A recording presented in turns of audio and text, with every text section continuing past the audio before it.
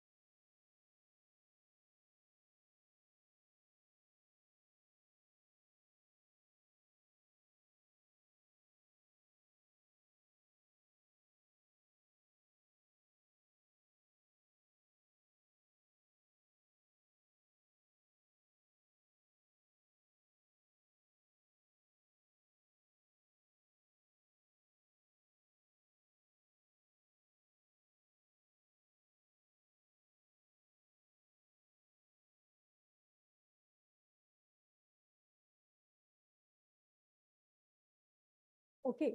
Uh, Good morning, ladies and gentlemen. Uh, Welcome, a heartiest welcome rather, to 2023 Sustainability Summit, uh, which is organized by Policy Circle in partnership with Indian Oil and Center for Innovation in Public Policy. It's really wonderful to have you this early morning and a rainy morning rather. Climate change is the biggest challenge for all sectors of economy. The urgency for green energy transition, sustainable food systems, and economic growth is more pronounced than ever. The governments and the corporates around the world are struggling to address this crisis without upsetting the long-term strategy against climate change. Sustainability, the Summit 2023 is the third in series of events Policy Circle is organizing with India's G20 presidency. It will see the convergence of politicians, policymakers, corporate leaders, economists, environmentalists, researchers, and financiers who are keen to ensure their commitments are translated into actions.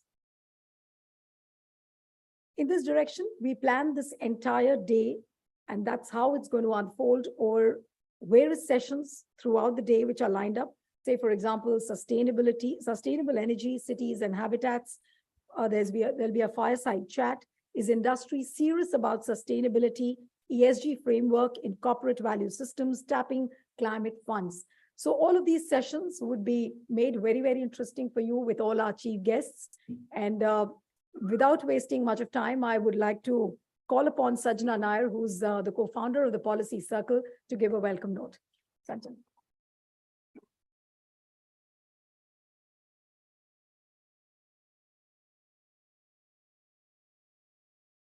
Thank you, Neelu. Good morning, everyone. It's indeed an honor to welcome all of you to the India Sustainability Summit 2023. This is the third in the series of conferences we are organizing to coincide with India's G20 presidency. We're thrilled to see so many familiar faces and some new ones. Sustainability is the top priority for businesses these days, and there's a growing demand for best practice sharing. We hope this event will provide a platform for the thought leaders here assembled amongst you, the policymakers, the corporate leaders, and academia to share their experiences, learn from each other, and identify areas of collaboration. I would like to start by welcoming our session chair, Dr. Aruna Sharma. Ma'am, please.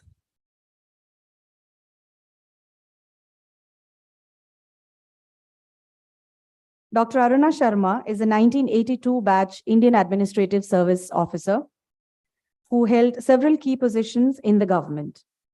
She has served as secretary with IT and steel ministries.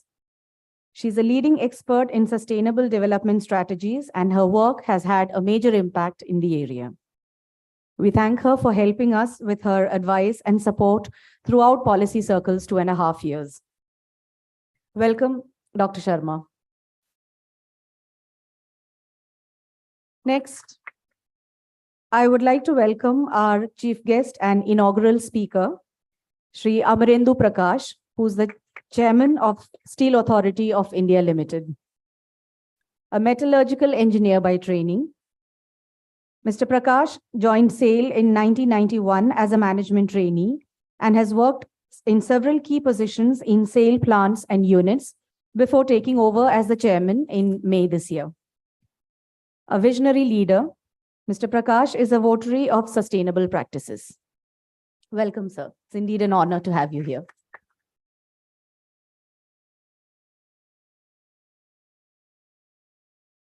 Next, I would like to welcome Mr. Pankaj Satija, who's the managing director of Tata Steel Mining,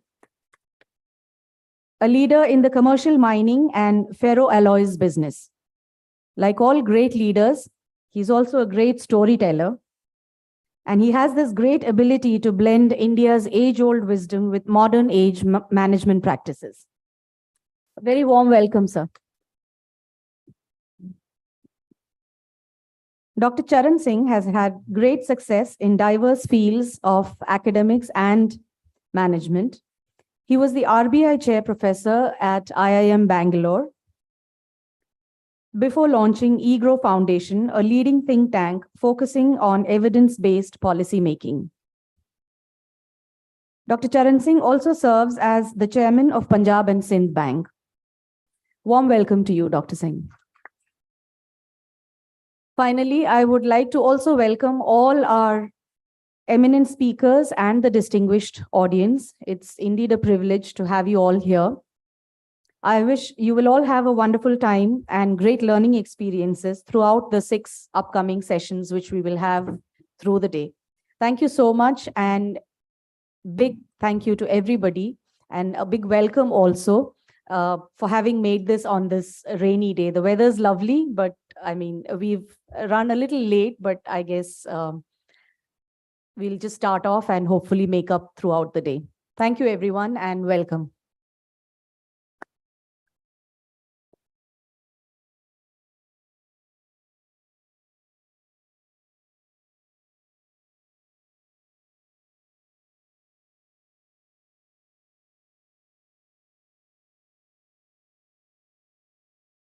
I'd like to call upon Dr. Aruna Sharma to start with our inaugural session. She'll be making the inaugural remarks. Yeah. Thank you so much. My job is made very easy because I've got a brilliant panel with me who are hands-on into struggling with what we should do for sustainable economy, something which one desires, something which is possible to achieve, and something which is impossible to achieve.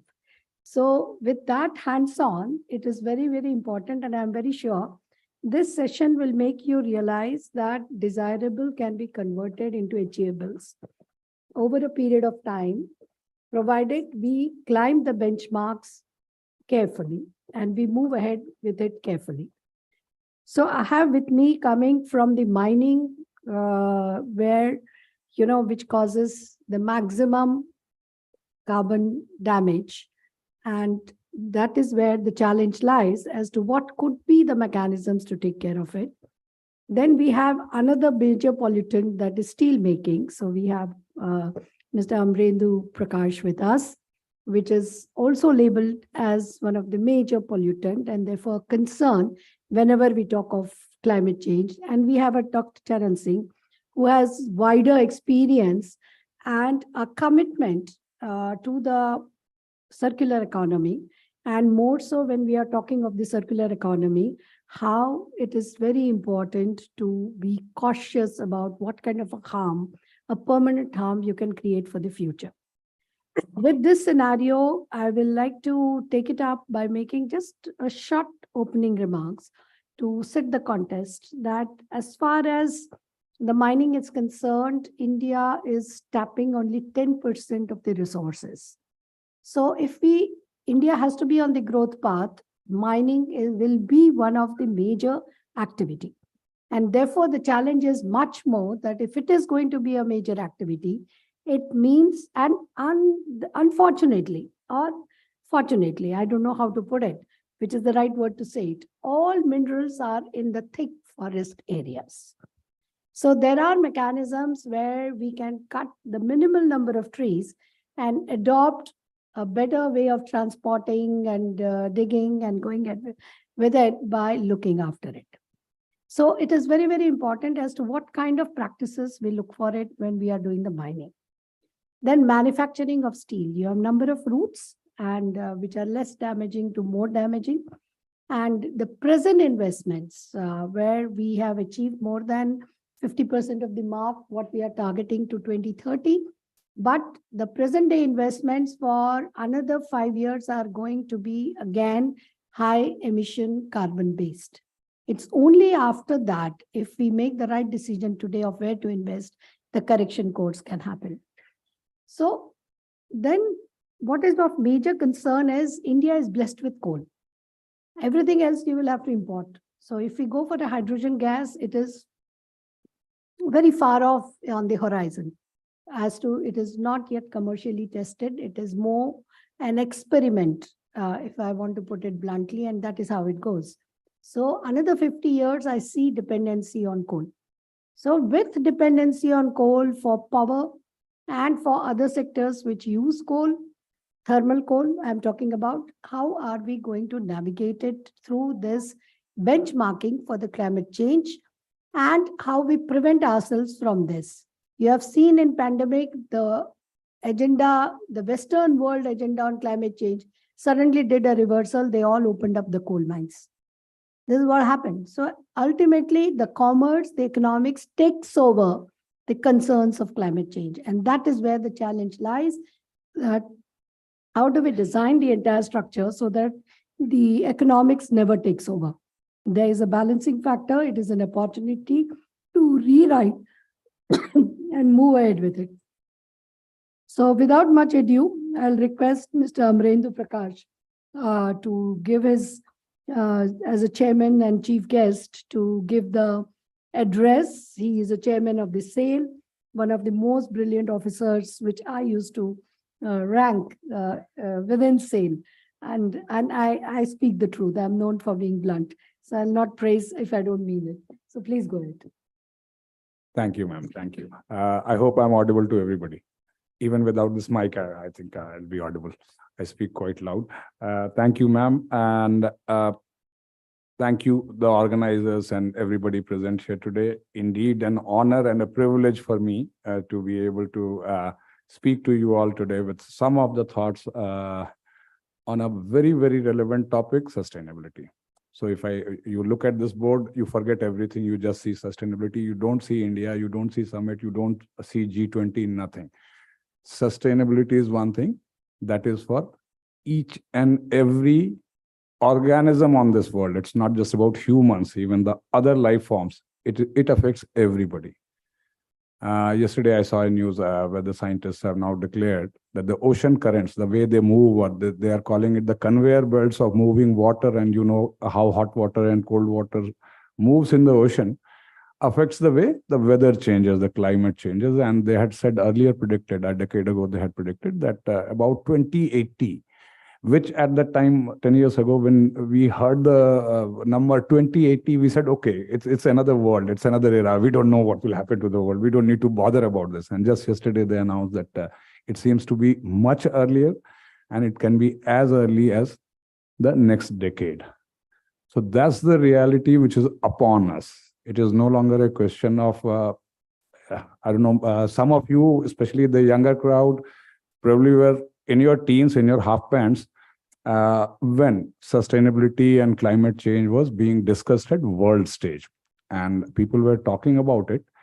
And 95% of the world were laughing at them. They were thinking, what are they talking about? That they have come up with some kind of a pseudoscience and they're just predicting something which will happen 100 years hence. And I'm not the one who is going to get affected, so I don't have to be bothered. How the world changes. I count two things which the world had never expected. And suddenly when it came, it hit us like a rock and we were all gasping what to do. One, the pandemic, and you all have experienced it. What came over? Not even medical science, the top scientists of the world, top medical professionals of the world were not able to predict what it is and how to come out of this. Do you remember those days when we passed through those months from 20s, how we were reacting? You are asking a doctor and the doctor himself does not know what exactly is the right path. Nobody knew. Similarly, climate change has been an agenda which has been more than 30 years old, which was taken up at the world stage more than 30 years ago.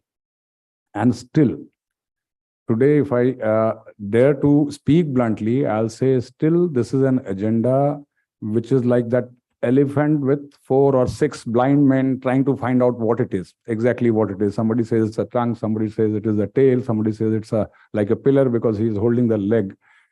And I'll still say the stakeholders are still blind men searching for, looking at an elephant in the room, trying to find out what exactly it is. In this context, I'd like to today take 10 minutes to just briefly see what can be the charter, how we go ahead. Being from the industry, and I'm expected to give a perspective from the industry, let me say the first disclaimer.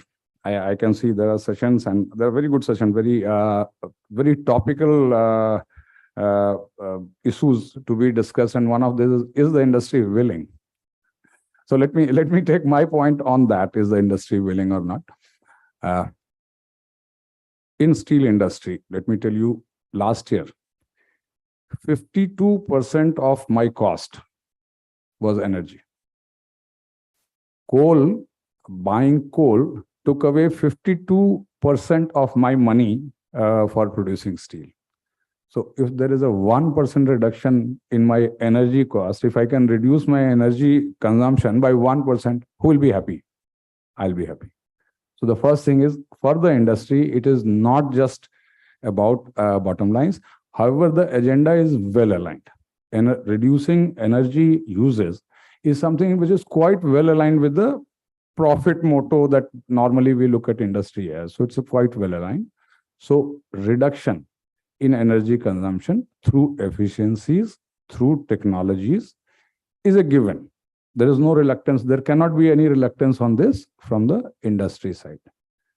Then we come to, is the industry required?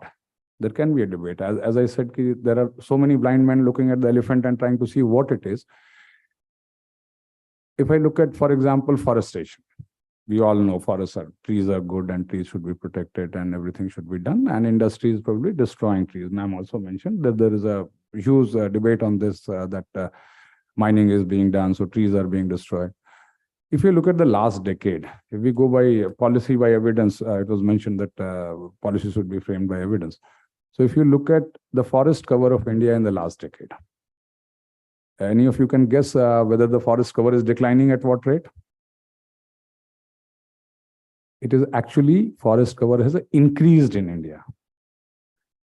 So if you look at that, forest cover has increased, we would like to increase the forest cover even more, right?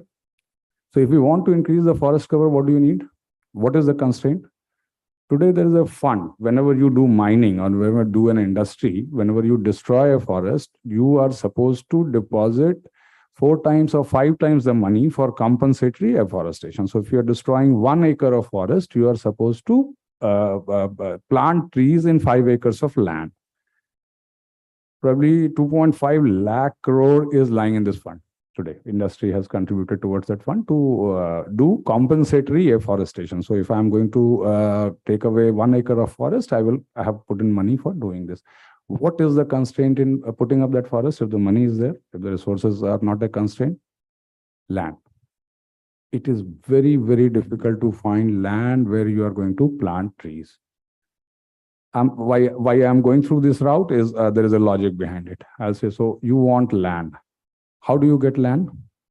What is there on the land? Why forests were destroyed initially? We ask about industrialization and mining, but it has started growing in the last 30 years. Before that, how forests have shrunk? You've heard of this and you read it every day. Because of the population increase, encroaching into the forest, getting inside the forest, and thereby destroying the habitat gradually. How do you control that? You will have population. You cannot say, I cannot say that people should not be there on earth and the earth is going to be a very great place to live on, right? People have to be on this earth and you have to respect the population. How do you make sure that your economy, any country, any geographical location is able to sustain the population density in a smaller way? How do you not encroach more into the forest?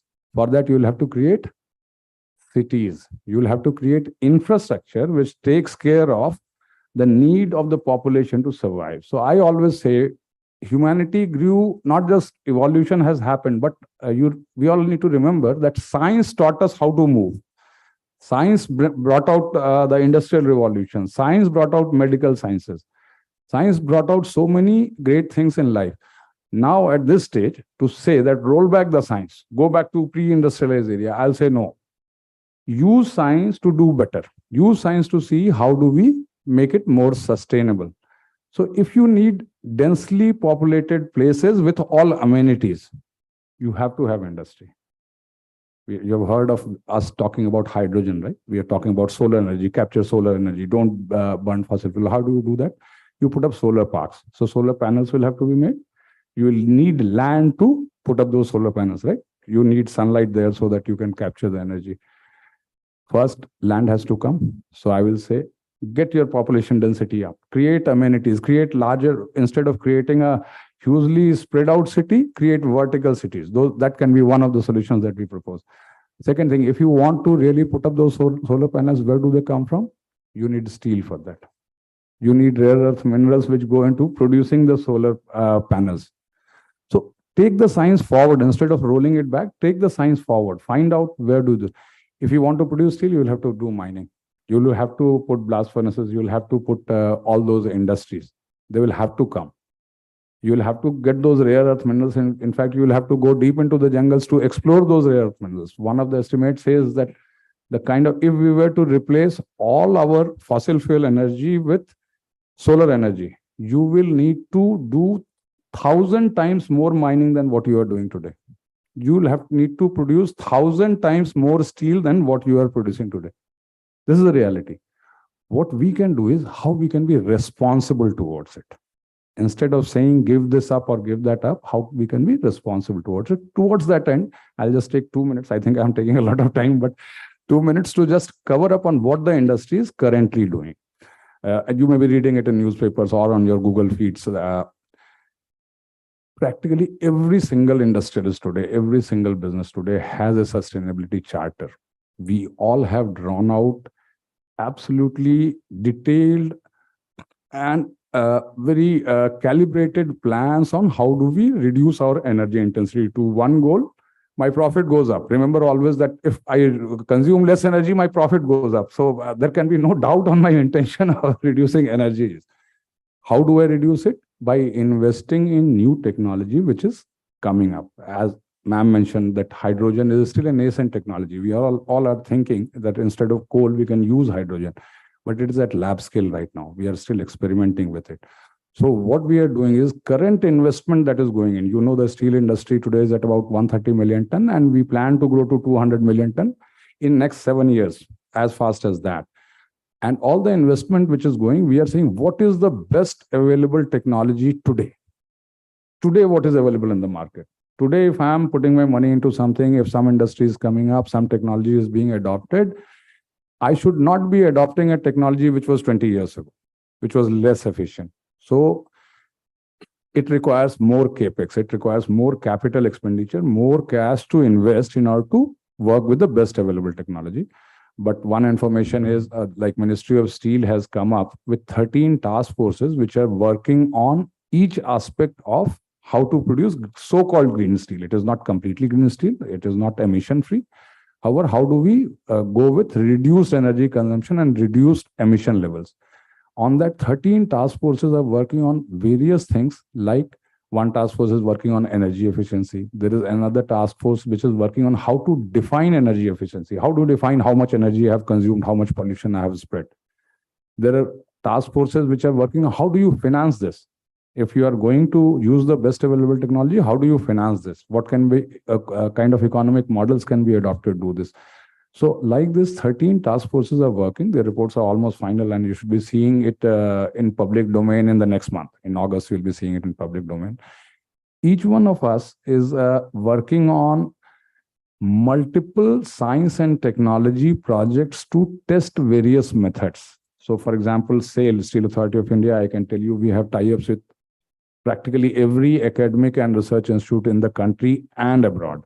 So we are working with ITSM, we are working with IIT Mumbai, we have IIT Kharagpur working there, we have engagements with MN Dastur, we have engagements with Mekon.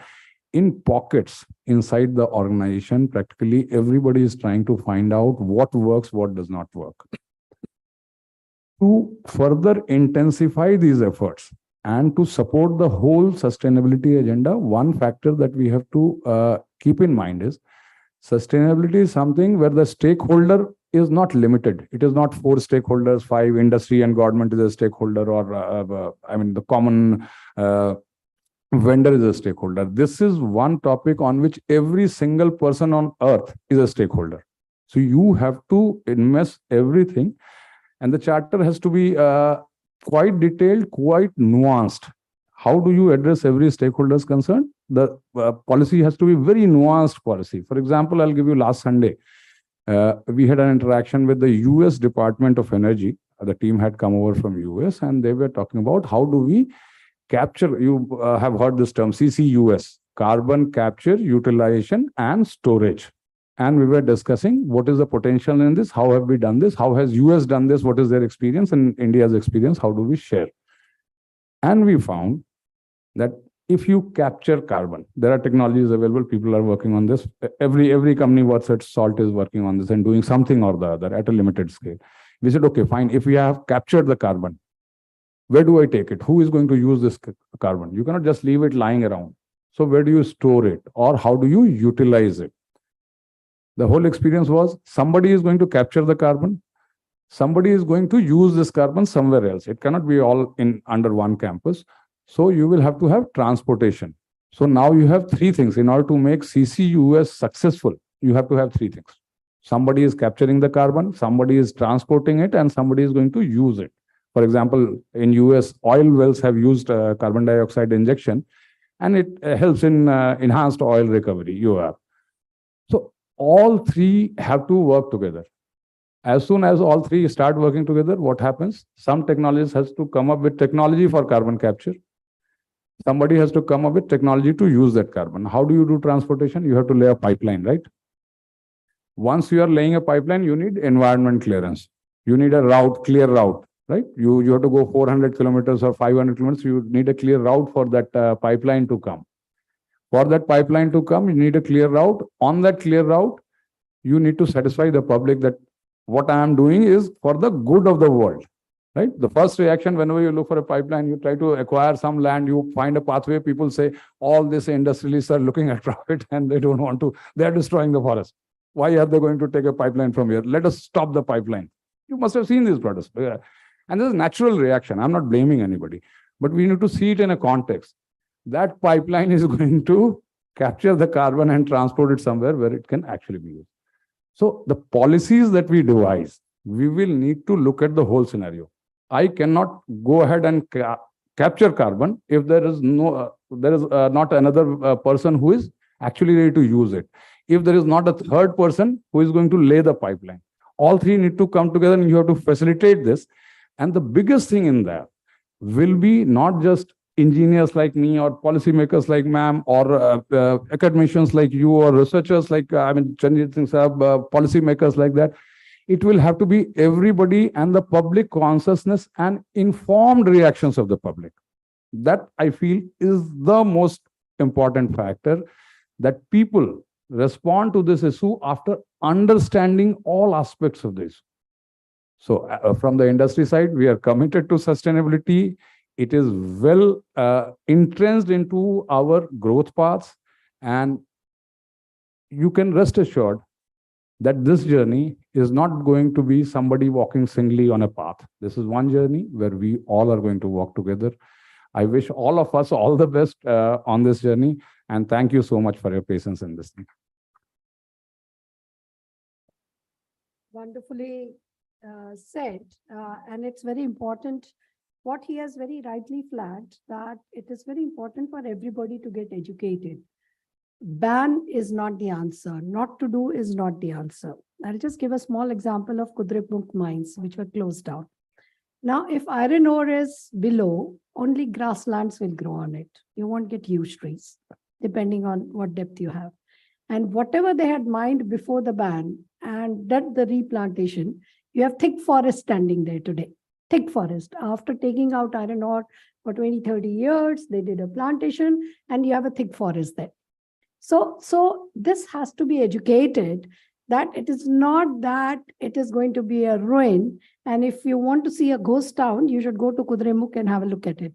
How a ghost town looks because of the ban, with the top class facilities just abandoned. And that is where the problem lies. So this education to judiciary, to the right wing people who NGOs, civil society, is very, very important to understand the entire cycle of it. What he has very rightly said, that yes, each of the activity has to progress, but progress in the right way. And standing a link from there, it is the industry is going to gain with protection. So they are a partner with you. They are not the accusing people or not to be accused to them. It is very important to make them a partner so that they are ready to invest for a better practices. It is going to be a win-win situation for everybody. With that, I request Pankaj Satija, who works with Tata, an expert in the mining. Even though he works with Tata, I think the entire sector of mining taps on him. That has been my experience. Anything on mining, if you want to cross-check, he's the contact point. And you will get the right thing. Theory-wise, he's thorough. Practice-wise, he's thorough. And futuristic-wise, he's equally thorough. Over to you, Pankaj. Yeah, please.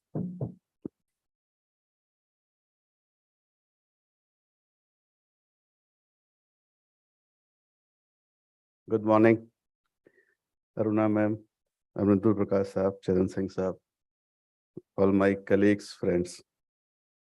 जरा नवाजी के लिए शुक्रिया, जितना उन्होंने कहा मैं उसका हकदार नहीं हूँ, but still I was introduced as a storyteller, so I'll start with story also.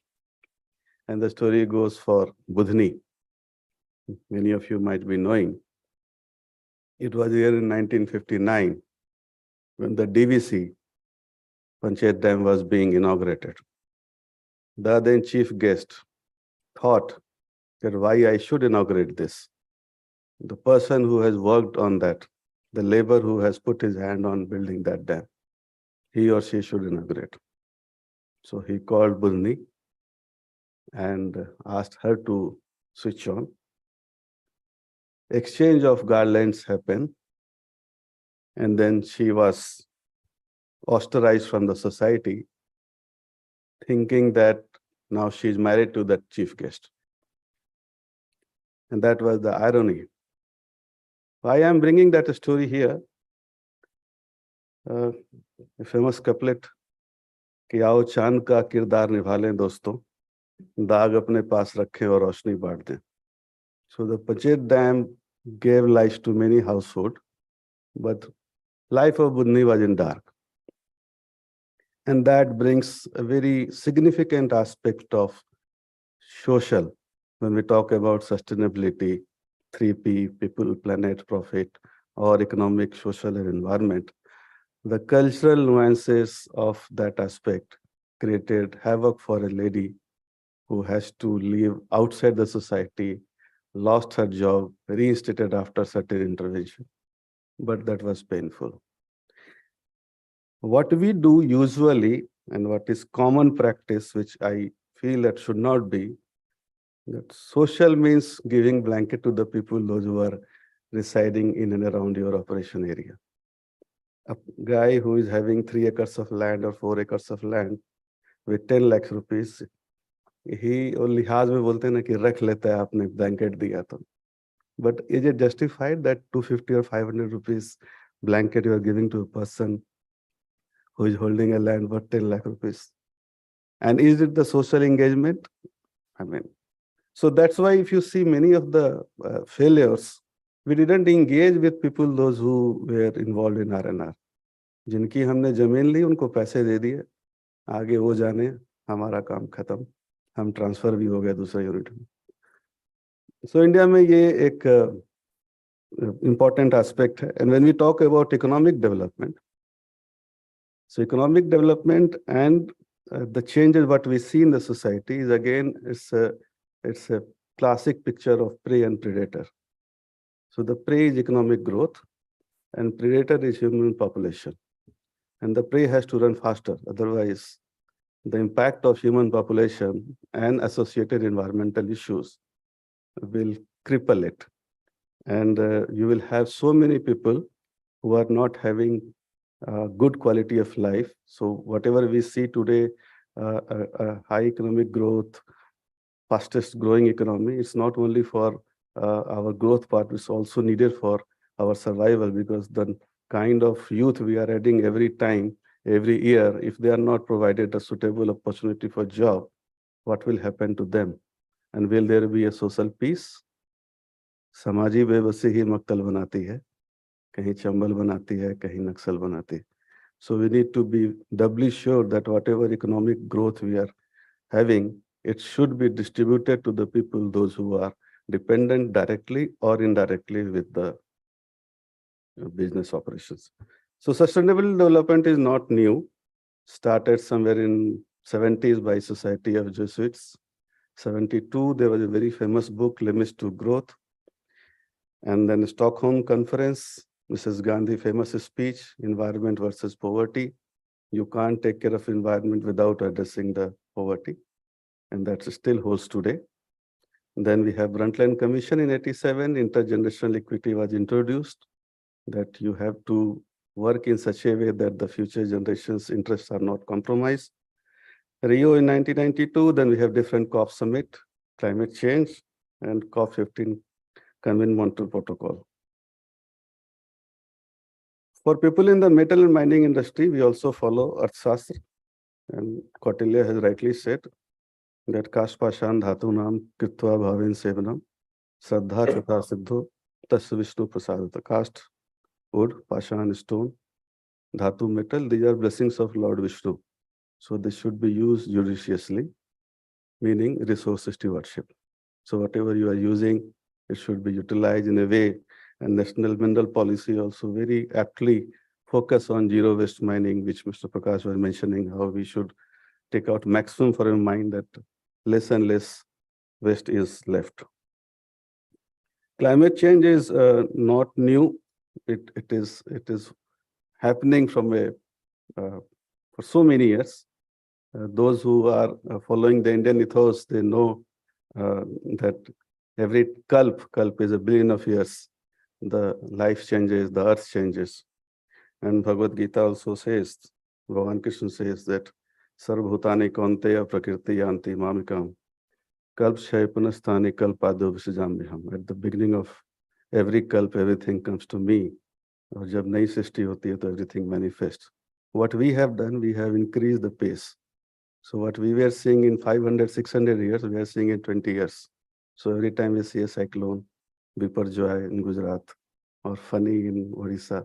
So we are now becoming used to, accustomed to these cyclonic changes. And today, those who are in Delhi, they see the fury of Yamuna. And people, those who are on the roadside with their cattle and goats, that's again one of the impact of this climate change. So while the different framework of ESG and different frameworks for sustainable development has come, I feel two important things which were there in the earlier times, but then somehow we lost the significance out of it. So in a third way, it is written, Yodhivano Rathakara, Karmara cha Manishina, means that in the time of Vedic period, the metal and the mining industry were treated as manishis, the learned and the wise people. They were given a space in the king court. But in 2013 and 14, we see all the mining metal people in the Supreme Court fighting for the coal scam and others. So that is the downfall which we have seen.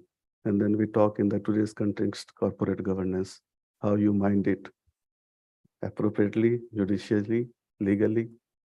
And these are certain questions which again remains. And Atharvaved Bhumi Sukta also mentions that Satyam Brihat Ritam Mugram Diksha Tapo Brahmajagya Prithvim Dharayanti. That is the 6 type of behaviors which are required you to be sustainable or the earth to be sustainable, which was there in our system, but then we are borrowing from the Western world. And Satyam Brihat means larger truth. As ma'am was mentioning, the truth of NGO, truth of corporate, truth of bureaucrats should be same, should be time tested, should be place tested. Sarvakalik ho, sarvabhaumik ho. Ritam Ugram is again is the law. Ritam is law, Ugram is stringent. How you are following your law? Locally, regionally, nationally, and the global climate change and others. Diksha is constant learning. You can't be working in your environment or in your company by graduating from your college. The time is changing very fast. Every time new dimensions are coming. New challenges are coming in terms of climate change. As Mr. Prakash was mentioning that all things are interrelated. Climate change, biodiversity, energy, and water. So there's a famous quote also that if the climate change is the shark, water is its teeth. And the direct and the indirect consequences and the regions of climate change and biodiversity are similar. So कई बार हम लोग कहते हैं कि biodiversity घटती जा रही है. There are not enough number of species. They are dying. I see similar thing happening in humans also. Very often we will see only 2 type of people. One outside the conference doing damage to the climate. One inside the conference talking about climate change and how we can mitigate. So the diversity is still going on a different path. Yagya and others are related to your austerity, how you are using your resources. I feel a greater opportunity coming in terms of just transition, which we all talk about, how we will shift from climate change on thermal power plant and fossil fuels. And just transition is giving opportunity on 3 aspects. One is on restorative justice. The injustice what we have done in the first phase of industrialization, knowingly or unknowingly, because we were in the path of economic growth. So unknowingly we might have done something. Just transition will give an opportunity to restore that justice. Distributive justice. Distributive justice is not only people, those who are directly or indirectly employed. You will see in coal mines in Jharkhand, lot of cycle walas taking coal on the bicycle. They are also dependent. So how you distribute, that is also important, and procedural, that while doing so, we should ensure that everything is given as per the process and there is no injustice in the path of climate change. So lot many things are happening. Climate change is also happening. It's true, you can't deny it. But then I am optimistic that people are also working towards mitigating that. So रात तो वक्त की पाबंद है, ढल जाएगी. देखना है चिरागों का सफर कितना है. Thank you. Thank you so much, Mr. Satija. He has brought in 2 very important points, that inclusiveness in the growth when we are looking at it and generating employment. So the industrialization is going to happen, create more jobs. Service sector will not be sustainable for India's population, which is young, to continue to be an asset and not become liability, because we have this 10, 12 years of window when India's population is young. And this window should not turn into a liability. And therefore, rapid expansion is very important. So in that rapid expansion, how do we balance it out with the environment? All technologies are getting adopted now. So whether starting from mining, the focus has to be use of right technology, not banning, because banning is not going to benefit into sustainability of the growth. And sustainability of the growth sector and inclusive growth sector, but yet also sustainable from environment point of view. To substantiate that, who better than Dr. Charan Singh, who is an expert on these areas, whose studies are very wide in these areas, and who keeps on indulging into flagging the needs of why this sustainability, the ESG factor, which has come up now in every industry. So along with governance, it's a social responsibility and E. And mark my words, all industries which focused on a governance and social aspect of looking after their employees, they all among the K had that upper part of V recovery. Mark that. And those who did not do it are still struggling to come up. So therefore, it is very important to have this holistic approach and then sort of contribute to it, be conscious of it, benchmark it, what is possible, and achieve it. And with that, like what he mentioned very rightly, the ministry is also coming up with, as far as the steel is concerned, because any growth, whether you go to the construction world or any world, if you go for the precast, half of the environment pollution comes down. All this rate, mitti, all that is going to disappear. So all this is thinking which is going to make a difference, and that is where the whole path is leading to. So not with much ado, over to you, Dr. Charan Singh, please. Good morning, and thank you very much for giving me this opportunity to share some of my thoughts. I must say that Mr. Nair, you have, in the policy circle, has done an excellent work in organizing this conference. And at this point of time, when we have the G20 presidency, I generally believe that these conferences are like places of pilgrimage, where we come, we think, we interact with the pundits, we learn, and we reflect, and then we go back and try to implement. So I think a conference of this size that we have today and the type of speakers that we'll have the opportunity to listen is certainly a pilgrimage for many of us. Now, this is a very important issue of sustainability. But then the issue is, the thought is, what is sustainable? And how do you define sustainable? It took me a long time as a student of economics. We have been talking about steady growth or a sustainable growth. And we used to think, at least I used to think, that sustainable and steady is a life cycle. 20 years, 30 years. And the example that used to be given to us as students of economics was that look at China. China has recorded a growth of 10% for 30 years at a stretch, which is unparalleled. That is sustainable growth. But that changed my view when I worked at the IMF. I had an opportunity to work in 2009 on a project on international reserves, and then interact with the Middle East countries. The Middle East countries changed my concept of sustainable. Now, please remember, that's the time when oil was selling at $140 a barrel.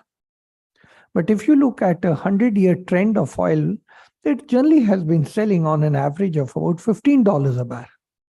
So when we question them that why OPEC countries and other countries take this sort of initiatives where prices go to $140 a barrel, when this is not the first time that an outlier had happened.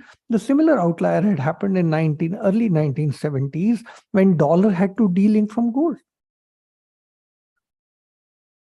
The answer that I got from the Middle East countries was amazing. And I think that's a lesson for all of us to learn. They told me that the oil which is under the soil has been there because of nearly 100 generations before. And this oil does not belong to the present generation only. It is a family wealth. It belongs to next 100 generations too. How do we know what is the right price of this oil? Should it be $15 or should it be $140? Who decides that the future generations will get the best out of this oil? And if you want us to sell it for $15 or $40, why should we do it? Because we owe every landmass, every geographical area has its own resources. And that's where the citizens benefit. So for the first time, I realized, like public debt, sustainability is an intergenerational concept, which we had, as economists, never thought of. So you are from the mining industry. The mines, the metals have been there for generations, and future generations, even unborn generations, have a right on the mines that are existing in this geographical area. This concept of sustainability was really an eye-opening for many of us at the IMF.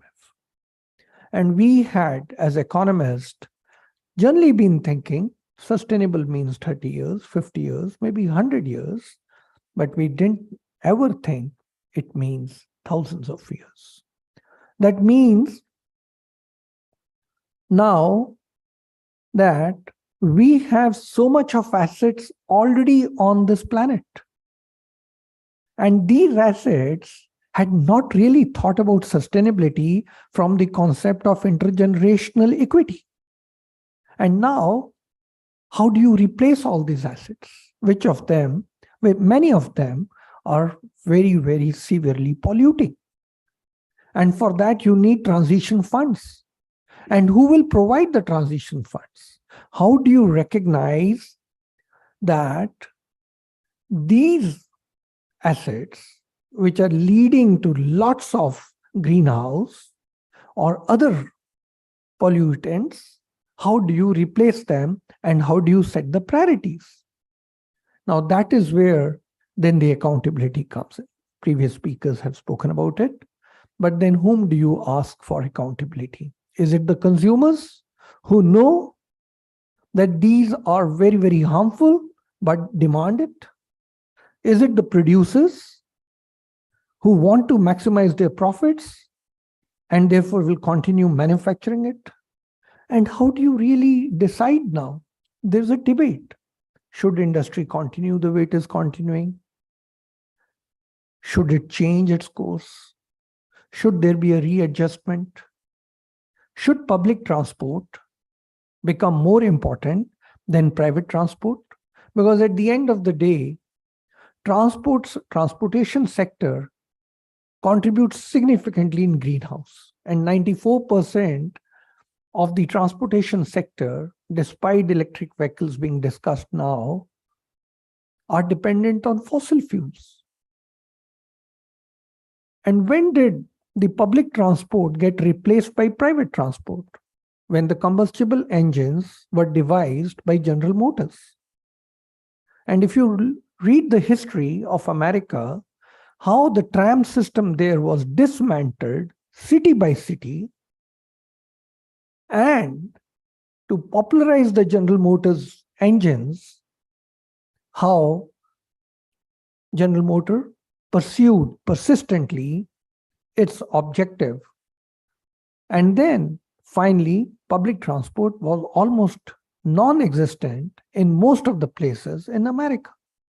The combustible engine that came, and today when we are talking about greenhouse gases, the combustible engine that came is partly accountable. That brings to the fore another question. How about patents? When patents are permitted, did anybody think of sustainability? And when patents were permitted, what was the concept of sustainability? Was it only the life cycle of a company or a corporation to maximize profits? Was it 25 years? Or was it intergenerational? I think there have been lots of gaps in the growth model that the Western world has pursued. And who will question it? And when will it get questioned? That has to be seen. Now, the other aspect of this debate is, and that is also very unique, that agriculture sector is also polluting. Cattle rearing, biomass burning, rice production, all of them have some implication on the climate. So it's not only industry versus industry, it's industry versus agriculture. So in this cloud of things that have been created, it's so confusing as to how to go about and say, look, if we want to minimize, these are the areas or these are the priority sectors where we need to really work hard. Who will work hard? As far as the literature is concerned, until now, fiscal policy is taking most of the brunt. It's carbon pricing, carbon tax, to some extent, carbon trading. But it's the fiscal policy which is taking all the brunt. The monetary policy, the industrial policy, the trade policy, now, of course, are thinking in the last 2 to 3 years. Until now, it was considered right from 1970s when the first time climate became a concern. It was always, initial years, 3 decades, it was always considered to be something which is outside the world of policymakers. It's only by about 2006 when policymakers started saying things are becoming bad. And that happened because climate started impacting everyday life. The monetary and the financial sector came into play much later now. Will regulation play a role in it? And that has yet to be explored. And that is where mining and things which you mentioned will play an important role. The issue now is, how do we, coming from India, which has a highly sustainable model of thousands of years, how do we bring to the world some philosophical bearing and say that there is scope for correction? And that is where I think our Prime Minister brought in the lifestyle for environment into the discussion. In this lifestyle for environment, that's exactly how the chairperson mentioned. We start thinking about circular economy and we start thinking of optimal utilization of resources. It is in this very context, under this presidency of India's G20, that we at EGRO Foundation are working on a book showcasing to the world that there is an alternate model of economic growth. Unlike the Western model, which is very difficult to find fault or gaps because they have the resources, they are only responsible and helpful in transiting from assets which are highly polluting to assets which will be less polluting. The money has to come from them, which hardly came. $100 billion was promised. We could never get that. We are falling behind that target repeatedly. So that is where India's growth model, which was sustainable for thousands of years, which rejuvenated the planet, had an intergenerational concept of sustainability, needs to be highlighted. The Prime Minister has spoken about it. Harmonious living, no exploitation of any resources, natural or human, living comfortably with the plants, the flora and fauna, as he mentioned in his speech there. And then talking about ethical standards, which each one of us, none individually can achieve this, but each one of us will have to follow some ethical standards towards the planet and future generations. I think that is where we need to go in. As far as the financial sector aspects are concerned, I'm chairing the session, the last session, wherein I'll bring in the financial sector and the monetary sector aspects and discuss at length with the panel that I'll have there. Thank you very much. Thank you, Mr. Singh. It was, yes, yeah, please go ahead. Please go ahead.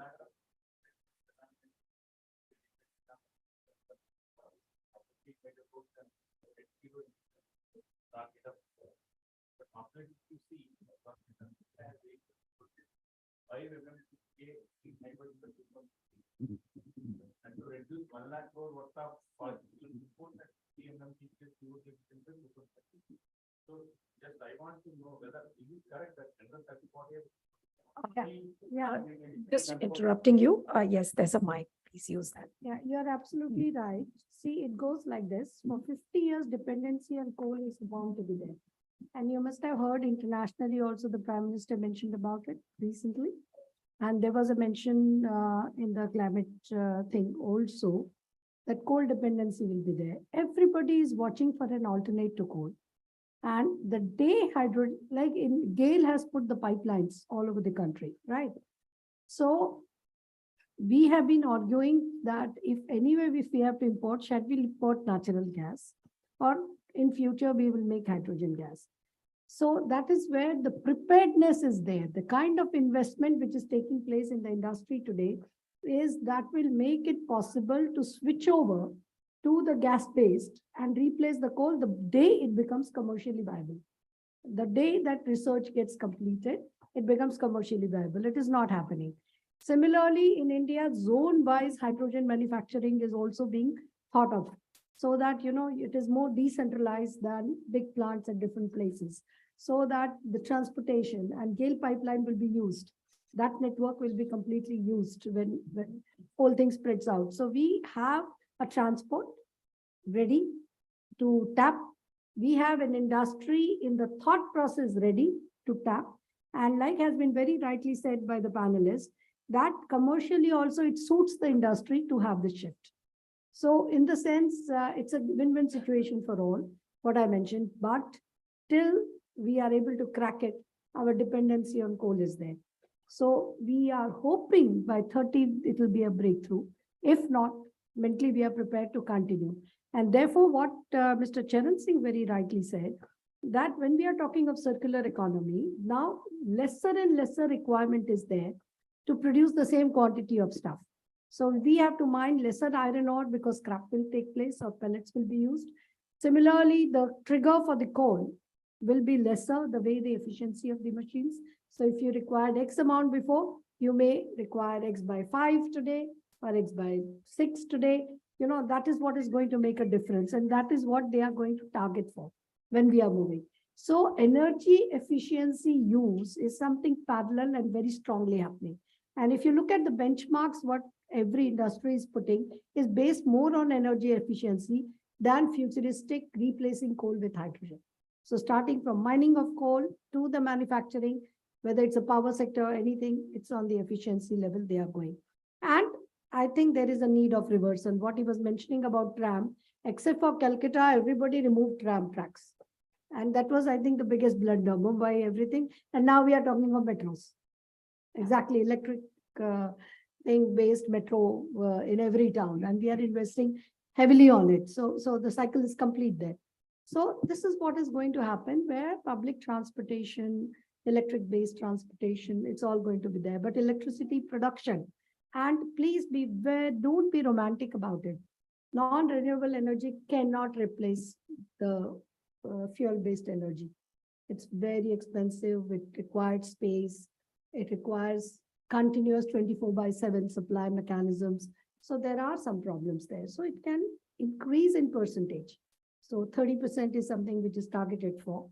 That is wonderful. But the rest of the 70%, let's not be romantic. Be very clear in our aspect, because clarity will help us to define the sustainability of the topic today.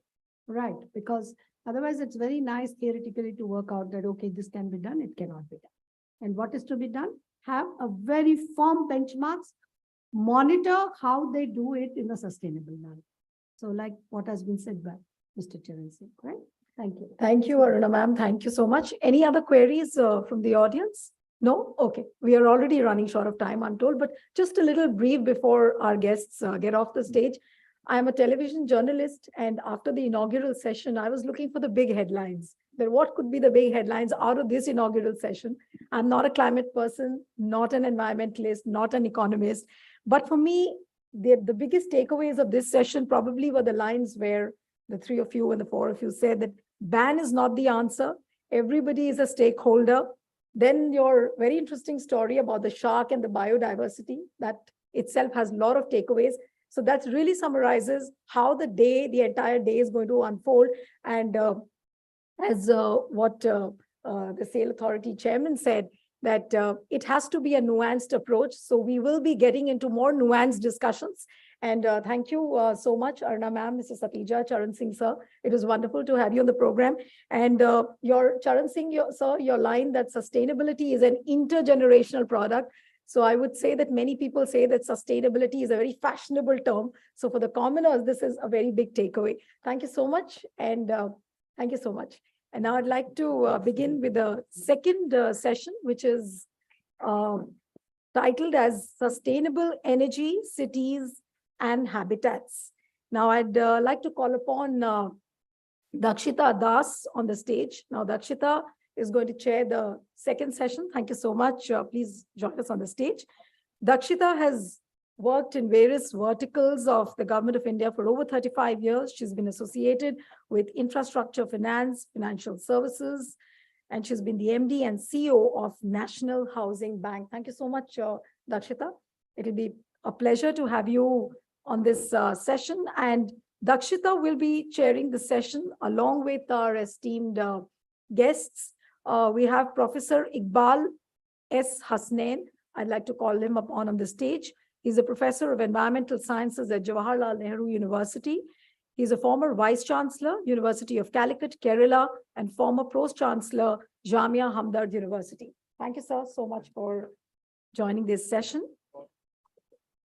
Yes, former professor. We also have Dr. Pankaj Sharma for this session. I'd like to call him upon on the stage. He's a director, Petroleum Planning and Analysis Cell. He's an oil industry veteran with over 35 years of experience. So thank you so much for joining this session. Mr. Sharma has an extensive experience of leading diverse teams in the field of oil and gas, which with drive to make impact on business and sector. So I'm sure this second session will be equally interesting like the first one. Over to you, Dakshita. Thank you so much. Thank you so much.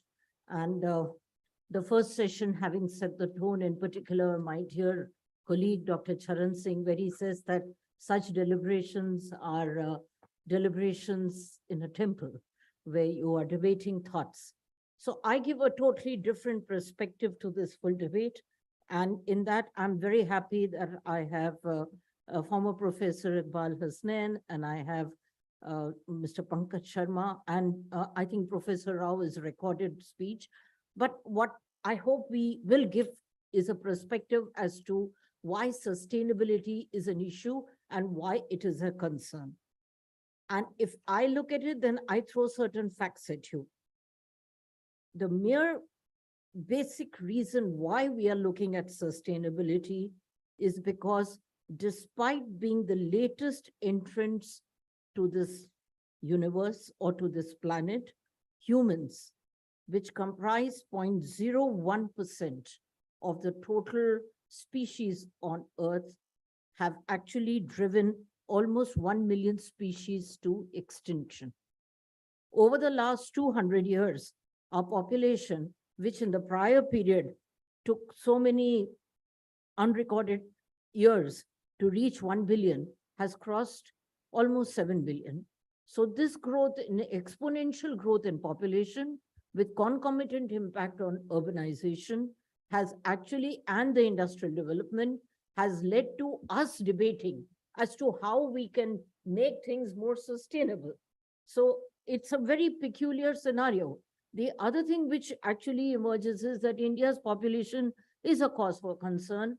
Little that we can do about it at this stage, but we have a population which is 17% of the world population, but a land mass of only 2.4%. Worrisome even more is that over 62% of India's population is between 15 to 59 years. So we are going to face a huge crush as far as our urban centers are concerned. And yes, on that, the forecast is that the 4 major Indian metros are likely to be the most populous worldwide between 2025 to 2050. So we are, I think, in a serious case where it's not a debate, it's not an active debate, but certain measures are required to immediately ensure that sustainability is in place. So let us begin with Professor Iqbal Hussain. And sir, with your background in environmental sciences, I'm sure you'll support some of the arguments I have put out. Okay, thank you very much, Madam Chairperson.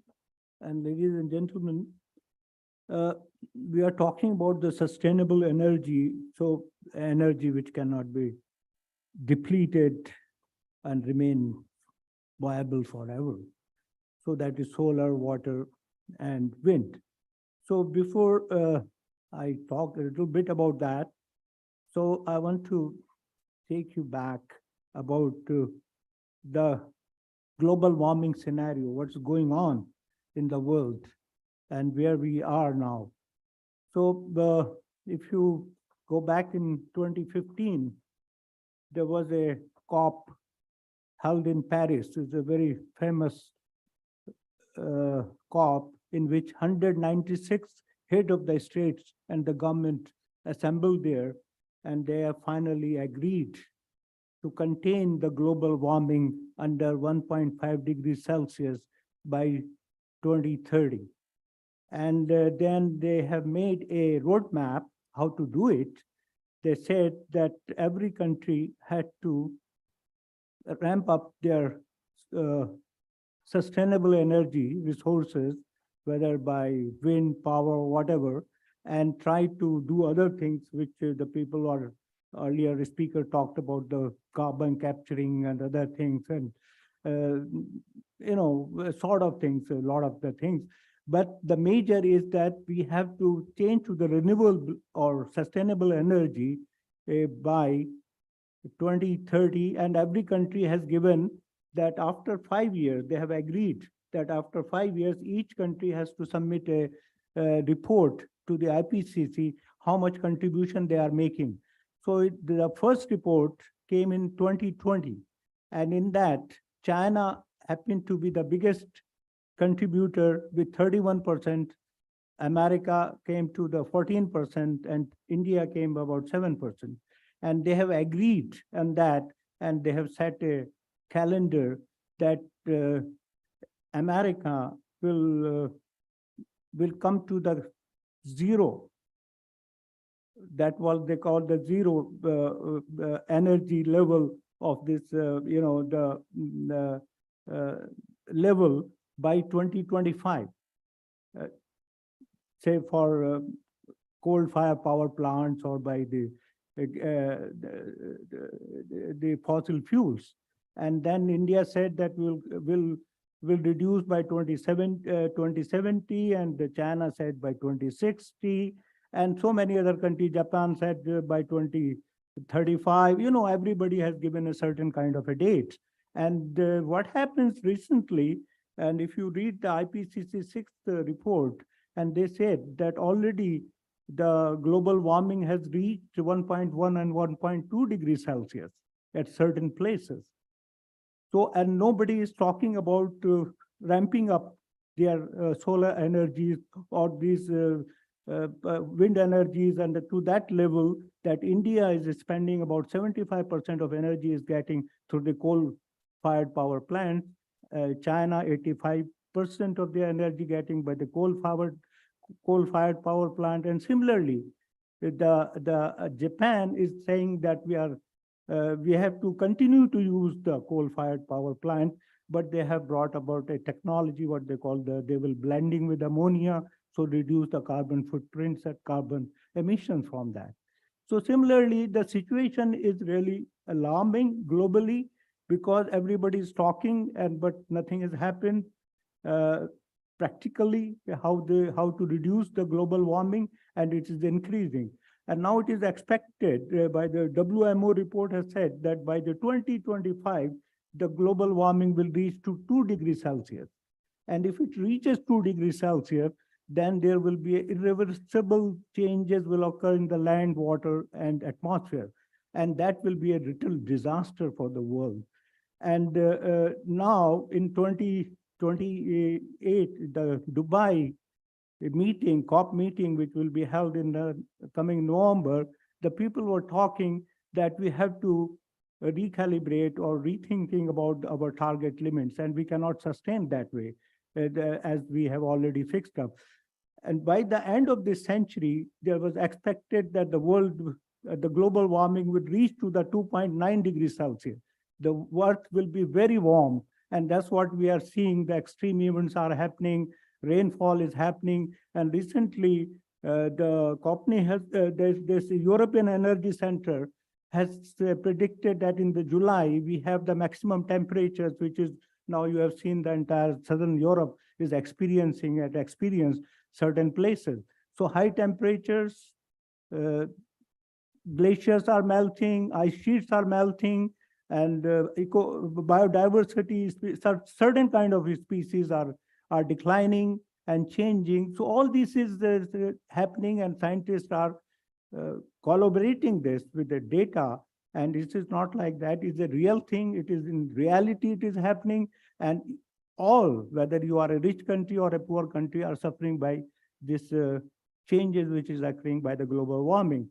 So what we have to do about it? So we have to think about various, now I think the industry is doing it.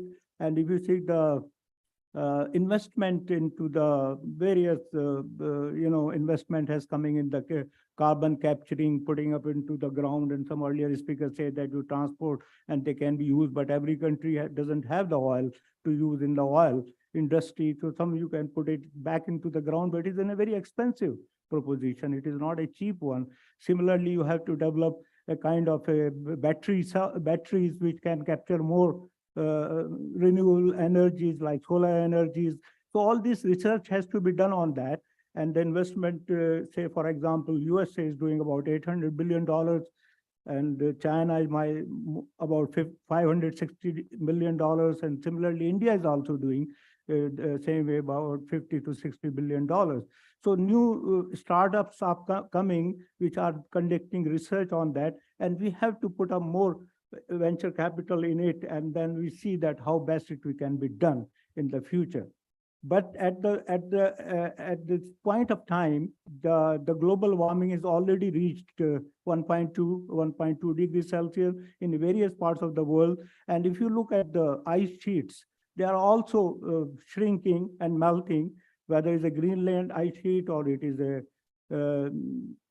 Arctic or it is the Antarctica. Similarly, the Himalayan glacier, where I had little work, I have done some work on that.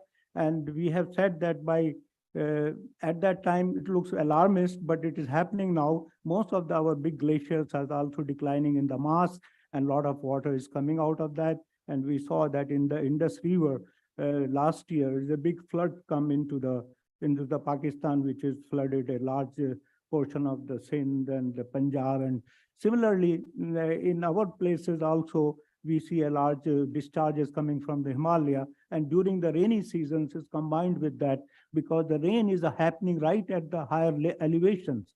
Because earlier used to be a snowfall at the higher elevation when the monsoon come, or at the other side, the westerlies. But these days we are seeing that a lot of rainfall is happening, and the temperature is rising and melting is taking place. But some of our glaciers are huge glaciers, they are very big glaciers, so it takes a while for them to, but you see the Gangotri glacier is already broken down, more than half is broken down. It is a dead ice. Similarly, in the Rathong glaciers in Sikkim, and so many other, Kolai glacier in Jammu and Kashmir is already gone, because I checked with the 71 photograph which Mahata took it, and now we have seen the present situation in the Kolai glacier is little 1/4 of that, what was it there in 1971. So much changes is happening. So it is real and it is happening. It is not it's a story to scare the people. So it is happening, and we are seeing all around the world, all the globally, we are seeing that what happens in the America, in the California, the big floods came. Germany had experienced big floods. Similarly, the poor country like Sudan has experienced big floods, and Pakistan. So the recovery time of these poor and rich countries is different, of course, because the Californian people, the schools are affected, the communities were affected, but they have put up back the children back into the school within a month. But in Sudan or in Pakistan, even after 1 year, they cannot put back to the student to the school. So there is a problem of what we call the environmental refugees or the climate change affected refugees. If wherever there disaster, so these refugees, but the United Nations don't recognize them because they say the typical definition of a refugee is persecuted, religious persecution or the ethnic persecution, then we consider as a refugee. But those who are affected by the climate disasters are also refugees and changing, and we have seen a lot of migration taking place from Africa and other countries. So we call them invisible refugees. So now we are asking in the COP28 that let these refugees be recognized by the United Nations, that they should be provided some funding for that. So these things I would like to underscore that in reality, the temperature has risen and it is affecting in a different way in a different part of the world. Thank you. Oh, well, that sort of corroborates what I was thinking, that humans, 0.01% of this earth, have done absolutely irreparable damage unless we look at sustainability as a living cause. So in that, let's hear the views of Mr. Pankaj Sharma. So over to you. If we can have you for 10 minutes. And yeah, thank you. May I use the podium? Yes.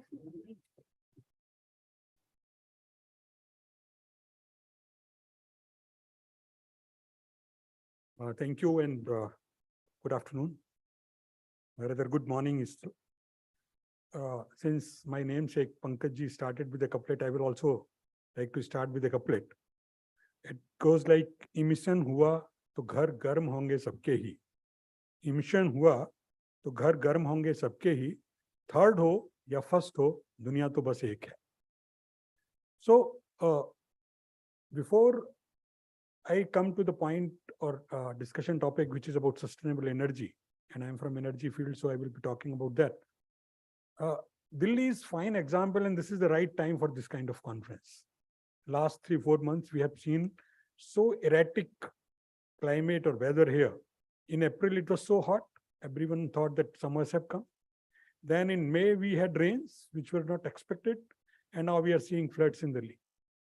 So this is the right time when we must be talking about sustainability and climate. But before I move forward, I must tell you that quite often in such conferences, we talk कि planet को बचाना है. We should save the planet. It is not about planet, saving the planet. Venus and Mars, they have 98% of carbon dioxide and nitrogen in their atmosphere. Titan, one of the Saturn moon, it rains there are of gases.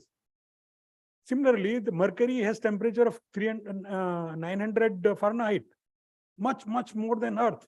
But those planets are also surviving. So Earth will survive. कितना भी आप carbon dioxide इसमें emit कर दें हम अपने uses से, अर्थ तो सर्वाइव कर लेगी. It is question of our survival.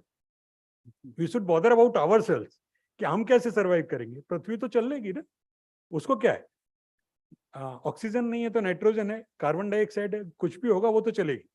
तो we should bother about ourselves. That should be the agenda, that we should be talking about how to save humanity. Earth का तो काम चल जाएगा. सो coming to sustainable energy, what is sustainable energy? I believe, as previous speakers have also talked about, there can't be any sustainable energy other than natural energy used in natural way. If you use sunlight in natural way, it is only sustainable. As soon as you come to solar or battery storage, it is no more sustainable.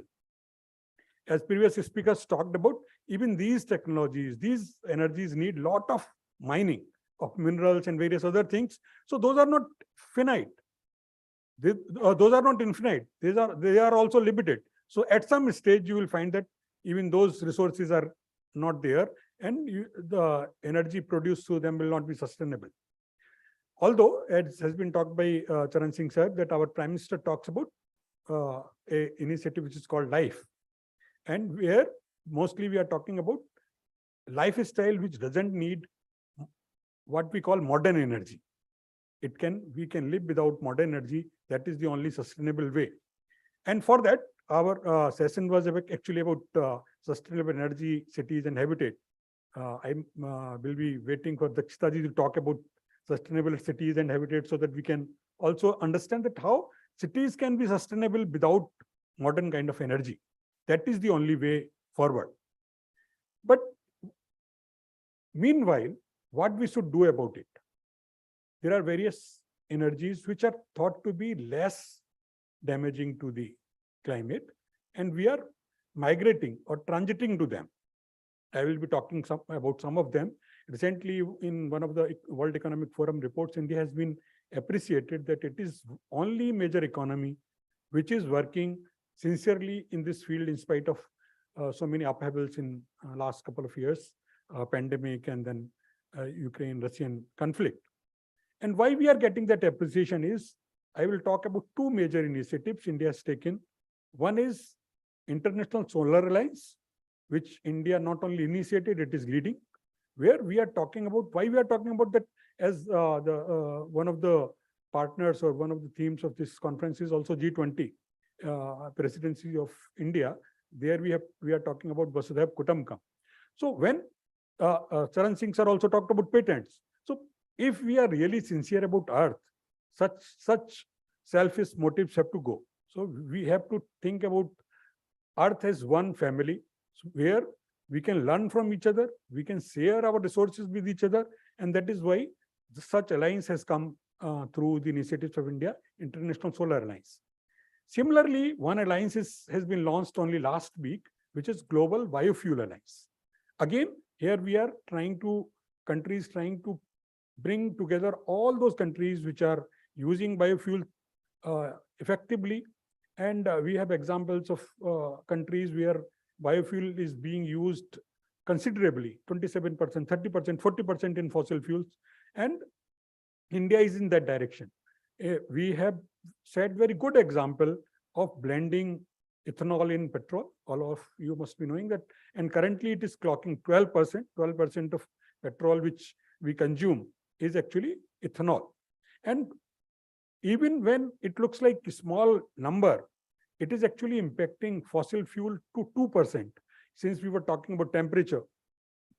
In fact, the target for bringing temperature till the end of the century is 1.5 or at most 2. Currently, it is 1.1. So we are only talking about increasing it still, not bringing it down from the current levels. So in that scenario, even if we are able to save 2% of fossil fuels, it is such a remarkable achievement. So that is one aspect which we are working. And then we have CBG plants. I recently, a couple of months back, visited a plant in Indore where municipal waste is being used to convert in CBG, and that is being pumped into CNG pipelines or PNG pipelines. Now coming to some aspects which have been discussed earlier and questions were there. I will also like to comment on them to clarify to the audience that why, for example, you asked about coal.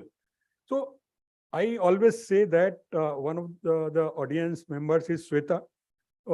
I was in discussion with her on one podcast.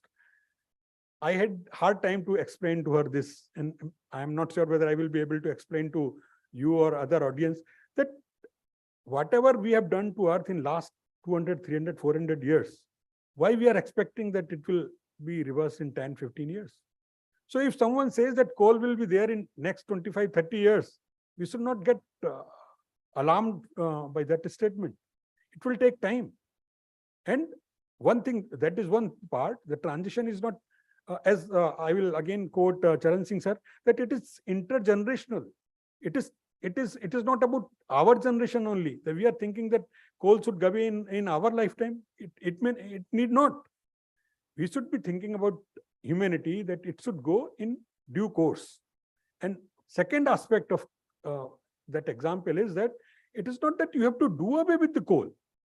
You have to do something so that damage is done by that kind of energy, whether it is coal or other fossil fuels, is compensated by some other means. So we should not think in terms of that coal will go away or fossil fuels will go away.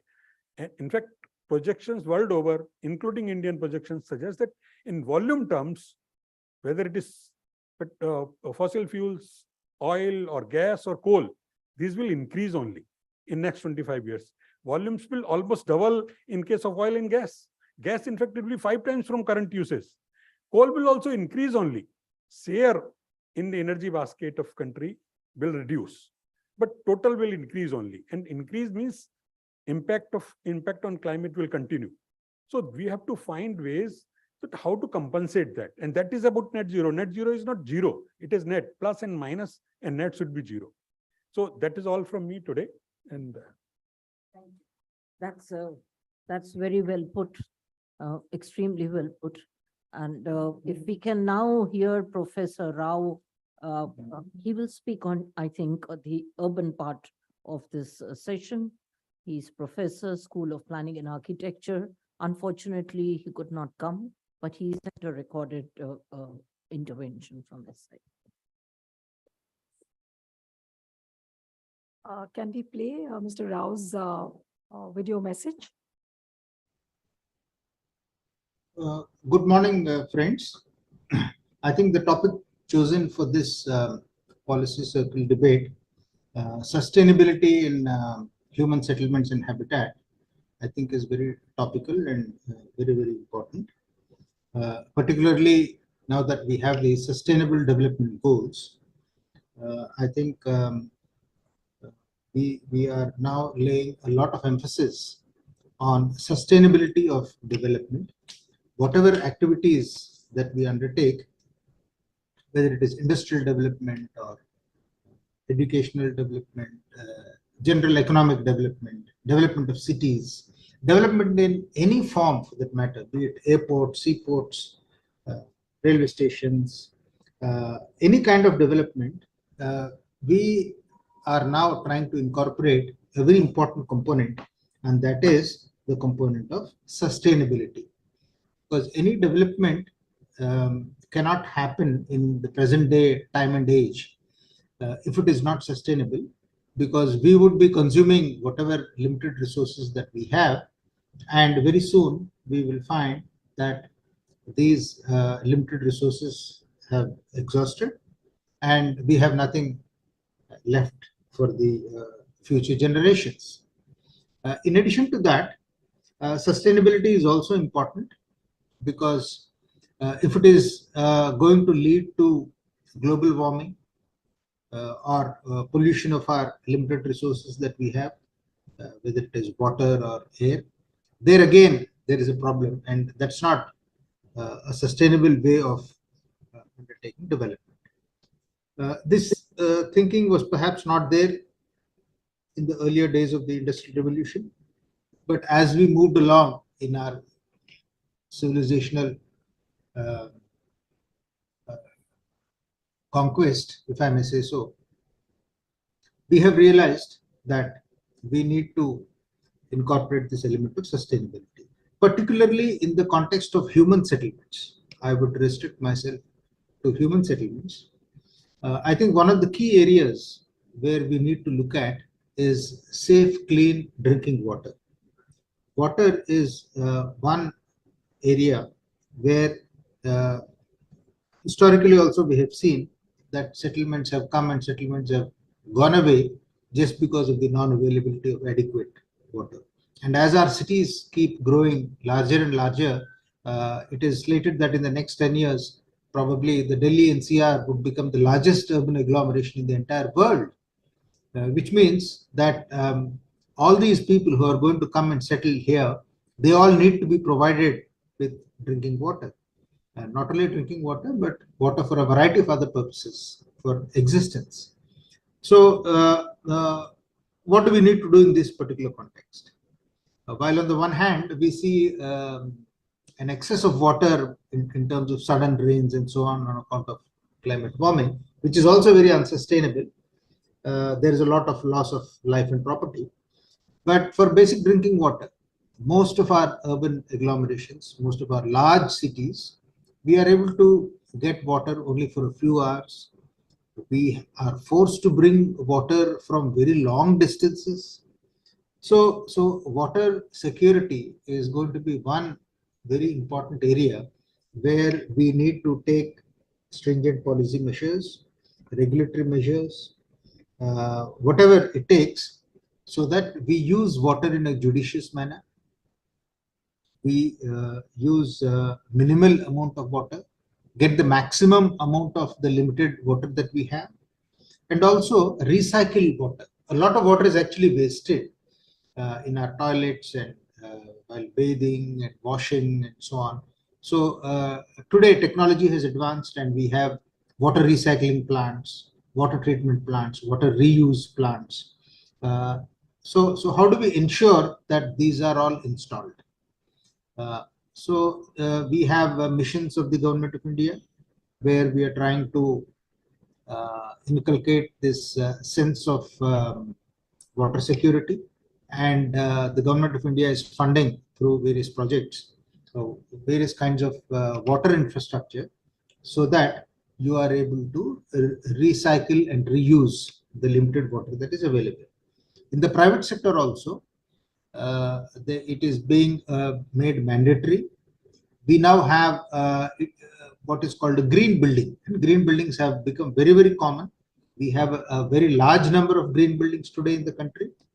But again, we are still hovering around at the tip of the iceberg because we still have a very, very long way to go. But then we've made a start nevertheless. We've made a good start, and we have a large number of green buildings where we are now making it mandatory that if you have to call a building or a complex a green complex, a green project, then water sustainability is going to be one of the most important ingredients. How do you harvest rain? You have a lot of excess rain in certain months, and then you don't have water at all in certain other months. So how do you catch the rainwater? How do you store it carefully? How do you do the rainwater harvesting? How do you recharge the groundwater? How do you ensure that the river waters are not polluted?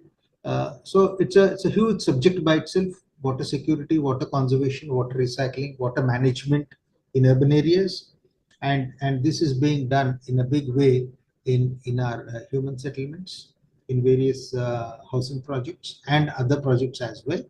But I must mention here that the amount of water that's used in the urban areas as compared to the amount of water that is used in the agricultural practices, that also needs to be seen, because in the rural areas there is plenty of water available in many rural areas where very close to the riverbeds and so on, where water is not very carefully used. So there also one has to be very careful. And there are so many arid parts of this country where water is very precious, and there what kind of structures need to be built in order to harness water, to store water, particularly the rainwater. A lot of work has been done in the state of Rajasthan, sometime back in the state of Andhra Pradesh as well. So one needs to look at this because long-term human habitat sustainability, the sustainability of human life, is dependent to a great extent on water. If water is not there, then we'll have to abandon our cities and we'll have to go somewhere else. So where do we go? And of course, living in cities has its own advantages: jobs, economy, growth of GDP. More than 50% of the GDP of the country actually comes from the cities. So the economy of the nation lies in the cities. So urban areas are very, very important. Congregation of human beings at one place, in one small geography, leads to several economic benefits. That is why cities happen in the first place. So therefore, we need to do all of these. Rainwater harvesting has already been made mandatory in several cities in India. There are what are called development controls, building bylaws. These are all the regulations that are put in place in cities for projects to be developed. So there, rainwater harvesting has been made compulsory. But then what happens to all those areas which have been developed a long time back? Large portions of the city have already been built. So in the new projects, we can ensure that a water recycling plant is put. We can ensure that a water treatment plant is put. We can ensure rainwater harvesting. But what happens in the other areas which have already been built a long time back? So how do you retrofit some of these is extremely important. So many challenges, both at the policy level. The technology is available, but I think more the policy, the governance, and the regulatory issues. What happens if people don't care and people don't do it? So how do you ensure that people do it? The next important area is electricity, power. Where do you get the power from? Because today our life has become more and more energy dependent for everything, starting from the minuscule power which probably your mobile phone takes to charge, your laptops, your computers, your all the kitchen gadgets that you have. Over a dozen of kitchen gadgets are required today, without which you can't cook your food. Unfortunately, that is the way it is. So with so many power guzzlers, in the kitchen, in your home, the air conditioners and all these things which consume huge amounts of power, where are we going to get power from? Energy security is becoming another very important area.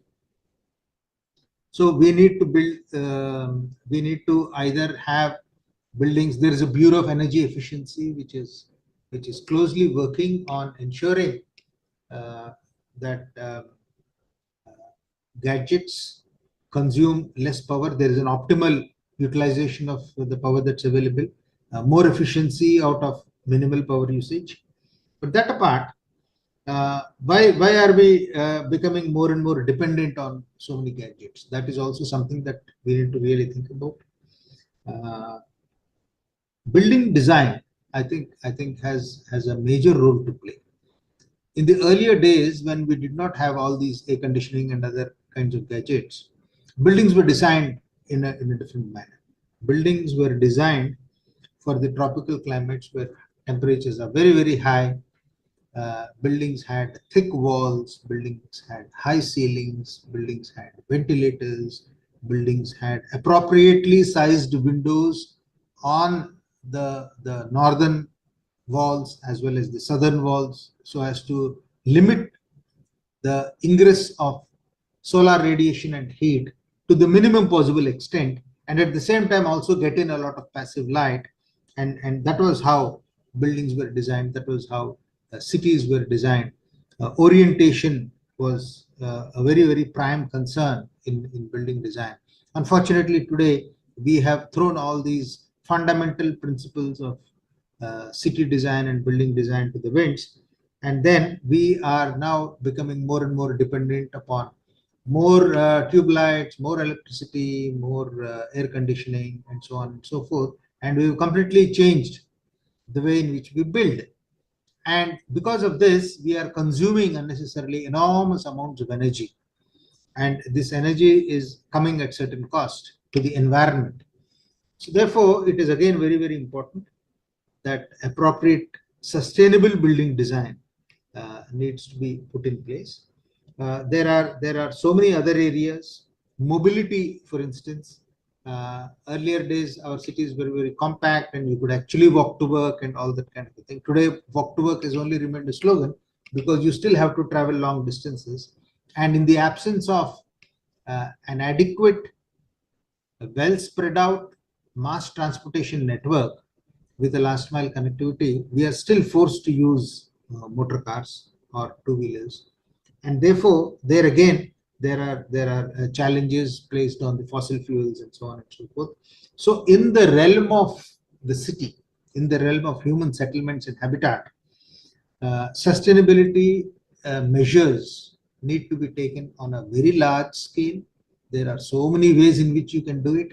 There are training programs. We at the School of Planning and Architecture, New Delhi, funded by the Ministry of Housing and Urban Affairs, are conducting a series of training programs on how you can do better sustainability in terms of design and technology.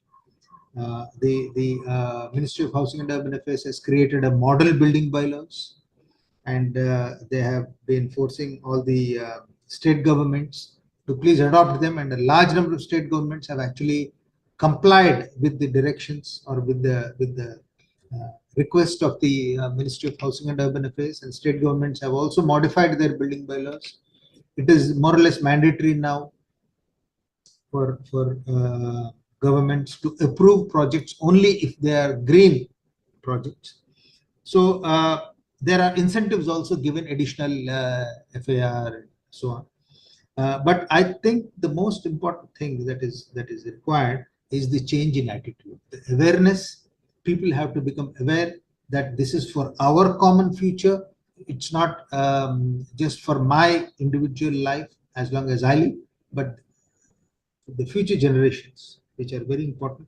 So this attitudinal change has to be brought about in the school children, in the youngsters, in the architects, in all communities, all stakeholders, government employees, the regulators, the politicians, particularly the local bodies. All of them need to come together, and they need to play their own part in bringing about sustainability, actually implementing measures on the ground in order to ensure that sustainability actually happens. And that's the only way in which we can protect our Mother Earth, and we can protect human civilization.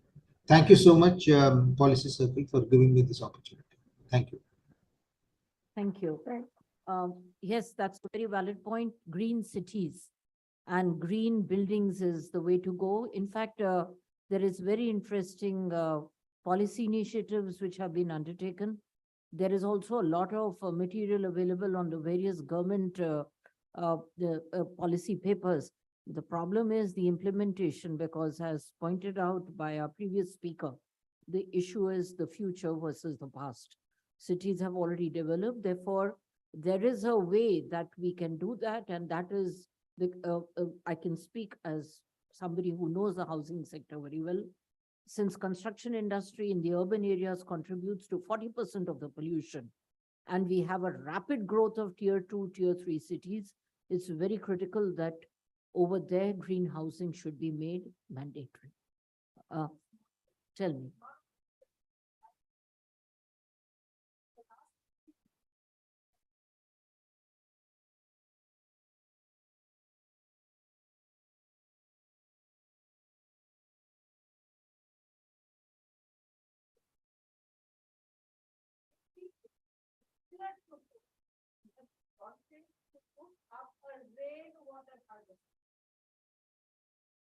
I have not been able to find anybody who has, been able to do that. Instead, we thought that all these rooftop things and all. So what I'm trying to get all of you is, all that has been, you're saying, we know. We know it very well. Policy also we know. Policy wala also knows. But the moment I want to put up a rainwater harvesting structure, I do not find any supplier. Why is that? Mr. Charan Singh gave a wonderful speech of sustainability. Punjab and Sindh Bank, Punjab National Bank, State Bank of India, I have written many letters when I was, of course, in Ministry of Steel, कि personal mobility vehicle जो है, छोटा सा, tricycle, even Nitin Gadkari को मैंने कहा कि surface transport से मेरा बहुत कुछ नहीं चाहिए, छोटा सा एक ट्राइसाइकिल बना दो, मैं मार्केट वहीं से जाऊंगी, मेरा एक्सरसाइज भी हो जाएगा. Till date, not a single initiative has been done on this. Why? Why? Mr. Rao is saying that I should go back to Stone Age housing. I cannot, because in Calcutta, I'm involved in legacy bachao, own the past, heritage building. That will not work because the lifestyle has changed. New lifestyle. In the morning session, all of you said, how do I make science and technology? मेरा light frame structure है, 3 साल से वो promote कर रही हूँ. मैं राव साहब से पूछा कि राव साहब इसको देखिए, गौर कीजिए, इसके नीचे एक फ्लोरिंग ऑप्शन है, उसमें हम पानी का लाइन डाल देंगे, फ्लोर ठंडा होगा, एसी कम होगा. राव साहब किचन में पड़ा है, किचन गैजेट में पड़ा है. This is not the way School of Planning and Architecture should respond. We have come with designs. We have not found response. Entire policy circle, entire institutional circle has greeted us with silence on the issue of design. Why? So I think in the next lot of seminars, you must see that when a person wants a climate-friendly, sustainable gadget, where do I find it? Okay, that's a very, very valid point and a very valid observation that the doability of the implementation of the greening process requires training and requires supplier. I guess you might know that, but I know from the Morth days, and I know from the Maua days, and I know from that from my own contractor who's just retrofitted my house, that yes, there is a lot of change which is happening in terms of training of people. Sometimes it's feasible to do rainwater harvesting. I'm myself struggling with recharging a pond in my native place. There are issues. There are things which take time, but that's a long story. The thing is that, as was said earlier, it's very important that this should be a conscious civic call. And therefore, there has to be an industry which can supply to the demands like yours. You have raised the point, therefore I'm addressing it to you. Of course, it's meant in a generic sense. So with that, I hope that we can conclude. Oh, yes, sir. We'll have to keep it very short because we are. Yeah, we also have a next session, so keep that in mind, please. Yes.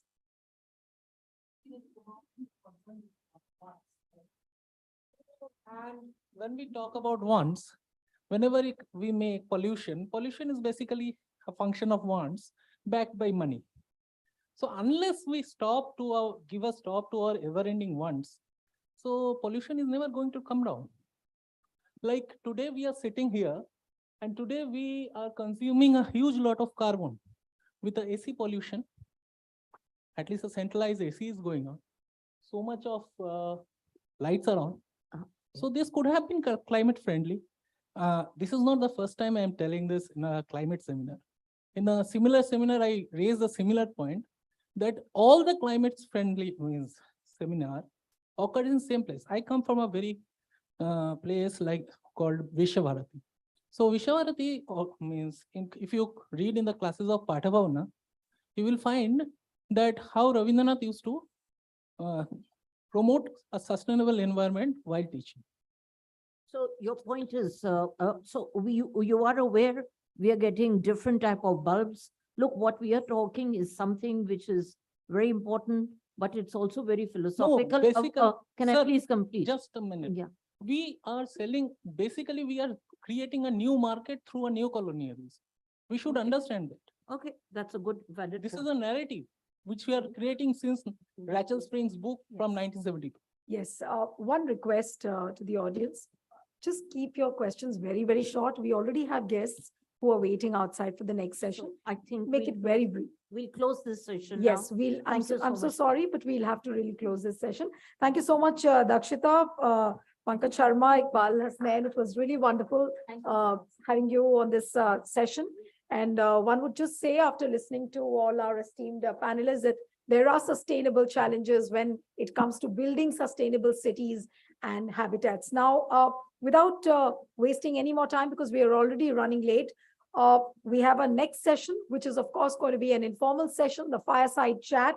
And we have two guests with us, very special ones.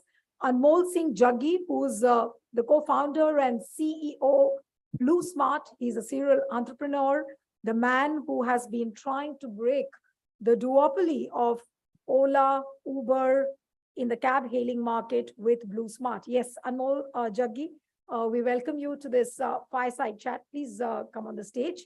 And along with Anmol Singh Jaggi, we have another very special guest with us, Yatish Rajawat, who's a policy commentator, writer, business strategist. So the two guests are here. Welcome both of you on this fireside session. And as we all know that this is about the Sustainability Summit 2023. We've been discussing since morning, what are the challenges when it comes to sustainability? Then we had a very nuanced discussion on building sustainability when it comes to cities and when it comes to the habitats, the building ecosystems, what are the challenges? And now I'll just hand it over to Yatish to carry forward with this session. Thank you. Thank you very much. We have a very interesting guest with us today. Anmol Jaggi is a serial entrepreneur who started started his first company right out of college. His first company was actually into solar panels. Gensol is a listed entity now.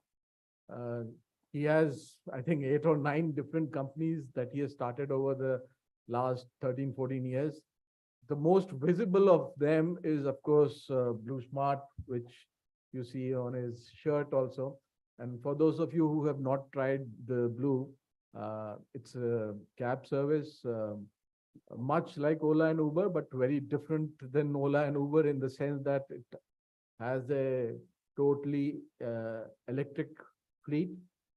And today's session is all about sustainable mobility.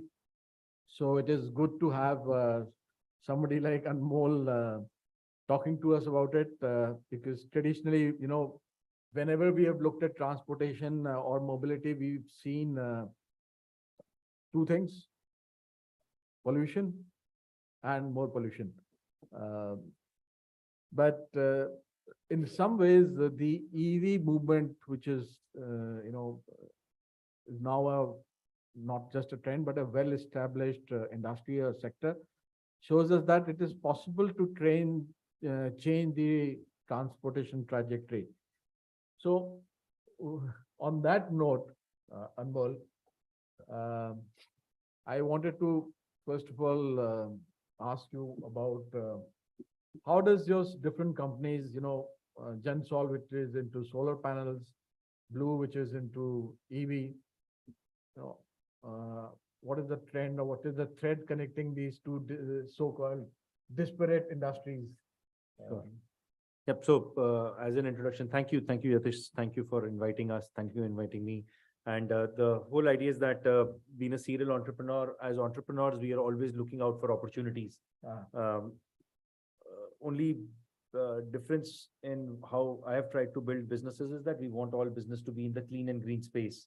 So try to be sustainable somewhat, maybe 5%, 10% better than other businesses. But the whole idea was to only function in clean and green industries. And that's where we started Gensol 2007, got into solar. Solar was a bad word that time. Bad word, not a bad word, but people used to say 20 crore ka plant lagega, kaun lagayega, kaise lagega. But kept building it, kept innovating, kept building. Gensol is doing very well for itself. It listed about 3 years back. We listed at 60 rupees share price. We are 1,550 rupees today. So it's been about 2,000+% return, which has happened. 2019, we started Blue. Blue is, like you mentioned, an all-electric ride-hail company, which also is in the clean and green space in a way, although we are not, we are doing slightly better than what fossil fuel cars are doing, but not like 100% sustainable, if I have to use the word. But yes, slightly better than what we are doing. Now, as founders of both these two businesses and a few more, especially between Gensol and Blue Smart, the clear synergy, and that's what I said that we'll talk on the stage, is that we realized that one of the key deficiencies in the market was that there are not enough number of cars which are available. Electric cars which are available, the number of models, and even all electric cars are super expensive. Tigor is 12 lakhs. That's like the cheapest electric car. Comet is right now coming. Comet is starting is 9 lakhs, but actually on road you're getting it at 11 lakhs. So we decided that we are going to build our own car. Oh, really? Yeah, Okay. and you're not. I know a lot of people are not kind of aware of it. So in March of last year, we did an acquisition of a US based company. Got them to India, homologated the entire car to India, and in about less than 30 days from now, we begin our trial runs in Bangalore. The wow. commercial production is already getting started, and it's a So we have another EV manufacturer in our midst. Yeah, a so completely Indian one. So that's completely a- Indian one. On L1 basis, on L1 vendor, we are 95% indigenous. On L2, we are 55% indigenous. Okay. So So decent. you're taking the full advantage of the PLI, I assume. No, we are not. We have not applied under PLI. Whenever there will be new PLI scheme, we will apply under that. As of now, we have not applied under PLI. But this is going to be a small compact car. It's going to come in at a price point of about 6 lakhs. So we expect that a lot of mobility will get boost. Electric mobility will get boost when there is a car which comes in at that 6 lakh rupee price point. And so plant So is fully 6 ready. lakh means that it would be much cheaper than the most popular model of Maruti, which is Alto. Wagon-R will be around that Wagon-R price. Yeah, Wagon-R Wagon-R price, price. yeah. So yes, we are doing that, and of course, the first few thousand cars are going to the Blue Smart fleet, and the Blue Smart fleet at Bangalore. So you're going to see these companies, these two companies, and your idea was how are these two companies synergizing? So Blue Smart is a consumer-facing front-end company where customers are using us to ride, but it did not have a car which could be more affordable because the current T-Gods that we use and perhaps a few of you might be using Blue Smart as a service costs about 24 rupees a kilometer. With the 6 lakh rupee car, we'll be able to bring it to about 14 rupees a kilometer. So that will be Almost half a year. half, but it'll cater to a customer whom we are not able to customer. Not everybody in India can pay 24 rupees a kilometer. 14 rupees a kilometer is pretty much the price of an auto rickshaw. Even Rapido today is at 12 rupees, 13 rupees a kilometer, where you pile up behind somebody in the open air. So that way, I think we'll be able to improve the commute for a lot of people with this small electric car that we are coming up with. Yeah, that's interesting. But I mean, you're still part of the so-called private transportation industry, and sustainability is more about public transportation, less congestion, less cars on the road, less traffic stops. One of the concepts behind sustainability is that parking should not be free in our cities anymore.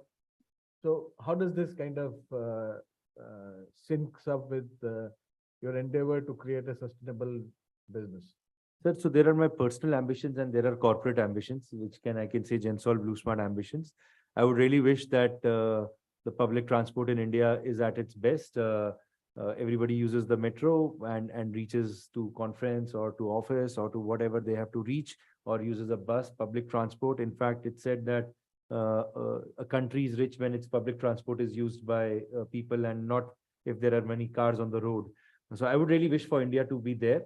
However, as an entrepreneur, if there is an opportunity for us to move people from point A to point B in a slightly more sustainable manner than what others are offering, we would go ahead and do that. So I think if there is an opportunity, it is important to capitalize on it. But is it the most ideal way? I agree with you. It is not the most ideal way.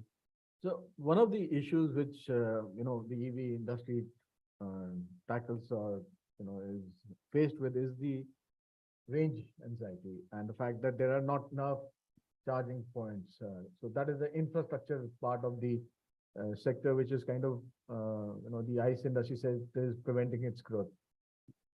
How does Blue Smart play into that?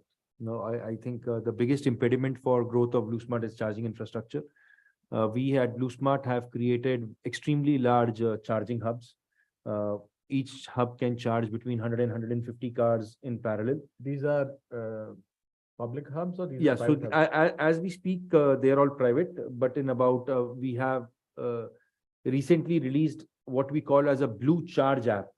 you have a Blue Smart app for your ride hail. There is a Blue Charge app which is in beta right now, and it's available on the Play Store, but it's in beta.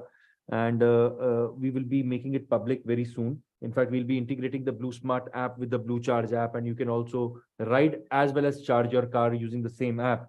Ride as well, charge. Ride means you can book a Blue Smart and take a ride and go to whichever place you would wish. If you're an owner of an EV car and you want to charge your car, that also you will be able to do through the same app.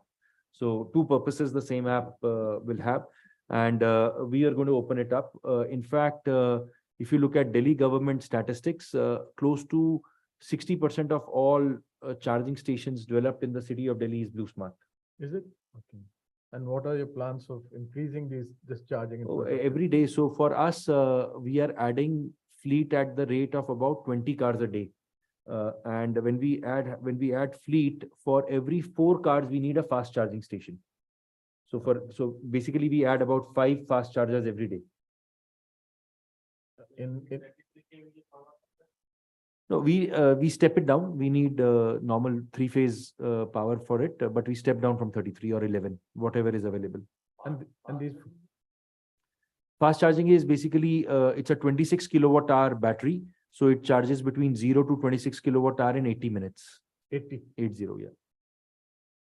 And I mean, so these hub or these charging stations that you're putting together, this is part of the Blue Smart. Yeah, it's part of Blue Smart.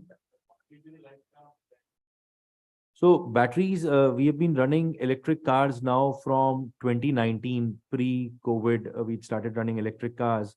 A lot of our cars have now crossed the 180,000 kilometer mark, touching the 200,000 kilometer mark. And we recently got a battery tech institute, research institute out of Pune to look at the batteries, and they looked at it and they still had 90% life left. So in your own car, where are you sourcing the batteries from? So we for our own car, we have given the battery order to 2 companies. 40% order has gone to Exide and 60% order has gone to Tata Components, TACO. And do you see the fact that companies like yours, which are now manufacturing cars in India, even the big daddies are manufacturing it.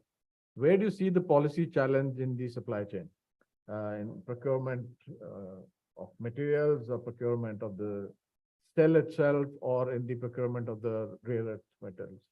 Sir, so like I mentioned to you that 95% of our vehicle is L1 indigenous, which basically means that we have totally today 72 suppliers for our car, out of which 55 suppliers are in Chakan itself, where our plant is. 16 suppliers are in rest of India, and 1 supplier is a Chinese supplier for the steering equipment, for the steering wheel equipment. So that's the only international vendor that we have. But when we go to L2 level, which is vendor of our vendor, then we are 55% indigenous, because most of the cells, in fact, 100% of the cell that either TACO or Exide is purchasing is imported. Having said that, Exide is collaborated with a company called S-Volt and has set up its cell manufacturing plant in Bangalore. And hopefully from early 2024, you will see S-Volt supplying their cell also to our batteries, which would mean that we would take our indigenization level even at L2 to 75-80%. Because of the cell being because of the cell being now produced by the S-Volt Exide joint venture at Bangalore. So from our side, I think the most critical component actually, if I have to say, was not cells, was air conditioning and steering system. And air conditioning, somehow we were able to develop in India for electric cars. Air conditioning for electric cars is extremely different from air conditioning of ICE cars, because there is no belt. Yeah. There is no engine, so there is no belt system which is there. So the car is idle. Yeah, it is because we have a motor system which is there. So the air conditioning of electric cars was actually one of the toughest problem to solve for, even more than the cells. And the second was steering, but steering we have been able to now work with somebody in China. But AC we developed with a company in Faridabad called Sandvik. So Sandvik, Vikas it's Sandvik, a yeah. Swedish company? Yes, Vikas Sandvik, they had a joint venture in Faridabad called Vikas Sandvik. With Vikas Sandvik, we developed the AC for our car. So how does that help you bring down the cost of the car or the efficiency of the? Sir, car की cost वैसी बड़ी low है और low तो करनी नहीं है. नहीं, वो तो price लो है. जी. Cost क्या है? Cost, so we are having having a healthy margin on this, which is commensurate with the return on capital that we would wish to have. So it's good. It's good. I don't think. So the manufacturing is going to happen in the same company in which the ride sharing is going to happen? No. Manufacturing is going to happen in Gensol Engineering. Yeah, the solar company is going to manufacture cars.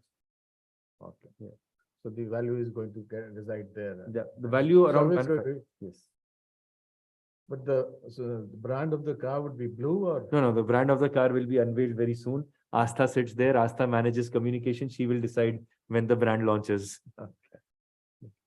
We'll open up the floor now to questions. If you guys have any questions to Anmol.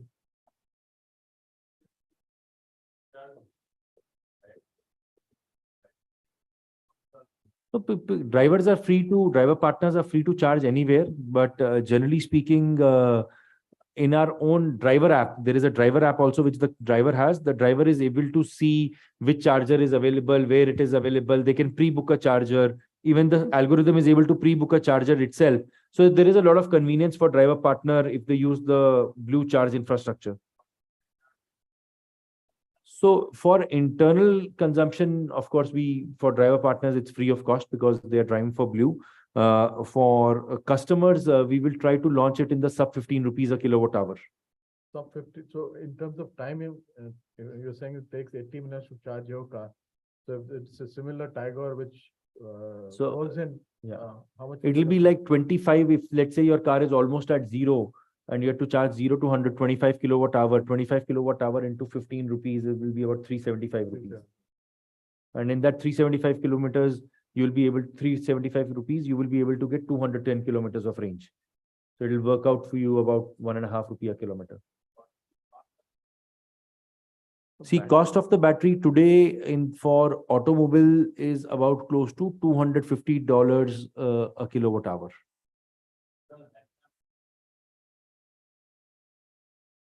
That is. Yes. Yeah. Sorry, how much is the battery cost? Can you just pass on? Take the mic, please. Tata Nexon, after 7 years, the battery needs to be replaced and the cost is around 8 lakhs. Yeah, could be. Nexon is a 45 kilowatt hour battery. So is it economical as per you compared to? Sir, नहीं चलाएंगे diesel 9 रुपए kilometre है.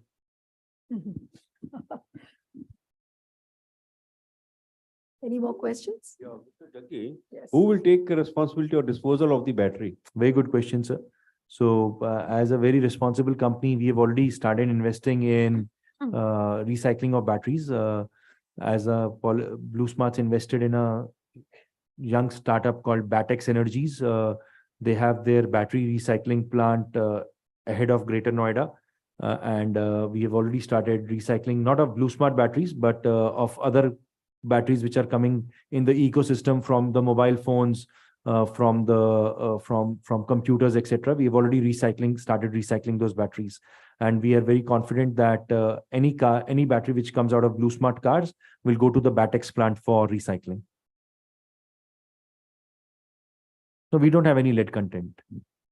Our batteries, the batteries which are used in Blue Smart cars have 0 lead content.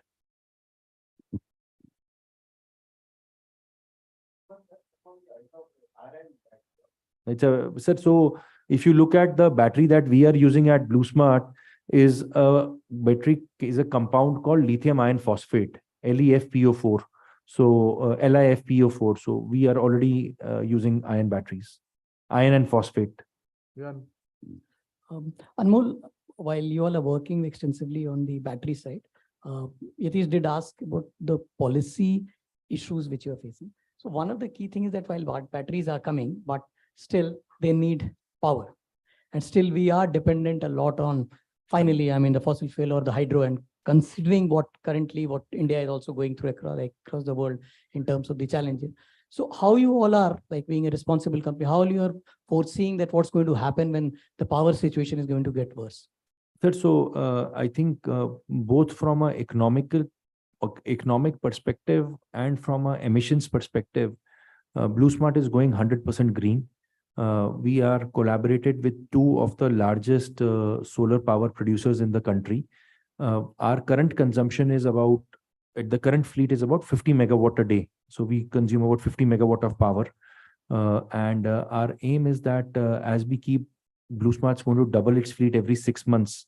So we have a very large requirement of power. In fact, in 2 years' time, we could be consuming about 400-500 megawatt of power, which is there, which is going to be all coming in from two large independent power producers, all solar. So as we speak, we have our first power plants are already under construction, which will wholly supply power, solar power for Blue Smart consumption. So we will, in our own words, we will go from a zero tailpipe emission company to a zero emission company. So we are today only a zero tailpipe emission company. Emissions happen somewhere, but we want to transform from zero tailpipe emissions to zero emissions. So I'm assuming that these solar power plants will be connected to your charging hubs. These will be, these are ISTS connected. So interstate, yeah, these are ISTS connected, and from ISTS we will draw the power. So from the grid. Yes. Open access, basically, yes. So we are limited to only the passenger piece. I am not sure on HCV, sir. I have not worked on that part of the market. Yeah. Can you Yes. please have Can somebody you else? give others also a chance, please? Yes, sir. Go ahead. Neelu is trying to close the session. No, I'm not. No, Please go ahead. No, I'm not asking any question. I'm just congratulating Anmol that Thank you, sir. you have in fact forced your competitors, Uber and Ola, to bring EVs now. Right. That is such a wonderful impact on. So जिस दिन cancellation पे complaints कर देंगे उनसे उस दिन और अच्छा होगा. Anmol मैं उसी पे आ रहा था, but they do not know the strength of Blue is not just EV, it is something else. So hopefully they will follow that also. Sir. They will give good services. Thank you, sir. Thank you. Any other Have questions? question then? Okay. Yeah, please. Anmol, good morning, and first of all, congratulations. Sir took my word actually. It's more of a feedback, okay? So I'm one of your customers, though I deal in private jets, so I'm still one of your customers. And in last 3 of the occasions, I shared this experience with people that I took Blue Smart, and they're extremely good. They're very good, right? They said कि अभी नए हैं शायद इसीलिए they come on time and stuff like that. So today morning, while I was dropping my niece to Sector 21 metro station in Dwarka, I told the same thing to her. And trust me, while coming back, I was thinking that the day I'll meet up with the founder of Blue Smart, I'll definitely share this. And I didn't know that Shishmata ma'am will be calling me here and I'll be meeting you here. So it's a pure coincidence. So I hope you guys carry on this, because I was very, very, very disappointed with Uber and Ola, especially for early morning flights that I have to catch. But ever since I've started using Blue Smart, trust me, they are there 15 minutes before the departure, and it's a great experience. So just a feedback that these people, when they say that, I hope these people are able to carry on with this. Sir, आपकी expectations का बहुत बोझ है हमारे ऊपर. आपकी expectations का बहुत बोझ है और सारे लोग जो हमारी टीम में हैं बहुत मेहनत करते हैं. That we are able to deliver you cars on time, and it is nothing more than a super logistical challenge to ensure that all the cars arrive to all customers, and we are 5,000 car plus today. 50,000 people use us on a daily basis. So to provide that standard experience every time, बारिश भी हो सकती है, traffic jam भी लग सकता है, बहुत सारी चीजें होती हैं, and उसके बावजूद कोशिश रहती है कभी एक आध बार गलती हो जाए तो माफ कर दीजिएगा, but we work very hard every day to ensure that. I'm a big fan, and then I'm sure you guys believe in Japanese philosophy that if you're on time, you're late, because you guys come 15 minutes before the departures. That's a great thing. Thank you, sir. So all the very best, and God bless you. There's another question. Can you just pass on the mic, please? Yes. Can we give the mic to the... Yeah, Mr. Jaggi, we are talking about jam and all this thing. Do you think in near future we have a flying car also? Sir, पता नहीं sir. पता नहीं. Hello, sir. First of all, congratulations.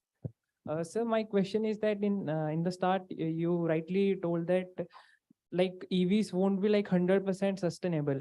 but with respect to the fuel usage, it would be more sustainable. But as an entrepreneur, how you see that, like in case of lithium ion batteries, for the filtration of lithium, it consumes a lot of water. So from the entrepreneur end, how you see it? And my second question is in this line is that, like new type, since we are in the new age of using technologies, so considering these tech, how you see new types of pollution, for example, harmonic pollution, it is coming on around, considering the charging stations, that at a stretch more charging is done an internal combustion. And with considering all this stuff, like Dr. Charan Singh earlier One question. pointed about intergenerational, sustainability. So how as an entrepreneur you see as and link it to intergenerational sustainability, because sustainability is not like up to 20 years, 30 years, it is more of a concept of intergeneration. So please, sir. Sure, sir. So I'll take two questions, basically lithium, water. So, sir, actually it is, I would wish that it gets improved, but I leave it to the suppliers of lithium carbonate to work on it. As a front-facing company, whatever we can do best, we are trying to do. But lithium carbonate production companies have to come up with better technologies on that. Two, on harmonics, I think today we have very effective reactive power solutions which are there in all our charging hubs, and actually electric cars score very low on harmonics. Okay, Address yes. the intergenerational Anmol, there's equity. one more question. One more question coming from there. Yes. I just want to ask, recently there was a UK verdict on treating driver partners Gig as workers. employees, Yeah. right?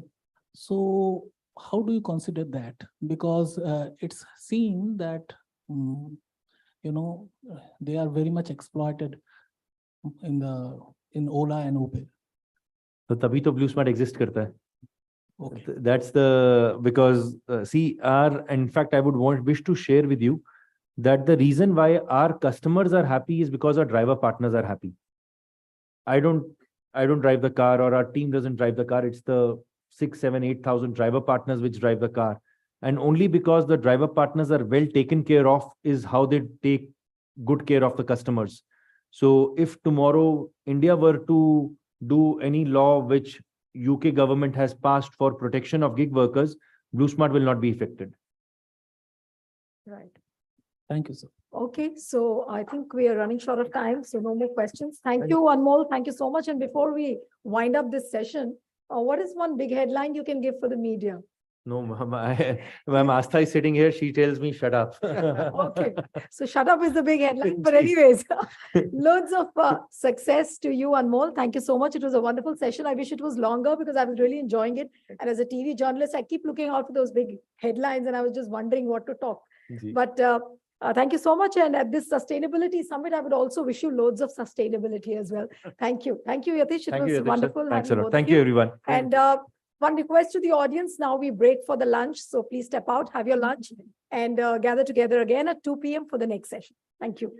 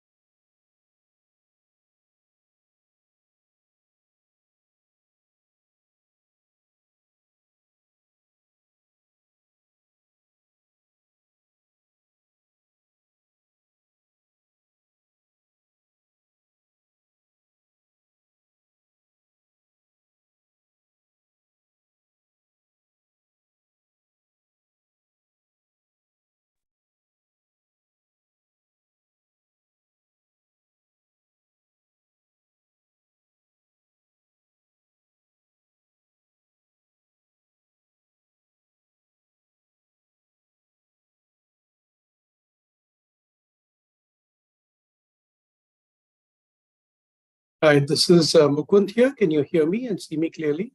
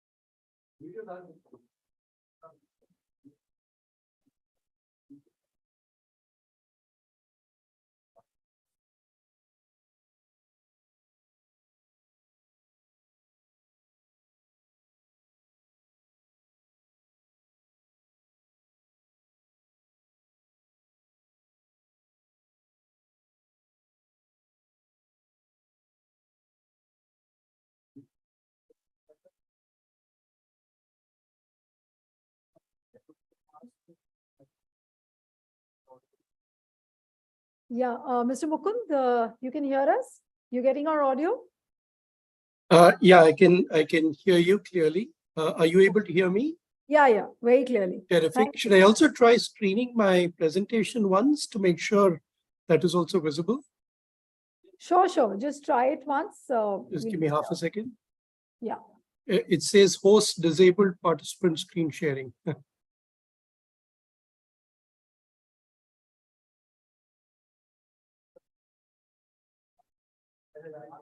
Yeah. So just this is played. Yeah, it's visible. And it's on full screen now. Yeah. Perfect. I'm going to stop sharing screen right now. I'll start it when my turn comes. Yeah. Thanks so much. Thank you. Thanks.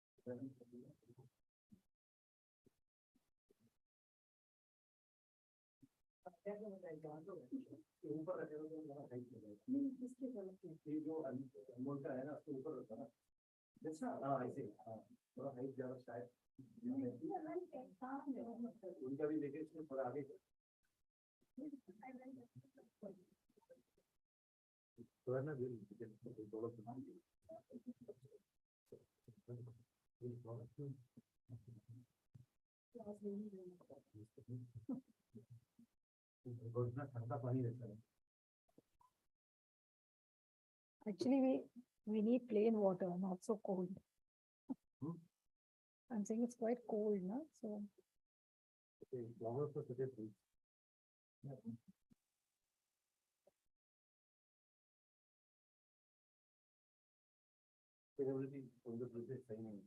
Actually. So when do we start? It's already 2 o'clock. So what do we do? Shall we announce? It's 2. Are there any more guests outside, like from the audience?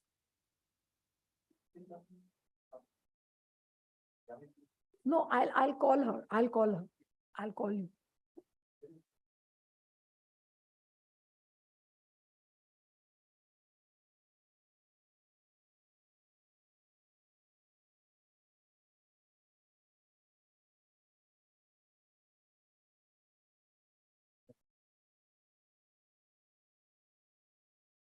So can we start?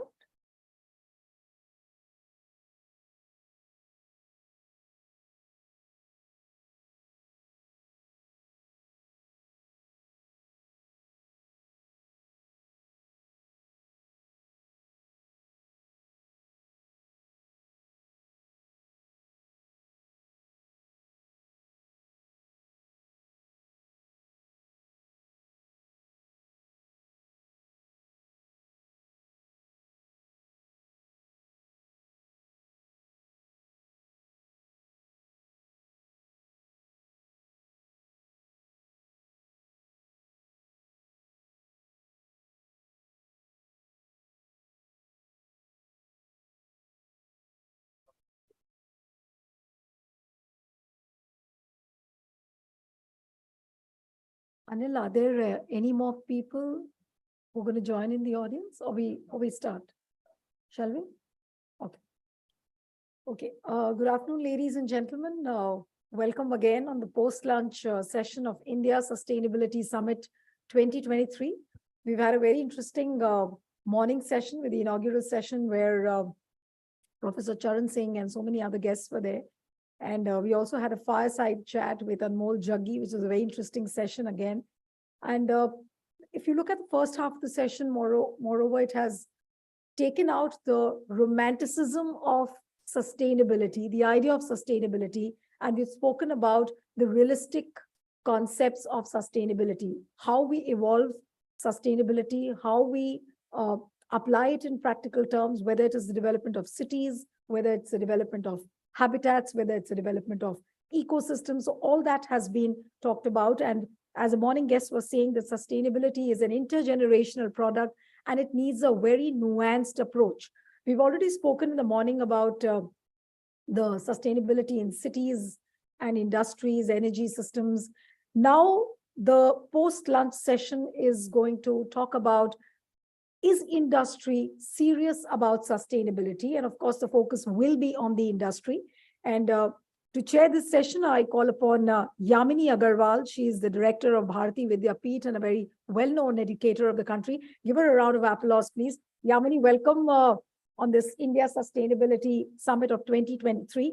And please take your seat. It's wonderful having you on this session. And Yamini will be chairing the session with our esteemed guests who are joining us.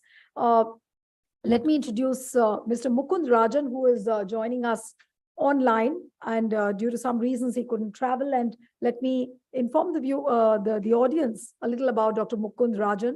He's the chairperson of eCube Investment Advisors. Prior to this, he held a number of senior executive positions through his 23-year career with the Tata Group, where he served as the first brand custodian of the Tata Group, Chief Ethics Officer, Chairman of the Tata Global Sustainability Council, and member of the Group Executive Council.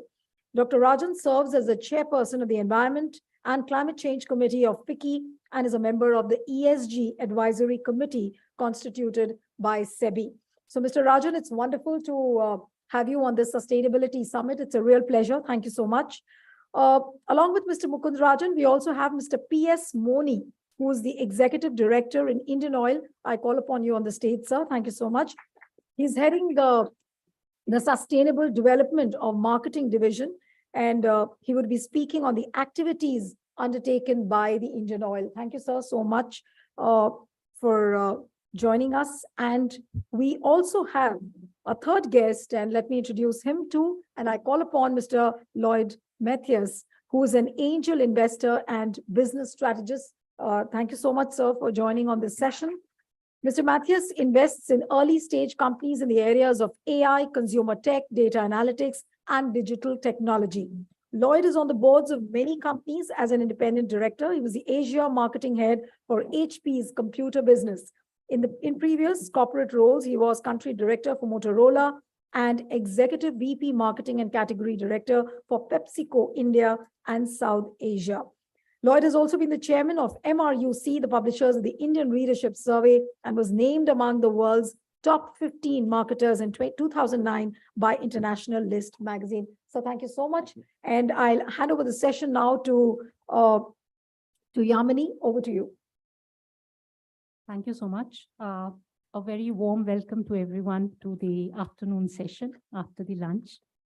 So respected Dr. Nair, Mr. Mukund Rajan, Mr. P.S. Mani, Mr. Lloyd Mathias, many other dignitaries sitting in the audience, ladies and gentlemen.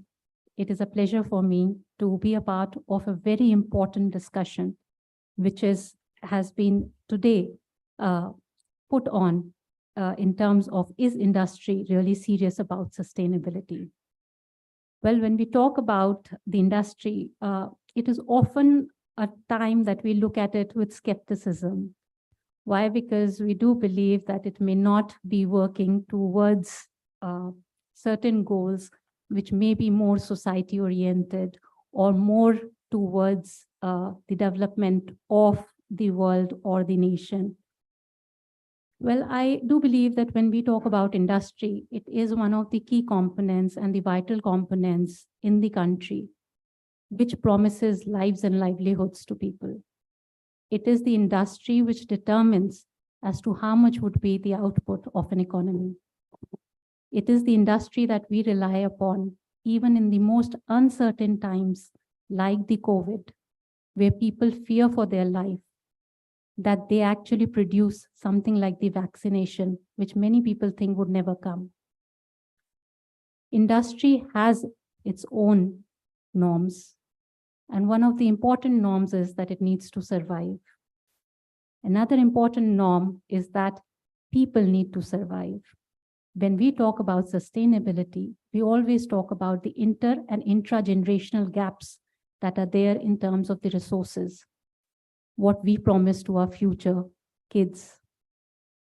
Well, we do understand that survival is very important and the industry needs to take care of it. Like during COVID, it was the industry with most adaptability, not only bringing the vaccinations, reaching out to the 130 billion people, but also at the same time ensuring lives through masks, PPE kits, or through any other food supplies that were to be provided. During the most difficult times when there were lockdowns, many people continued to remain on jobs under the work from home system, and that made them survive. When we talk about sustainability, a lot of times it is believed that floods, fires, many other earthquakes, or many other natural disasters are one which hit the poorest of the poor and the most vulnerable. But it is for sure that even when the government comes to their help, it is the industry in its support that comes through in bringing about most of the supplies. Well, I do understand that when we talk about industry being serious about sustainability, a lot of people would say, what does it contribute to the environment? How does it take care of the air pollution? How does it take care of the other difficult aspects that we are facing today, especially greenhouse emissions? And when India stands at its G20 presidency, I think the Prime Minister has already said that he is committed to the Panch Pran and the lifestyle environment. And we have been creating regulations and directions in the way which not only individuals, industry, and many other forums have been trying to adapt to bring about greater sustainability, use of resources. Well, I think we go back to our Sanskriti, where we used to actually believe that we must eat in a pattal, a banana leaf. I don't know how many people had golgappas, which used to come in those dongas that were made out of leaves. Now they are not available. Now they're plastics or the others that are available. Even chatais were made out of bamboos. We used to keep our shoes outside, keep ourselves clean. Even when we would go buy vegetables, people would carry their jholas and buy vegetables. The ban of single plastic, a very good initiative by the government to secure the environment, which the industry has very well adapted. You can see various other alternatives to the single-use plastics that have been made available. The immediate adaptability by the industry is one of the key. But I think when we go to the market and we talk about sustainability, we will find that most sustainable products, whether in the name of organic or any other products, are usually higher priced. And many of the consumers do not choose them over the other products. Whether it is the cost or whether it's the distribution, whether it is because of the lack of the consumers, but the industry has been pricing it at a higher level. But many of the environmental aspects can still be at a low cost. Let's say mud utensils. They used to be used earlier, but they're not used. For chais, many of the hotels have been using them. So it is not that the industry is not adapting or not changing to the environment, but there is a more serious effort, a more cognizant effort that is definitely needed by the industry. Why? Because we do see it as one of the foremost employers in the market. The government has been providing an ecosystem which ensures that there is overall inclusion, there is overall financial inclusion, there is overall necessary setups that are there so that the industry propels. It also gives them time to bring about the necessary changes. Sometimes the regulations are difficult in terms of the survivability. Well, we have seen electric vehicles being introduced. We've also seen a lot of, let's say, people thinking about whether their jobs would live if certain industries go about. When I talk about this, I give you some figures that are there. They say about 75% of the land, 66% of marine environment, 4 million hectares of tropical primary forest is lost due to agriculture, livestock, and infrastructure. Can we all stop that? I don't think so. Sustainability is an important key, and it will keep us going. Why? Because we need to save for our future. But at the same time, we also need to save for the people who are there, especially their livelihoods. So when I appeal to most of the industry, I do appeal them in the form that the industry should take it more seriously in ensuring that we have an environment which not only protects us today, but also ensures that the protection is available for future generations to enjoy natural habitats, natural resources, and what is due to them from their forefathers or their livelihoods, giving them more meaning. I think it's a very promising structure where we say that when we talk about decarbonization, which the government has been also talking about, it represents a $15 trillion economic opportunity by 2070 and 50 million jobs.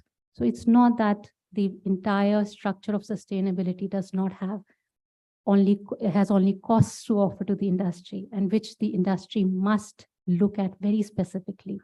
It has a huge set of opportunities with the way the technology is changing to reach out to people and their lives. So I think we all do understand that the importance is not that whether it is serious enough or not. The importance is that they make it a part and parcel of their life, ensuring that all that they produce somewhere or the other ensures that the limited resources which they are using are also saved for the future generation.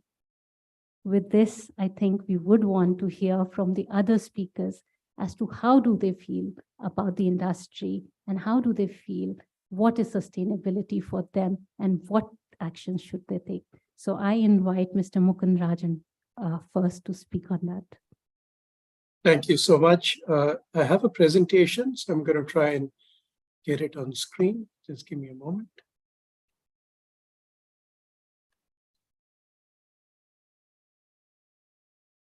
Right. Is my presentation visible? It is. Yeah, lovely. Thank you so much. So good afternoon, everyone. And it's a real pleasure to interact with all of you at this Policy Circle Sustainability Summit. Since the session is about whether industry is serious about sustainability, let me open by actually agreeing with Yamini that there tends to be a lot of skepticism about industry's motivation sometimes. And I think there is a lot that is wrong with what Indian businesses are doing about sustainability. But having said that, it is also important to note that there are many good things that forward-looking Indian companies are in fact doing to embrace the sustainability agenda. And that is really what I want to focus on over the next 8 to 9 minutes with my presentation. The first point I'd like to make is that more companies are indeed emerging, which are clearly doing the right thing. And this is the reason, as you can see on the slide, the number of Indian companies rated A or higher on their ESG ratings by MSCI, which is one of the leading ESG ratings providers. And as we know, ESG ratings are a good proxy for sustainability performance, has in fact increased from 19% of the pool to 26% of a much bigger pool over a period of 5 years. So it is testament to a number of positive actions that industries are taking in India. So the question then is, what are these forward-looking companies actually doing? First, I think they accept the need for change. And I think a great example of that is India's largest private sector company, oil and gas major Reliance Industries, which has acknowledged the climate change issue by setting a target to become net carbon zero by 2035. Next, they put in place the right governance structures to develop and execute sustainability strategies. Increasing numbers of companies like Infosys, Airtel, Tata Steel are creating dedicated ESG or CSR and sustainability committees of their boards. Most of these companies are also now assigning responsibility within the senior management team for sustainability. And the role of Chief Sustainability Officer, or CSO, is becoming quite common amongst India's largest companies. And we're seeing that in pursuit of improving performance and staying abreast of international best practice, many of these companies are also joining the relevant international networks like RE100, which brings together companies committed to embracing 100% renewable energy, or the World Business Council for Sustainable Development, to offer just 2 examples. We also see a significant focus within forward-looking companies on resource use efficiency and circular economy practices, including designing products, services, and business models in a way that minimizes waste and extends life across product life cycles. In their capital investment planning, these businesses also try and attach a relevant cost to natural resources, including increasingly carbon. They also recognize that many sustainability enhancement measures are in fact no regrets measures that require little by way of capital investment. So think of investments in renewable energy or energy efficiency improvement, which typically have high returns on investment and can pay for themselves quite swiftly, often within the financial year. Where significant capital investments are required, by the way, Indian companies that are more advanced on the sustainability journey are increasingly accessing pools of sustainable finance at attractive rates. So we've seen in the recent past companies like JSW Steel and Ultratech Cement, for instance, which have launched innovative sustainability-linked bonds, where essentially they get a dispensation on their interest rates by up to 75 basis points if they meet certain greenhouse gas emission reduction goals. Forward-looking businesses also embrace their supply chains in their progressive actions. They recognize that the micro, small, and medium enterprises, the MSMEs, form a significant part of the supply chain, accounting for up to 40% of the actual resource consumption that takes place within the Indian economy, and are now increasingly sensitive to audit protocols that are emerging that discourage the outsourcing of dangerous and dirty business by companies to their suppliers.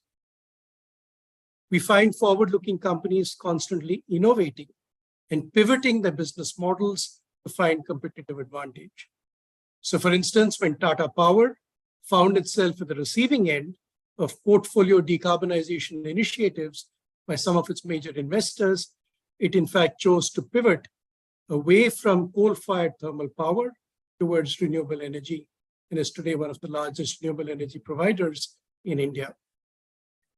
Indeed, as the solar industry has shown over the past decade, and now we see similar trends with the electric vehicle industry, innovation can help to bring down costs, which were earlier seen as prohibitive, and fuel sustainability-friendly competitiveness amongst businesses. We are, in fact, seeing significant new enterprise in more sustainability-friendly areas, like green hydrogen, high-efficiency materials, biomass to energy, more water and energy-efficient agricultural techniques, meat alternatives, carbon credits trading, and carbon capture and storage. For green hydrogen alone, we are seeing large conglomerates like Reliance and Adani announcing significant capital investments to the tune of over $50 billion each over the next decade. And at the other end of the spectrum, startups are contributing increasingly to the sustainability solutions that India needs, like Godam, which uses predictive analytics to reduce spoilage in onion stocks, or Smart Joules, which is providing energy efficiency solutions, and Blue Sky Analytics, which leverages satellite data to offer more insights into climate risk. Forward-looking enterprises also endeavor to improve diversity within their workforces, recognizing that even beyond helping them to adapt better to the unique social context we have in India, this also serves to strengthen a culture of innovation and transparency. Visionary leaders recognize that initiatives like improving gender diversity, offering inclusive and affirmative environments for LGBTQ+ individuals, employing more representatives of the scheduled caste and scheduled tribe communities, and recruiting the physically challenged often don't cost much but deliver outsized gains, including in employee motivation, brand value, and reputation. Such organizations also tend to demonstrate heightened awareness about their responsibilities towards the welfare of local communities. They adopt a participative approach, encouraging local communities to make informed choices. For instance, on the issue of land use for renewable power generation alongside ongoing agricultural activity. To catalyze sustainability performance improvement, we also see market leaders like Marico now starting to link sustainability performance on material issues like carbon emission reduction and workforce diversity improvement to executive compensation. As they say, what gets measured gets improved, and linking senior executive compensation to sustainability outcomes forces the pace of change. Integral to the link with compensation is a strong focus on measurement, tracking sustainability performance over time, and making transparent disclosure. There are multiple reporting frameworks being used, including the Global Reporting Initiative, or GRI, and Integrated Reporting, or IR. But clearly, the Business Responsibility and Sustainability Report, or the BRSR, mandated by SEBI now for the top 1,000 listed companies, will be critical in communicating sustainability intent and commitment. The best companies also avoid the perils of a word we increasingly hear about these days, namely greenwashing, which has created reputational and other risks for several prominent global brands. The impending announcement of a green taxonomy for India by the Ministry of Finance will assist in limiting greenwashing. And I do believe that we'll also see significant impact through the sunlight of scrutiny of BRSR reports of companies by a varied set of stakeholders. Sir, Meanwhile, please wind up in 2 minutes. Yeah, I'm reaching the end of my presentation. Meanwhile, a clutch of decision support service entities, including international entities like MSCI and Sustainalytics, and entities with India-based operations like CRISIL and Equity, are processing the voluminous data that's becoming available on sustainability performance and coming out with ESG ratings. So forward-looking businesses engage with these rating providers and ensure the appropriate data and analysis are communicated to them so as to secure fair ratings. So really, to sum up, I think we're seeing many forward-looking businesses in India that now understand that sustainability indicators are becoming a critically important measure of their performance. They're architecting strategies that span material sustainability factors that impact their businesses. They're putting in place the right governance, linking performance incentives to sustainability outcomes, and they're transparently engaging with their stakeholders and taking their feedback with a view to further improvement. There are a number of such companies. I mentioned some of them in the presentation, but needless to say, we will need many more. So let me stop there, and I very much look forward to the discussions a little later. Thank you very much. Thank you, Mr. Mukundrajan. It was a very elaborate talk. I think we covered most of the things which we talk about in terms of sustainability. I now welcome Mr. P.S. Mani to speak about, is industry really serious about sustainability? Yes.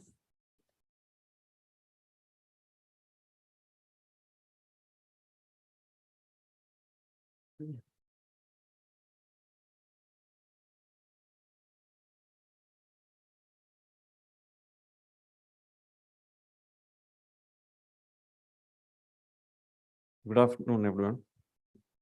It's a little difficult post-lunch. 2 o'clock is not the right time to speak, and I wouldn't like to be there. Today morning, I was told that the conference started about half an hour late because rain gods decided to bless Delhi once again. But the irony is, if I just quote something to you now, India happens to be the world's most populous nation. 18% of the world's total population is from India.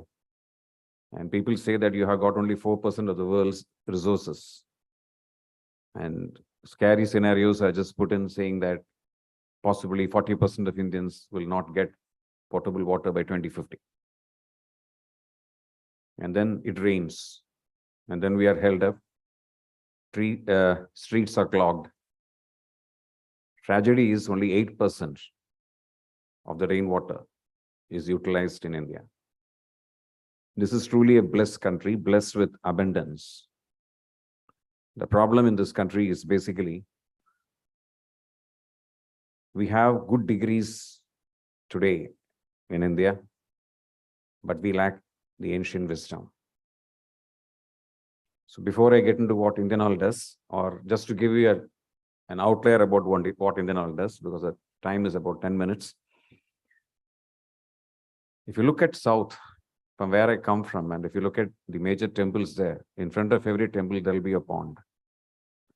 And there is a ritual, and that rituals are very important. And our elders were good enough to put in a ritual to say you have to take a dip in the pond before entering the temple. Why they just prescribe this? If you are asked to take a dip, you would make sure that the pond is neat and clean. If someone comes and lectures to you, you can come from home directly there, but then make sure that you don't put any kachra in that. When we would, at least Indians will be the first to do ulta. So there is a ritual. Now, where are those ponds? I believe Chennai had once upon a time 60 ponds. Today, nothing is available. And then we just talk about floods. And then we say there is water scarcity. I just leave those thoughts here. Now I speak about Indian Oil. 2046 is the dateline that we have given for net zero.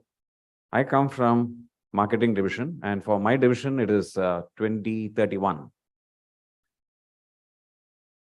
Much before sustainability, the word sustainability was getting discussed. Sometime in 2007, Indian Oil decided to introduce solarization in their retail outlets. And today, across 22,000 retail outlets, solarization has been done. About 124 megawatts of installed power capacity is there, solar capacity is there.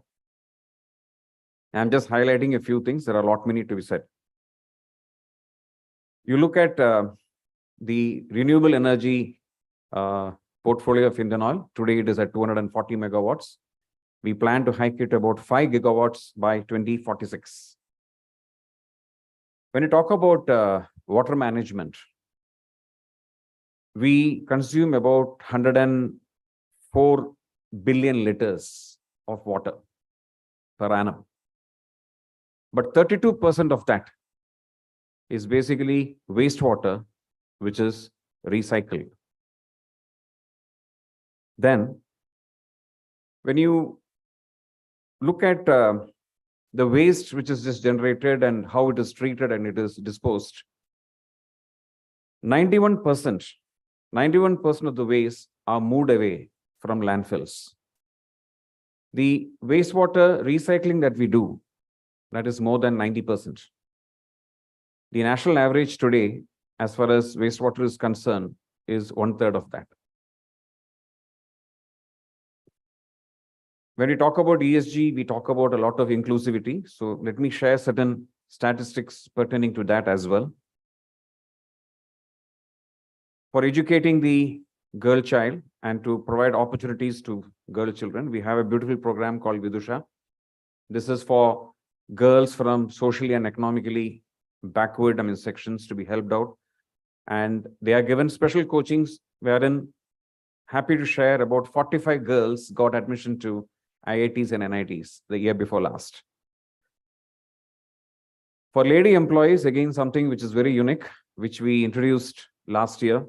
For any lady employee going on tour, irrespective of whether she is a joinee, a recent joinee, or someone who is quite senior, a car will be made available to that lady officer. And if she has a baby in arm, then tickets and accommodation is also provided to one person who can accompany the lady officer. When COVID wave 2 especially hit us and hit us bad, and we were gasping for breath, literally, 245 IMOs were imported within 15 days by Indian Oil and dispatched to places as high as north, where the maximum issues were there. As far as art and our culture is concerned, we have an Indian Oil Foundation, which takes care of our ancient heritage.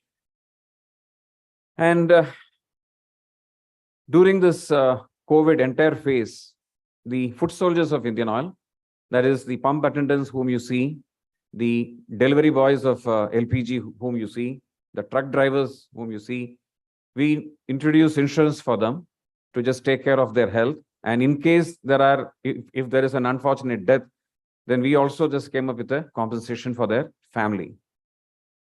So this apart, many of you may also be aware, Cheetah project, which has been launched with great ambition by the central government, Indian Oil has already committed a funding of around 50 crores over the next 5 years. Cheetah is getting reintroduced in India after 1952. If you look at the, I would say this corals in Vadinar. Vadinar, we have a 4-decade-old oil pipeline, and which was to be just replaced.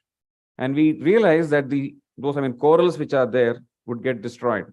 So in association with the Zoological Society, we got those corals relocated. And olive ridley turtles, which are an endangered species, in association with the Wildlife Department in Odisha, as well as in Tamil Nadu, we have got involved there, wherein the eggs which are preserved in hatcheries, and then they are carefully let into the sea. That entire project is being funded by Indian Oil. You also have ecological parks being just created everywhere across various refineries. About 2,500 hectares of ecological parks and greenery has already been created by Indian Oil. And last year in Haldia, about 20 lakh mangroves were planted in Haldia alone. I think that translates to somewhere about 10 million tons of CO2, which is getting saved or absorbed rather. So there are lots of areas where, apart from what we deal with as oil, there are lots of areas we just get into. This year, in fact, we have embarked on a very ambitious program.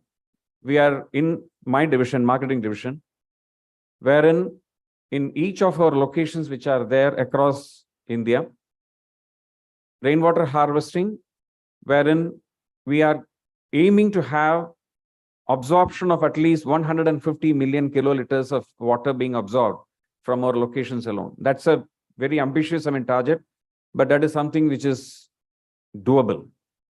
To give you a small example on this, India receives about 100 to 110 centimeters of rainfall on an average.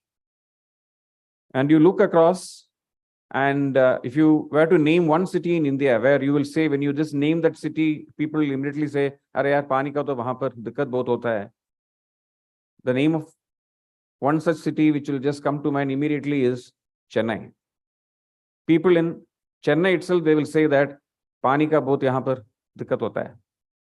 Chennai receives around 140 to 170 centimeters of rainfall. Mumbai receives 240 centimeters. And London receives 70 centimeters. Do you hear about water scarcity there? So this is just to give you a perspective there. Taking that perspective, this year we are aggressively getting into rainwater harvesting to see that from all our assets that we have in marketing division, we absorb at least around 150 million kiloliters of rainwater. So that's the, I would say, an overriding goal that we have for this year. We also intend to plant around 1 million trees during this year, which would bring a savings of somewhere about 20,000 tons of CO2. And lastly, let me also share something which is quite beautiful. That is, there is a particular industry in India which actually uses recycled PET bottles. And then they actually just crush the bottle, create fibers, convert it into yarn, and then blend it with cotton, wool, whatever. And then they make apparels. There are such companies who are there. So with a 30% blend, with one shirt and one pant, around 11 kg of CO2 can be saved. So what we have just decided to do is, for all the pump attendants that you see at an Indian Oil outlet, as well as the LPG delivery guy who was there, for the uniforms that we give, we have decided to use this kind of a material. This would actually save around 10,500 tons of CO2. Something which I need to just give it to them, that itself will, if you just switch over to this kind of a material, will save 10,500 tons. Now you just look at it from another angle. For the school children who are there, and this is another area where we have just entered into, where we have decided to start engaging with schools, wherein you talk to the schools and tell them, for the uniform that you give to the kids, why don't you look at such kind of material? For a school which has a strength of around 2,000 to 2,500, the saving in CO2 will be to the extent of 25 tons. Each child can be told that you are saving around 10 to 11 kg of CO2 by wearing your uniform. I leave those thoughts here. Thanks, madam. And thanks for the patient hearing. I had to actually just, I had to actually cut through a lot of thoughts. This will take at least half an hour. But then thanks for this opportunity. Thank you so much. Thank you so much, Mr. Piasmani. We are very enlightened with your talk, and definitely it does give us an outlook as to what Indian Oil is doing in terms of its seriousness towards sustainability, which is specifically garnered in all respects, whether it's art and culture, whether it is educating the girl child, or it is diversity, or it's taking care of their employees or other aspects. I now invite Mr. Lloyd Mathis for a talk.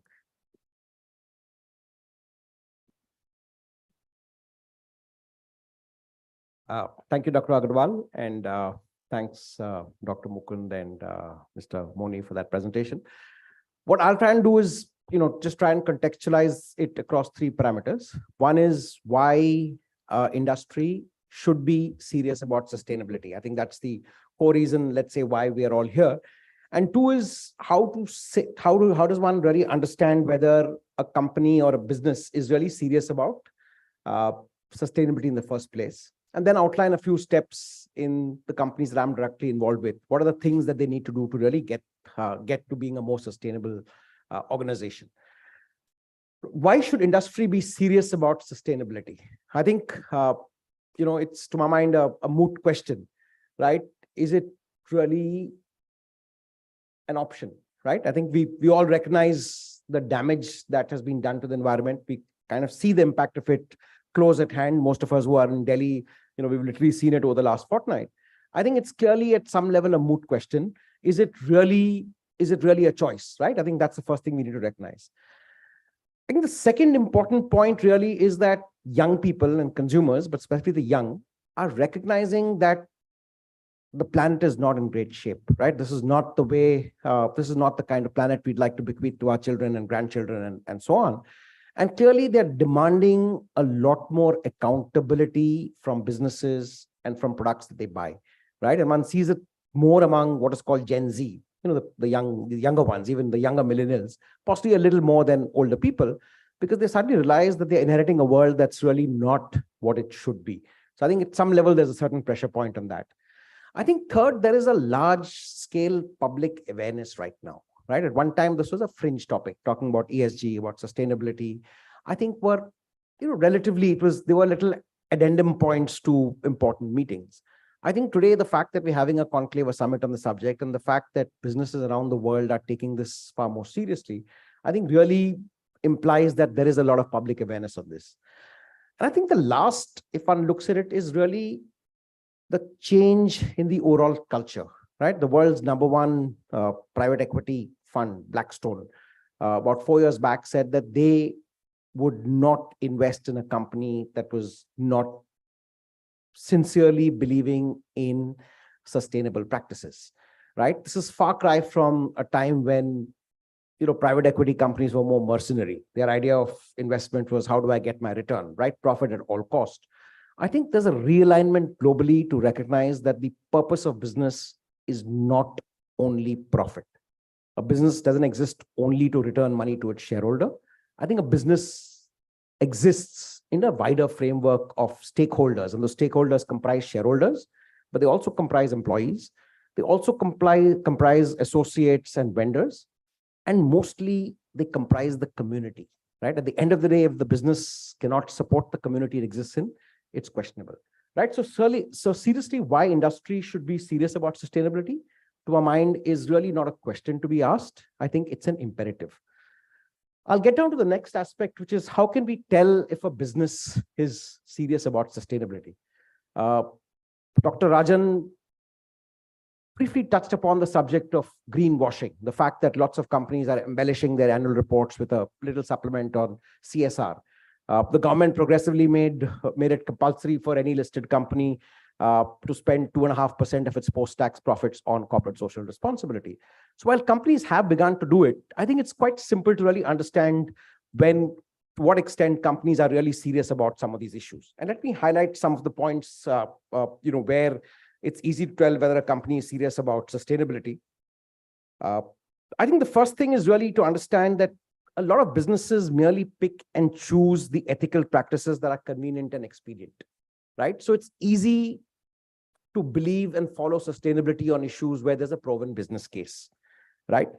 However, if we can put enough of consumer pressure or show the benefits of security of supply or brand value, I think then it'll become far more intrinsic.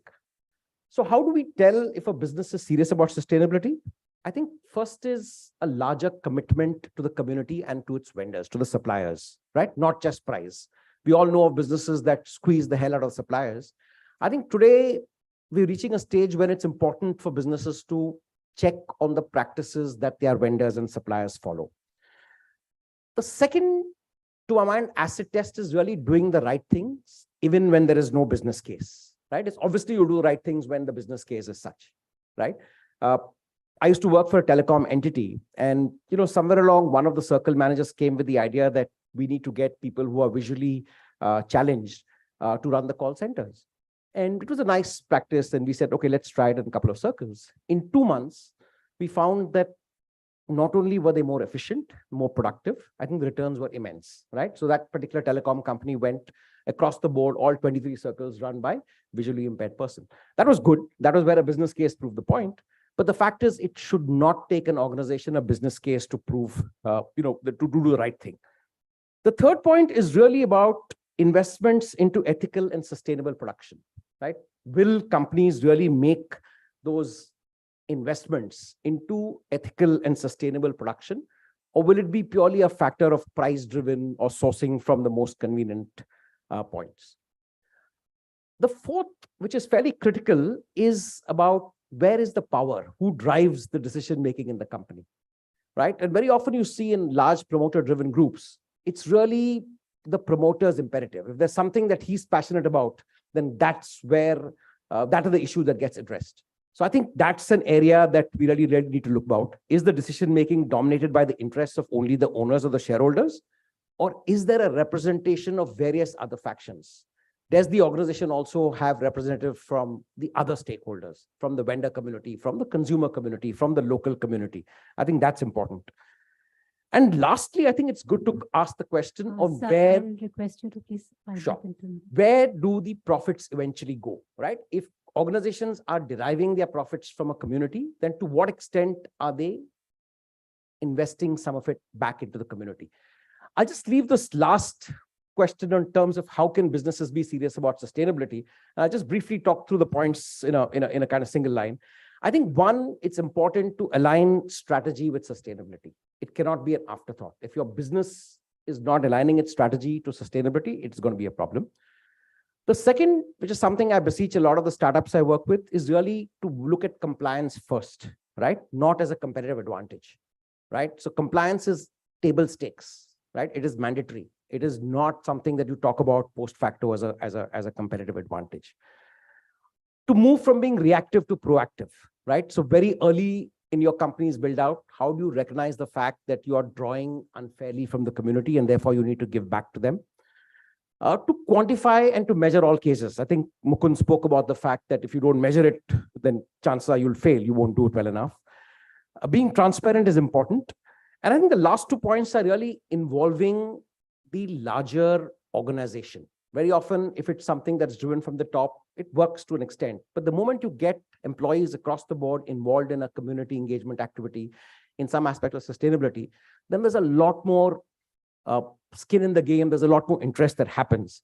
And finally, it's really engaging the ecosystem. If you can quantify what is your organization giving back to the community, not just in the place where your office headquarters are or where your branch offices are, but what you give back to the community on a whole, I think that's when industry will really be taking concrete and proactive steps towards sustainability.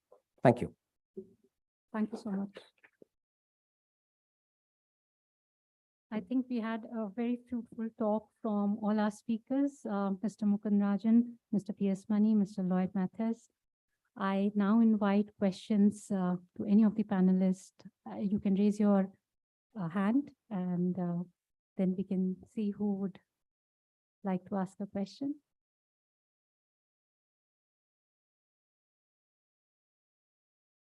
No questions from the audience? Any questions from the audience, please? There. Just pass over. Please introduce yourself. I teach economics at Venkateshwara College, Krishna Kumar. My question is to Mr. P.S. Mani with respect to this initiatives of Indian Oil regarding sustainability. I would like to know as to whether within the government system, particularly for all these public sector units, there is some method by means of which this carbon credits earned is being duly credited for. And I particularly have a specific sub-question with respect to the uniform proposal which you were saying. What is the possibilities of scaling it up? And is that possibility of scaling up that proposition in collaboration with other public sector units amongst all schools a viable one? And how can it be linked to industries related to the same, that is like textiles? Okay. Thanks for the question. I'll be talking on behalf of Indian Oil, not on behalf of the PSUs. As far as this, carbon credit is concerned, what I read about a couple of weeks back is that government, instead of bringing in this, carbon credit, is trying to bring in something called a green credit. So there'll be an exchange which will be there where anything that you do in water management, it can be tree plantation, waste management, all the areas will be just covered, and they are intending to just create a green credit system which is there. So that exchange will come. This is what I read in the Economic Times a couple of weeks back. As far as this uniform thing is concerned, it is not basically uniform. What I'm just trying to say is there are companies in India who are into this business, which is not known to us. So we came across these companies. There is this small unit which is there in, where is it? Karur, Tamil Nadu. And it's a husband and wife team who are just doing it and doing a beautiful job. They have got, 3 units there. So I was there. So this used PET which is there, it is taken by them. They just crush it. Then they make it into fiber, from fiber to yarn, and they just blend it. And even the waste which comes out, they make this interlocking, tiles out of this. So nothing is wasted. Now this particular apparel which they make, the most important thing is from a blend of 5% to 100% you can have it. So anyone who is interested can get in. I understand that in Bhilwara also there is someone who is making it, Rajasthan Bhilwara. So it's basically that Indian Oil has decided to take this as an initiative where we would encourage the use of this. So internally, we are looking at areas. So we have already identified areas because 10 crore bottles have to be taken out. RPET bottles have to be taken out. That is the internal target that we have. So with this, what we are going to do with the pump attendants and the delivery boys, that alone would help to take away around some 25 million bottles. That alone. So there are lots of opportunities which are there. So I was just trying to just touch upon those. Yes, please. Please introduce yourself.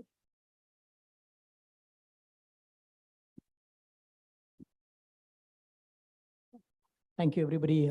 Great panel and quite interesting session. My question is to Mukund. Mukund, you touched upon a lot of points where, of course, the rating, etc. are coming. The question is very specific. While, yes, the industry is working and there has been a push from the policy makers also in terms of organizations to be more sustainable. And we are seeing these kind of awareness programs also being done.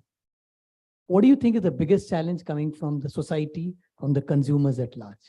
And do you think that there is some kind of awareness required so that the push and the acceptance is more?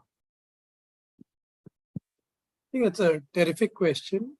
Lloyd kind of touched upon that, right? When he talked about consumers being increasingly aware, the younger consumers being conscious about the kind of planet they're inheriting, and concerns about the future and whether it will be possible for them to even lead the kinds of lives they are currently experiencing.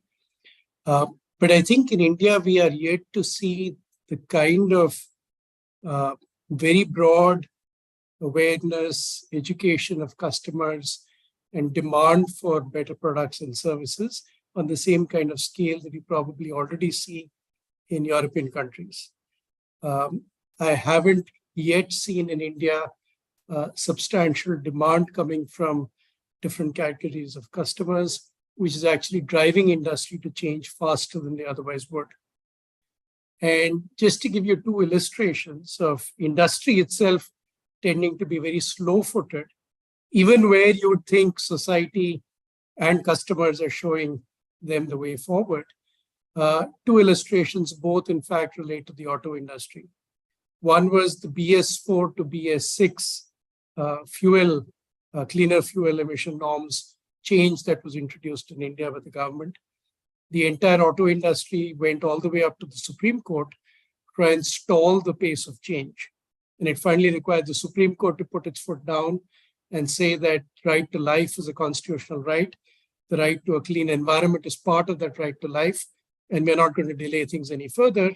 And I suspect a lot of this is already driven by the sense that air pollution across Indian cities has become terrible. We have, I think, 20 of the 30 most polluted cities in the world. So that was one illustration. The second was the reaction of the Indian two-wheeler industry. A few years back, when the Niti Aayog proposed that India should take the lead in moving towards electric two-wheelers. And it suggested a 2025 cutoff date to move entirely to 100% electric. The two-wheeler industry was up in arms. They said this sort of pulls into question many of the capital investments we made to simply accommodate the fuel emission norm changes. It is too early for India to take up this kind of step. Now, we are the world's largest two-wheeler industry. If we'd taken the lead in something like this, we could not only have created products for the Indian market, but I suspect also started exporting them significantly to other markets and really dominated world markets for electric two-wheelers. So I'm afraid Indian industry, and this is where sometimes even the best brands and the market leaders in India tend to let us down. And it's linked to another problem we have in India, on which many people have commented, which is inadequate investment in R&D. Part of the reason Indian industry tends to be a little circumspect about change and taking on new technology is because they're investing so little in R&D themselves. A lot of it tends to get imported, or they are slow followers of what is already being developed in other markets. And then you seek regulatory protection, you seek duties, tariffs to support your domestic industry. And I think that has to change. We need to see much more investment in innovation. The good news is it's beginning to happen, even in some of India's largest companies, but we need to see it across the board. Now, until a lot of this kicks in and sort of converges with, I think, customer expectation, but not yet significant lobbying or forceful push by customers, I think the pace of change will be a little muted. But the hope is that through summits like this, we all tend to talk about the right things. And I think schools particularly have an important role to play in education, the values they're building in the next generation. And as people become more demanding of their rights, I think you'll see significantly enhanced pace of change. But right now, I think a lot of it comes more with the stick, less with the carrot at the moment. Thank you, Mr. Mukund. Any other questions, please? I had one. Please introduce yourself. My name is Yatish Najawat. I work for CIPP. Lloyd, Moni, and Mukund, what is the level of discussion at board level about sustainability? Is it a fringe issue, side issue, committee issue? Where are we in, at least, in some of the boards that you are members of? Thanks for that question, Yatish. And, I'll let, Mukund and Mr. Moni have their say as well. But I think briefly, the one trend that I've seen is that companies are looking at it a lot more seriously. And to be candid here, I think it's not just the fact that there are government mandates, right? We know of, let's say some of the government mandates. Just to look at the broader ESG framework, the government made it mandatory to have 2 women directors. And companies slowly over time got there. The government made it mandatory for companies to, spend 2.5% of their post-tax profits on CSR, and companies slowly got there. But a lot of them did it kind of pushing and screaming and, with a little bit of, danda, to use the kind of word. I think now what is happening is 2 things. One is with the investment community starting to place a premium on issues like ESG. I think companies are doing it far more willingly, right? You recognize that in the mutual fund industry, the fastest growing, kind of product is ESG-led stocks. And these are investing in companies that are serious about environmental, about social responsibility, about good corporate governance. And that's pushing companies. The other, as they say, is bad news scares people, right? We've heard of, some horror stories, right, from the, the Nirav Modi companies and BharatPe and such like. And therefore, governance is taking precedence. So I think the combination of investor push, a little bit of regulation, and the realization that a younger generation of consumers is less forgiving. They want businesses to be accountable. They recognize that businesses are instruments of shaping culture. And if businesses don't stand up and be counted and, speak up about issues like environment and act upon issues like environment, it'll be too late, right? We've all, most of us in the NCR have lived through, let's say, 3 or 4 winters of intense pain. I mean, you don't want to see 5-year-old kids get into a school bus, wearing N95 masks. It's a reality. It happens very, very, very frequently. And I think these things are affecting companies, and therefore boards are, discussing this in a far more realistic manner than possibly they were decades ago.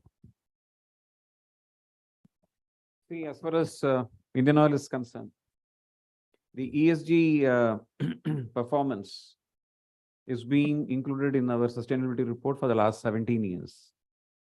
So when I make that statement, it shows the serious intent with which the entire organization takes this. That's number 1. Number 2 is there are lots of examples. As I said, much before the word sustainability became a topic for in discussion and it is in circulation. There are lots of areas where Indian Oil has already got into because there is a social commitment which just comes with the organization's culture, I would say, where these things are taken quite seriously. And this is not just today. If I have to give you an example, 22 years back at Ennur, when we wanted to put up our LPG bottling plant there, and what was communicated to us was that it's a completely salty water area and nothing can happen there. So we took upon that as a major challenge to see that the water in that area becomes something of service and quality. So we embarked upon certain measures where, one, we went into a open reservoir kind of a thing of around 3,500 KL, rainwater harvesting pits, about 80 pits, shallow wells, which are just forgotten in India today, whereas in ancient India, shallow wells were the norms. And today, if you look at it, the water quality is around 162 from the wells. So this is part of a sustainable drive to see that the local community gets something which they just deserve. So that it just goes with an organizational, I would say, genetics of an organization, where how they just, look at approaching issues. So from Indian Oil's end, we have been into it for a very, very long time, and we are there for a long haul. For the net zero in 2046, 2 lakh crore is the money which will be required, and that has been committed by Indian Oil. But I would always like to say, funding is not an issue. The issue is change of mindsets. This is very, very important. Mukund was talking about schools. It's something which is very, very important. You need to get to that level to sensitize people from there. You have to sensitize the kid to say, we elders are going to bequeath to you something which is quite dirty. But then let us at least sensitize you to say, there is an important work to be done. So we from Indian Oil have also decided that from each of our location, we have decided to look at in marketing division, look at adopting at least one school in that local vicinity and spend at least half an hour in every 90 days, spend time with the kids and talk to them about what this issue is all about and what each one of us can do, rather than look at what the government can do. There are many things that we can do. Mr. Mukund, would you like to comment? Yeah, just maybe very quickly to mention that on the regulatory front, I think SEBI is really pushing the pedal on compliance. In March this year, they actually came out with further amplification of the BRSR regulations, under which now they require, starting with the top 150 companies, but eventually extending to the entire 1,000 listed companies, and then probably beyond that, a core BRSR of around 15 odd ESG parameters to be audited to standards of reasonable assurance, starting from next year for the top 150 and then cascading to the rest. This is much stronger audit and compliance requirement, by the way, than you even have today in the European Union. So I think the regulator is actually pushing things quite dramatically. And if India's largest companies come to the party, and they're also being required to bring in the supply chain, I think the pace of change will significantly increase. You're seeing similar action also on the part of the RBI, as far as the banks and the financial services companies are concerned, particularly in the area of climate risk. So I think lots that is happening on the regulatory front, which is therefore, I think, precipitating boardroom conversation and consequent action. Thank you, Mr. Mukund. I think we're just about time not to be able to take more questions. So I'll request you to personally speak to the panelists if you have some questions. I first of all thank all the panelists for giving us such an enlightening overview of the entire sustainability and the seriousness of the industry and the particular way the industry has been taking the sustainability drive to the different forums which are necessary. I think when we begin with Mr. Mukund Rajan, he started with e-sustainability, talked about companies to do the right things, acceptance for the need for change, climate change issues, right governance structures, dedicated ESG sustainability, responsibility of the senior management, renewable energy, and then product and services to minimize waste, sustainability measures that are capital oriented, that are less capital oriented, can pay for themselves, then looking at the supply chains that are there so that they can be fully optimized, form again a very significant part, discourage dangerous businesses, give more opportunities to thermal power, solar energy, innovations, carbon storage, and many others that are there. He also focused on startups, improving diversity in workforces, culture of innovation, gender diversity, affirmative environments, brand value and reputations, encouraging local communities. He also touched upon a very important topic called greenwashing, which is a very serious concern from all the stakeholders, especially for the industry not doing its bit. Transparency and reporting and sustainability performance were also one of the key aspects which he focused upon. I think Mr. P.S. Mani also very beautifully put together all the points for us, which were to start with that we are a nation of the which is most populous. 18% of the world population, 40% of people will not get potable water, 8% of rainwater is utilized only.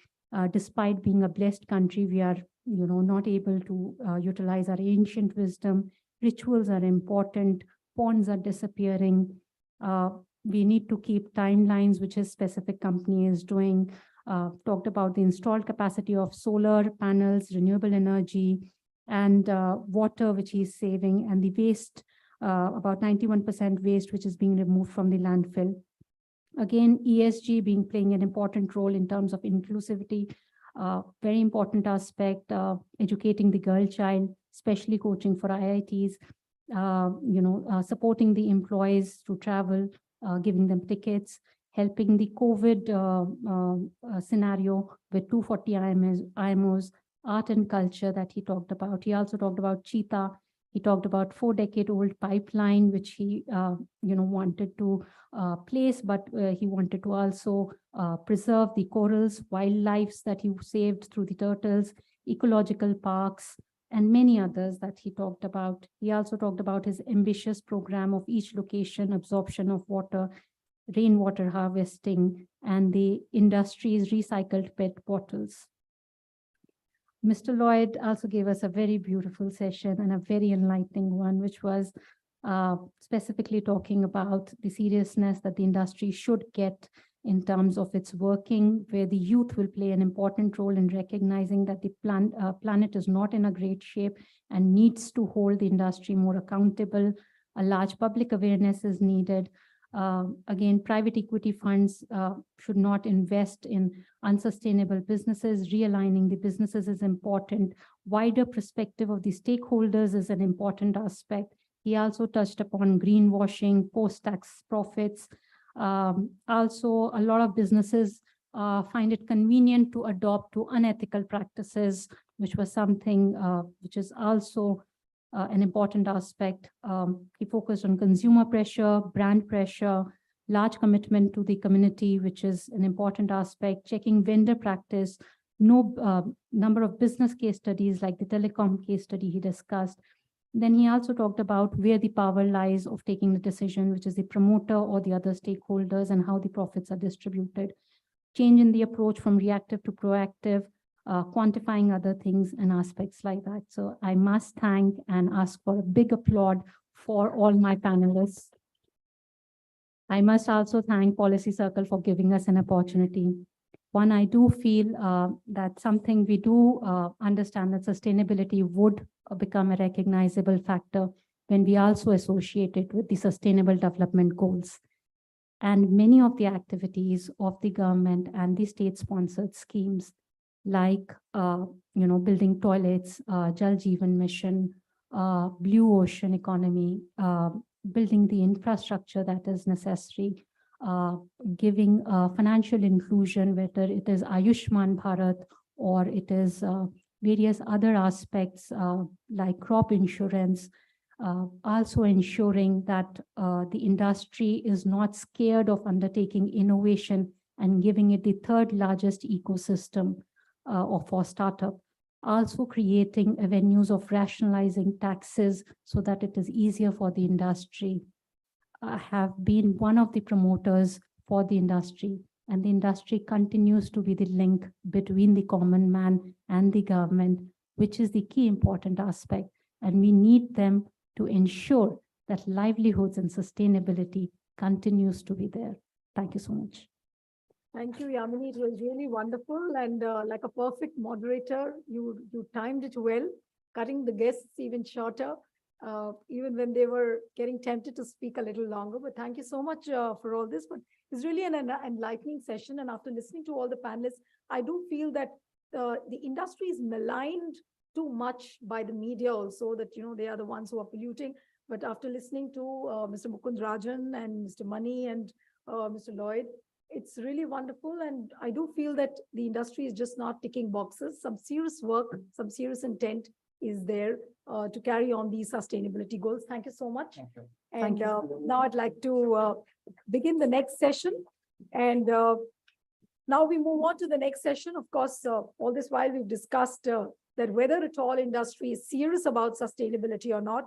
Now the next session is ESG in corporate value system. To chair this session, I call upon Archana Chaudhary. She is a senior journalist, and let me introduce her to all of you. Archana is an accomplished journalist. She's a visiting faculty and communications consultant. In the last assignment, she's covered climate change, government policy for Bloomberg for 17 years. She's won various awards for reports on economics and climate change. Thank you so much, Archana. Archana is going to chair this session, and now I'll call upon our esteemed panelists for this session. Pankaj Satija, he was there in the morning with us, Managing Director, Tata Steel Mining Limited. Pankaj, thank you so much, and I'd like to call you up on the stage. We have Pushpendra Rai, who's the former director of the World Intellectual Property Organization. Mr. Pushpendra Rai, it's wonderful to have you for our session. And Shailesh Haribhakti is also joining us. I'm told he'll be joining remotely, I think. And Shailesh Haribhakti is the chairman of the Shailesh Haribhakti and Associates. He's a serial innovator, accountant. He'll also be there as part of the session. I believe he has already joined. I can see him on screen. Thank you so much, Shailesh Haribhakti. I hope you're able to listen to all of us. I hope the audio is clear. You're getting our audio, sir? Okay, I'm not able to hear him, but I'll. Hi, yes. how are you, everybody? I'm Yes. very much on the line. Okay, okay. Thank you, sir. Just- Thank you so much. Thank you, sir. So, Yeah. Archana, All over the to you best. now. Oh, thank you. Sure. Continue now. We'll just give them a couple of minutes to settle down, I think. Okay, fine. Good afternoon, everyone. Thank you so much for having us here. I'm really looking forward to listening to the views of our esteemed panel. And it's a pleasure being here. Thank you, Policy Circle, Anil and Sajna. We're talking today about one of the most important subjects of our time. As we just saw from the last session, sustainability is obviously no longer just a buzzword. And ESG investments, which take into account the three key factors, environment, social, and corporate governance, to measure sustainability and the ethical impact of investments in companies, has come into its own. This financial year, we've seen top 1,000 listed Indian companies disclose their ESG preparedness publicly for the first time, as per the SEBI's business responsibility and sustainability reporting rules. It's great that we're holding our largest corporate leaders to these high standards, and it's about time. We are already behind schedule to stop the only life-sustaining planet that we know, our Earth, from becoming warmer by 1.5 degrees Celsius. And for too long, we've kept profits instead of sustainability and ethics at the core of our economic progress as countries and as corporates. And the impact is being experienced by each one of us. We are running out of time. Even as we speak, many parts of India, including Delhi, are enduring floods. Greece is facing heat waves. Canada is reeling under fires. The Arctic ice is melting. Every corner of our planet is suffering from the impacts of this polycrisis. And India, which has been a leader on climate change policies, whether it was adopting wind and solar power or our attempts to adopt EVs and our quest for hydrogen fuel, there's a definite transition towards a cleaner economy. And this government's commitment to cut India's emissions to net zero by 2070. There is hope that ESG investment norms, which compel companies to adopt ethically responsible practices, will enable changes to how India progresses on this path to net zero. This is a challenge that we have to meet as the world's third largest emitter, and it has to be done in tandem with bringing millions out of poverty and ensuring jobs and social progress. Following ESG norms can help our economy enable this transition. And the speakers who are here on the dais are leaders who closely understand ESG, but as a journalist, I've seen more curiosity than ever before from readers, companies, and investors on how to action ESG norms. And the battle does seem formidable. This year, we've seen tremendous pressure on consultancy firms trying to scramble resources to help companies file for compliance. Every firm wants to get materiality assessments done, and yet, according to Deloitte, only 1/3 of Indian companies feel adequately equipped to meet their ESG strategy and compliance requirements. And a mere 15% believe that their suppliers are prepared to comply with ESG mandates. It will be worth studying how companies integrate ESG compliance in their supply chains. And it would be a key challenge given the nature of India's economy and the fact that a number of supply chain partners are small and mid-sized firms, which are unlisted. The informal economy still accounts for more than half of the Indian economy. So tracking and reporting on a large number of ESG metrics will need more awareness, improving of readiness, and increasing the financial strengths of India's MSMEs. Globally, there is rising evidence that investor engagement with companies causing the greatest environment damage can make a difference in shaping our world's climate transition. Last year, a record 260 global financial institutions with nearly $30 trillion in assets participated in CDP's 2022 non-disclosure campaign that encouraged companies to report environmental data. The number of participating investors was 56% higher last year compared to 2021. And yet, globally, there has also been opposition to ESG investments. In the US, we've seen investors who disagree with the concept of intervening to change the way companies operate to ensure profits for them. While that challenge is thankfully yet to reach India, and the regulator continues to remain firm on seeking ESG disclosures, we're faced with a unique set of challenges of our own. Following ESG norms will require the entire economy to overhaul itself over the next few years. And Indian companies will have to rewire their workings. This is a formidable ask because most companies have not been designed with ESG values integrated into their core strategic visions. These norms so far have been looked at more as obligatory requirements. The challenge of integrating supply chain disclosures will remain a focus, but another concern is also the greenwashing among companies to get higher ESG scores. And yet there are sincere attempts being made, as was evident even in the last session that we attended, that there is a change in the way Indian corporates and investors are looking at ESG and sustainability. To know more, we'll turn to our esteemed panel of experts. I'd like to invite our first speaker, Mr. Shailesh Haribhakti. So are you online with us? Yes, Archana, I'm very much online. We'd love to hear what you have to say, sir. You have about 8 minutes. Well, Archana, you have given us a fantastic background and you've really given me fantastic segues into whatever I needed to say.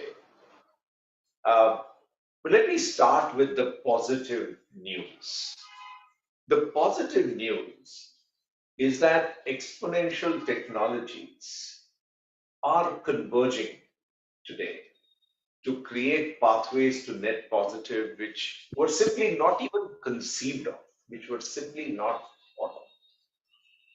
Just in December, we had the amazing news from the United States of America Department of Energy, which announced, and I was witness to a post-announcement webinar where they explained how the path to as ubiquitous energy source would become available at scale. Now, if we can have a future where a large part of our base load of energy is available at extremely low cost in a democratized manner across grids, and that is feasible with fusion being something that now will generate the larger quantum of energy than what it consumes. Of course, it consumes a phenomenal amount of energy, but that is a pathway that we simply had not considered. Take another pathway. Conversion of municipal waste to hydrogen or to green ammonia through syngas is today an absolute reality. This is being attempted at scale across our country. So it is not theory anymore. It's not something that we need to wait for too long for this to happen. Many companies are putting their hand up to actually create this pathway and make sure that we can get to net zero much faster than the 2070 limit which you mentioned our Prime Minister has already announced. For India to be net zero in 2070, every corporation, every individual, everybody who is emitting any GHG gas or is engaging in any activity that either creates water pollution or consumes more water than they are able to give back to the system will have to change course and will have to get to that net positive in order for India to get there. Take another positive converging technology. Toyota, for example, has leapfrogged from IC to hybrid to hydrogen. And they are following that course in a manner that is just exceptional. And finally, take our own agricultural sector. The innovations that we are seeing to be able to track every fruit, every apple, every mango, every chiku, or every watermelon that is being produced, and it is being produced at scale, it is trackable backward and forward using QR codes. And you could embed 135 different parameters into that one QR code. So suddenly, ESG is no longer to be viewed as a cost. It can be viewed depending on how well the strategic intent is carried forward by chairpersons of companies, fantastic companies that we have on our panel. If they were to take the strategic view that ESG will become fertile soil for competitive advantage, then this whole path to net positive can be accelerated. And I believe that is what's going to happen in India. Deloitte's research, you said, talked about 1/3 having accomplished something. Let us celebrate that. Because if 1/3 have been able to do it, the remaining 2/3 will have to follow. Because otherwise they'll get left behind in the race. To me, that is the positive aspect of ESG. But let me give you 2 or 3 other things which are extremely positive for us, for the world, to make it abundant, to make it ESG ready. Costs of technology deployment are plummeting. And we must credit the way telecom has emerged in India. All the existing telecom companies are super innovators, are on an absolute fast track. And what this is doing is it has already caused the Web 3.0 revolution to take off. 5G has taken off. We will perhaps get to 6G. I know that the government of India is already planning for 6G. And at the highest level, there is a whole lot of conversation happening on how will we transition. But the costs of both access to technology and the cost of storage have plummeted. And that is a very positive thing that is going to lead, because data is going to be absolutely necessary. Without measurement, we won't even know where we are on the ESG pathway. Third point I'd like to make, that realization is growing, the time is running out.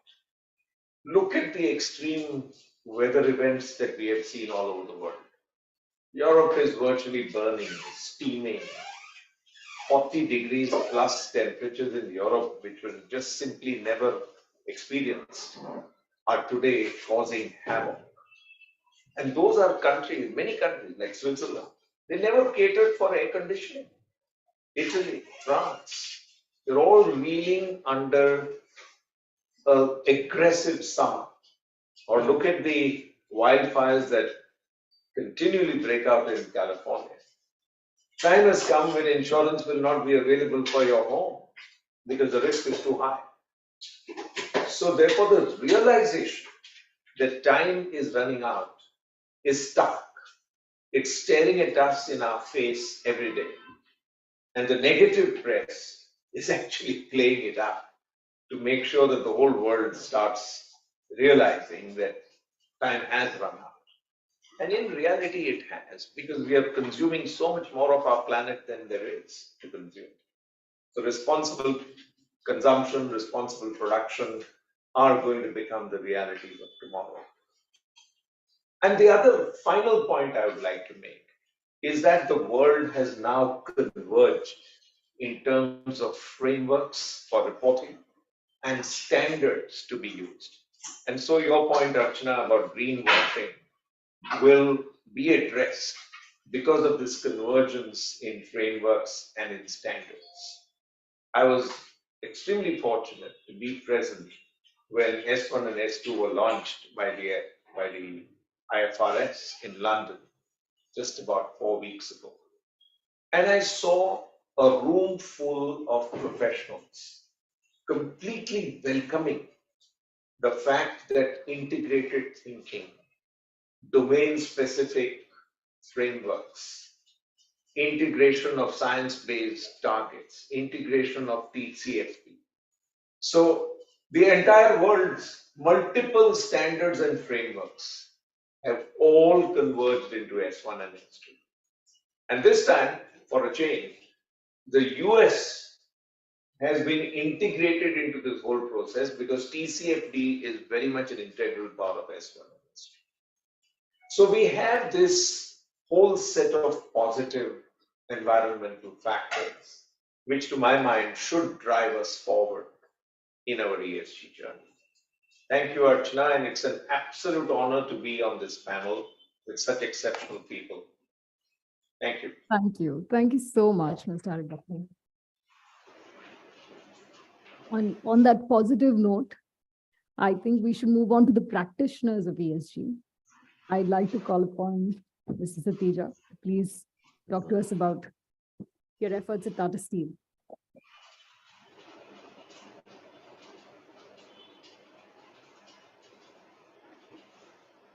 Good afternoon, Archana, and all the dignitaries on the days, my friends. We have been witnessing the floods in Delhi. Those who are from the hilly areas, they understand the fury of water better than those who are in the plains. It reminds me of the famous couplet of Ahmad Faraz, इन बारिशों से दोस्ती अच्छी नहीं फराज, कच्चा तेरा मकान है कुछ तो ख्याल कर. Climate change, water, energy, biodiversity, all are interlinked, and we are witnessing the drought and the flood in the same country. Water has its important aspect, not only for drinking, but also on food pattern. And you all are aware that the air pollution in Delhi has linkage with groundwater policy of Punjab. And the different food crops, which are not native to that particular state, maybe for some or other regions, people from those states are producing, and it has own stress on water.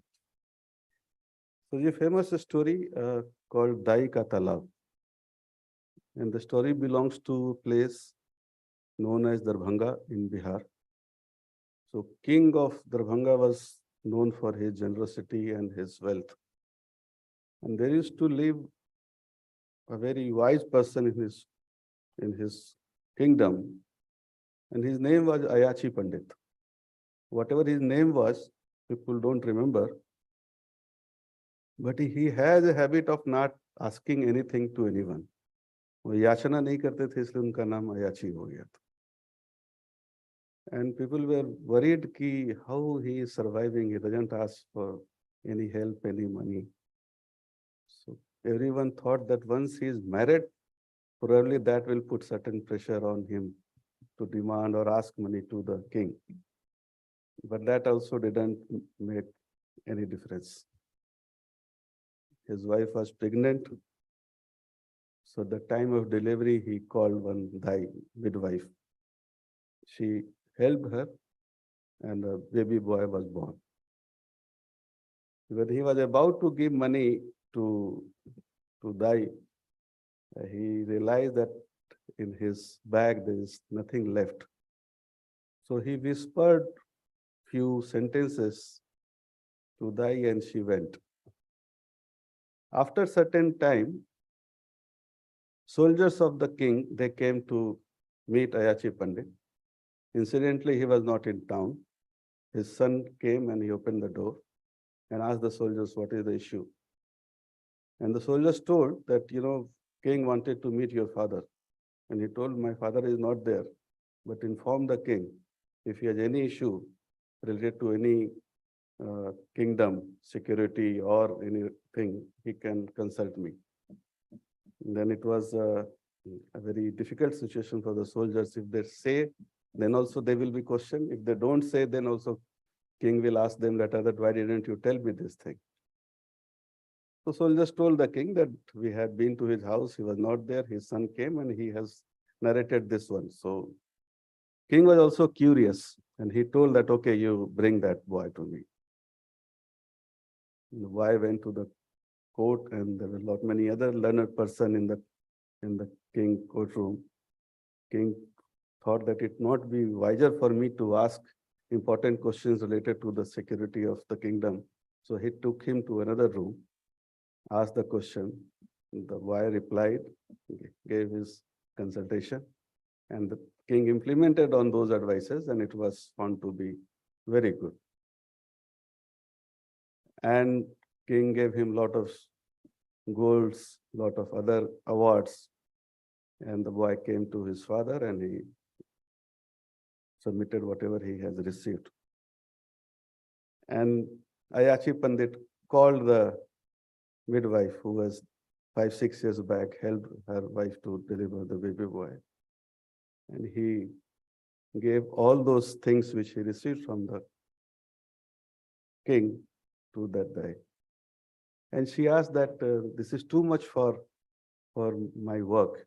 You are giving me so many gold, so many things which king has offered you.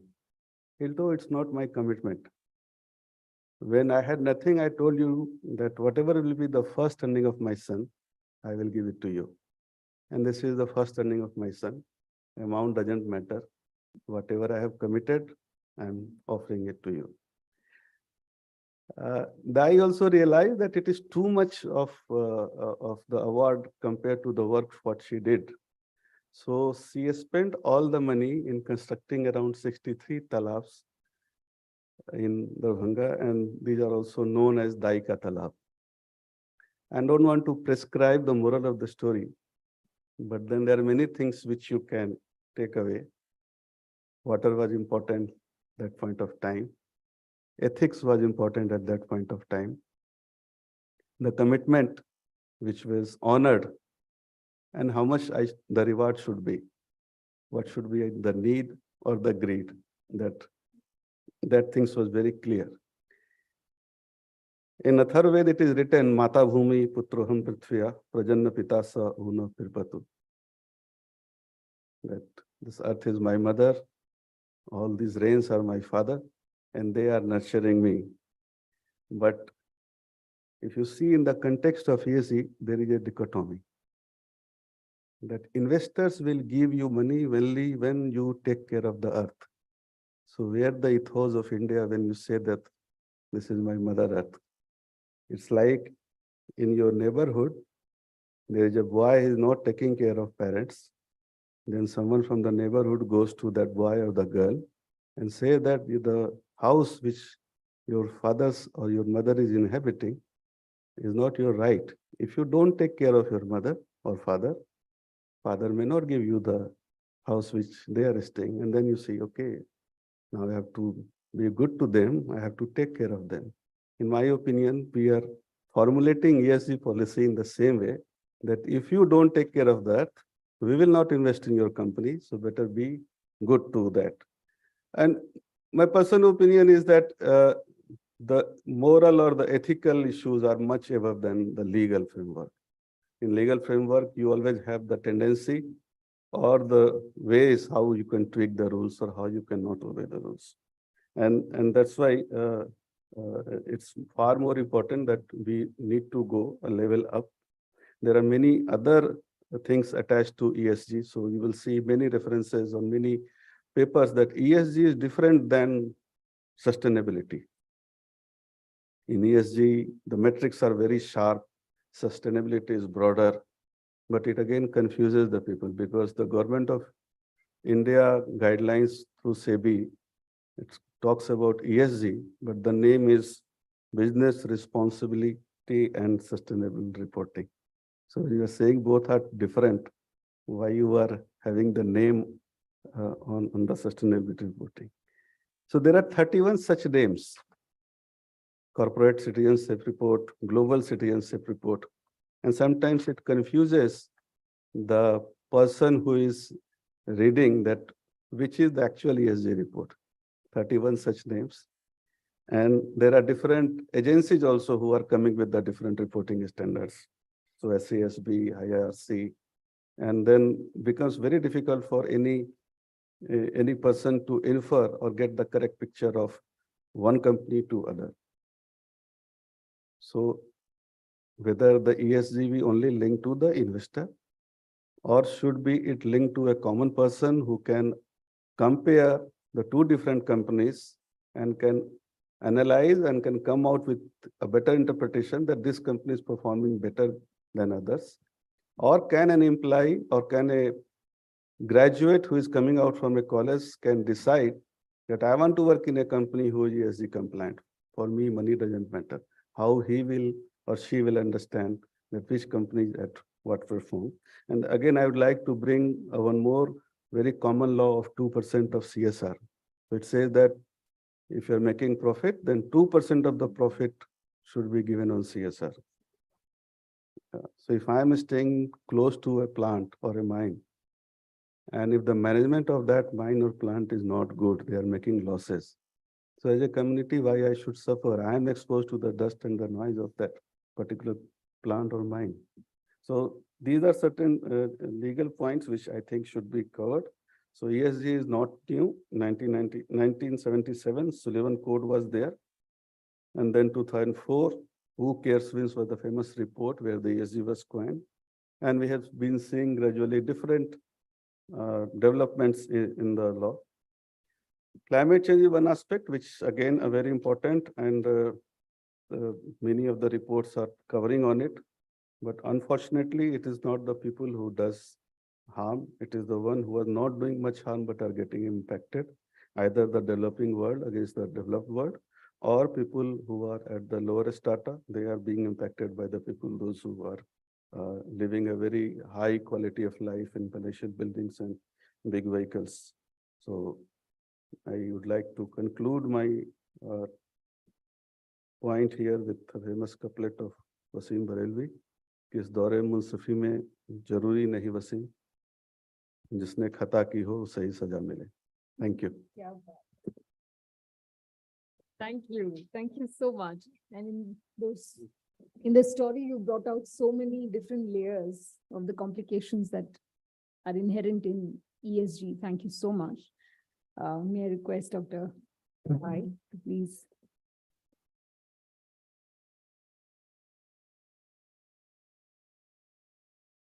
Thank you, Archana. This is not going to be as exciting as the Daik Talab stories. Good afternoon, ladies and gentlemen. A pleasure to be over here for this meeting on sustainability. I'd like to thank Policy Circle and CIPP, Standil Nair and Yatish Rajawat for inviting me here and for presenting some of my views. I've been asked to sort of give an international perspective also. So what I propose to do is make some basic remarks on the ESG framework, and then try to give two examples, one international and one from one of our own companies, a bank with which I'm a bit familiar. So when we talk about ESG in the corporate sense, corporate values, we are basically talking about it in three parts. The first part, of course, is the energy consumed by the company, the waste discharged by it, and as to how it is affected by the environment. The second part is the relationship of the company with the society with the community, how it interfaces with it, and what are its policies related to diversity and inclusiveness. The third part, which perhaps is becoming the most important part today, is the internal systems and procedures set by the company, and what is the kind of interface it has with external stakeholders and the compliant norms. The regulator is now getting in with more and more sophisticated parameters and returns to get some kind of guarantee on the compliance of the company. Global sustainable investment today, 2020, the number was around $30 trillion. This is 10 times more than what it was in 2004. Of course, there has been a drop in the last 2 or 3 years for various reasons. Probably we'll discuss that later. But the most important thing over here is that when it comes to a company, the approach should not be that I have to adhere to certain norms and just complete some formalities and my job is done. Today, companies have to internalize ESG norms into all their operations. It should become instinctive as thou shalt not steal, thou shalt not evade your taxes. So it should be, thou shalt adhere to ESG norms. It should become a part of the practice of the company. That's not just for the sake of, it's not for the sake of the reputation of the company, the status and standing of the company, but for its own sake. I think Mr. Haribhakti referred to that, saying that, it's in the interest of the company to adhere to these norms. And that is what they need to understand. That would be in about 4 or 5 parts. The first part is, if you adhere to those norms, you're able to attract customers with sustainable products and services. And if you're doing that, you get better access to government resources. The second part is cost reductions. You're able to reduce your energy consumption costs, and hence your business becomes more viable. The third part is the kind of strategic freedom that you get if you're adhering to all those norms, which means you're not getting entwined with the regulators all the time, and you have total flexibility in carrying out your own business. The fourth part is the productivity upliftment. The productivity of your company goes up, and your employees, your staff, feel more motivated. They get incentivized when they find that the sustainable practices are being followed by their company. And the last, of course, is the higher investment returns that you get on your capital employed if it is more sustainable in the longer term. This is not just an academic exercise which is followed by companies. It is not that it is, for the sake, as I said, to follow certain norms. It has real benefits. Just to give it one example, Unilever, when they came up with their dishwashing detergent Sunlight, which was supposed to use less water, it was found by Unilever that their sales in water-scarce jurisdictions went up by about 20 to 25%. So they were doing two things. A, they were trying to ensure that the consumers used less water. Secondly, their own sales and hence revenues went up. To give one instance of an international organization, it is a UN agency, the World Intellectual Property Organization, but its functioning is more corporate in nature because unlike other UN agencies, it is not dependent on contributions from member states. It generates 93% of its own resources indigenously because it administers certain treaties and runs certain registration systems. So which means that the WIPO, the World Intellectual Property Organization, doesn't really have to be too worried about the community and about its social obligations because it should be more closely aligned to what its clients want. But in the early years of this century, in 2000, the primary responsibility of WIPO is to promote the protection of intellectual property in a balanced environment. Balance in the sense that they have to ensure that the rights of creators are balanced with the rights of the public. The moment that equilibrium is distorted, there are problems. So what was happening around 2000, 2001 was that the perception being built up globally that the rights of the creators were getting an upper hand over the interests of the public. You know, you heard about all the pharmaceutical companies making a lot of money, as a result of which people suffering. The the AIDS crisis in South Africa and other places. So there was a movement which was started globally by member states, and after a negotiation period of 5 to 6 years, the WIPO came up with something called a development agenda, which marked a paradigm shift in the way the global community dealt with intellectual property. Now, what had happened in this was they came up with a set of 45 recommendations, which basically ensured that the development dimension was injected into every program and policy of WIPO. Technical cooperation, technology transfer, enforcement, norm setting, which is treaty building. If the interest of the public, if the interest of the society was not taken on account, then that process was not completed. Now, this again was a part of the Millennium Development Goals of the United Nations. As you all know, 8 Millennium Development Goals, certain objectives to be fulfilled by the year 2015 to remove poverty and other associated objectives. While that was going on, in 2015, when the United Nations took a review of what had happened in the last 15 years, they came up with a more comprehensive program, a very ambitious agenda called the Sustainable Development Goals, 17 parameters for removal of poverty, protection of the planet, and to ensure peace and prosperity. Now, what WIPO did over there was again changing with the times, again looking at the kind of governance practices they had to change in order to meet the needs of the community. They started a program on climate action. And how they did that was patent documents, as you all are aware, are perhaps the single most important repository on technical documentation, something like 55 million patent documents available today, store of technology with about 2 to 3 million being added every year. So they created a separate green technology repository, set up a marketplace. So if anybody wanted to use green technologies and there was somebody offering those technologies, they went onto that website and it became a bit of a matchmaker. So WIPO ensuring that green technologies were very high on their agenda in order to meet with the challenges of the world. I will not go into more detail as far as WIPO is concerned. I'll just talk about in the next 2 to 3 minutes about one of our own companies. Sorry, a minute, I'll do it in 30 seconds. The State Bank of India. State Bank of India is our oldest, largest bank, largest in terms of assets, in terms of deposits, in terms of branches, in terms of people, and in terms lately of profits. Now, State Bank of India came up with a structural framework about 2 or 3 years back, trying to deal with ESG norms. Under that, a whole lot of things have been done by the State Bank of India.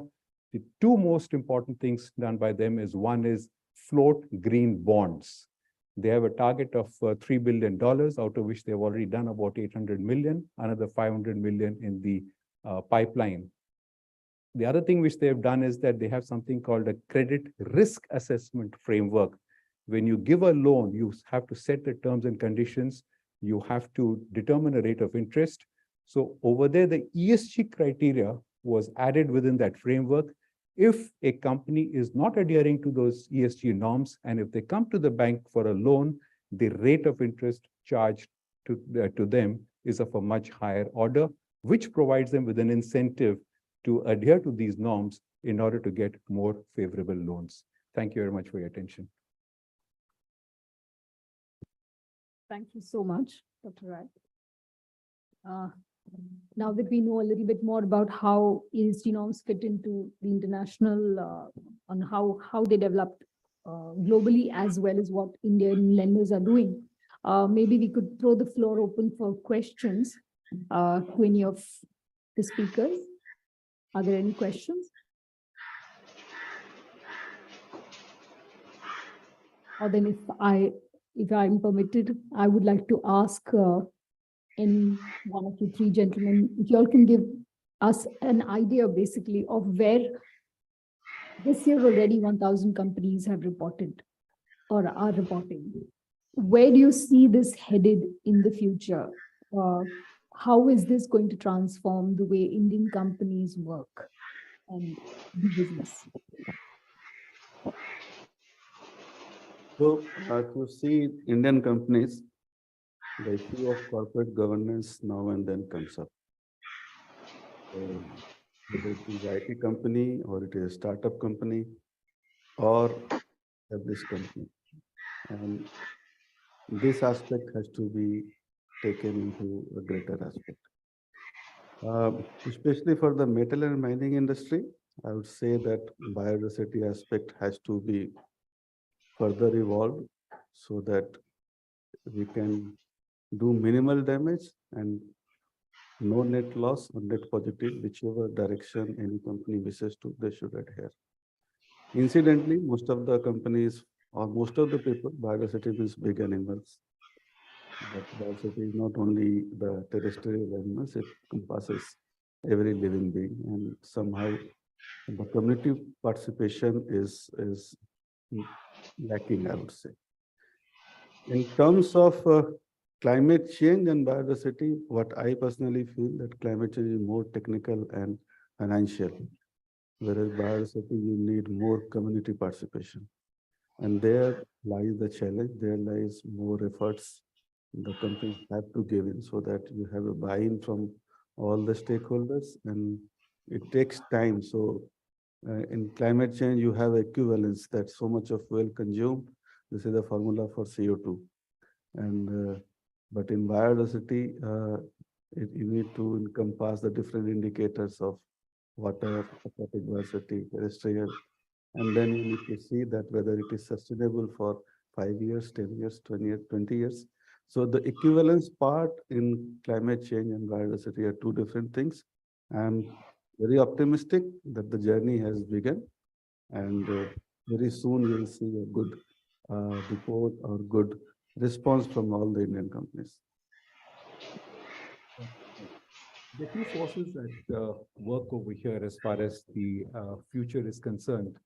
One, of course, we have this entire breed of ESG skeptics taking, that momentum is building up all over the world. Elon Musk calls it a scam.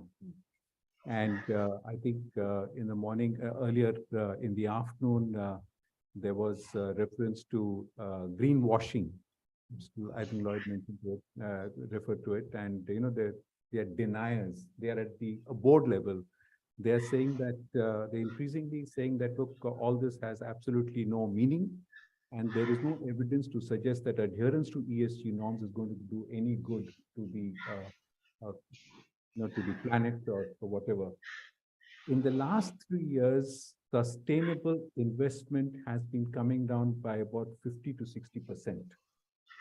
And this seems to be a trend which is sort of repeating itself all over the world. In the United States, a few months back, attorneys general of 19 states wrote to Blackstone saying that we have a problem with the kind of investments you're making. We feel that these investments are not going to be sustainable.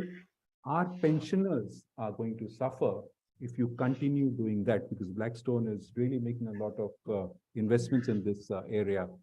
Certain states have told banks that if you keep preaching ESG all the time, we will not permit you to function in our states. So this is, I mean, coupled with, the Ukraine crisis, where now some of the companies are being less ambitious about climate action, more worried about energy security. So these combination of factors are creating a problem as far as the future of ESG is concerned. But when I say that twin factors acting on the other side, the regulators are going to get more and more tough. The European Commission has already come up with its corporate sustainability due diligence directive, which is now requiring companies to report on climate action, the Green Deal plus human rights.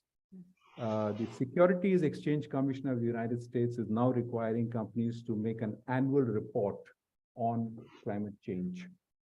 India, it's been referred to earlier today, SEBI's come up with this business responsibility sustainable reporting mechanism. 49 parameters you have to report on falling under 9 different principles.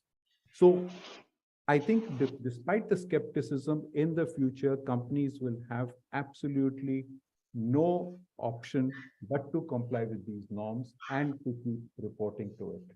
You know, it will be like the concerns we used to have in the 80s when we talk about the environment and development. It started out by saying concern for the environment is inimical to development. Then we started saying concern for the environment can coexist with development goals. And then finally, we came up with the conclusion that concern for the environment reinforces whatever strategies you have for development. Same thing is going to be ESG for companies. And I think there's realization today. That's partly, especially in the face of the skepticism. Mr. Haribakti, would you like to come in here, please? Yeah, I just want to mention that I think we'll see far more than the regulated and regulatory required companies reporting on BRSR.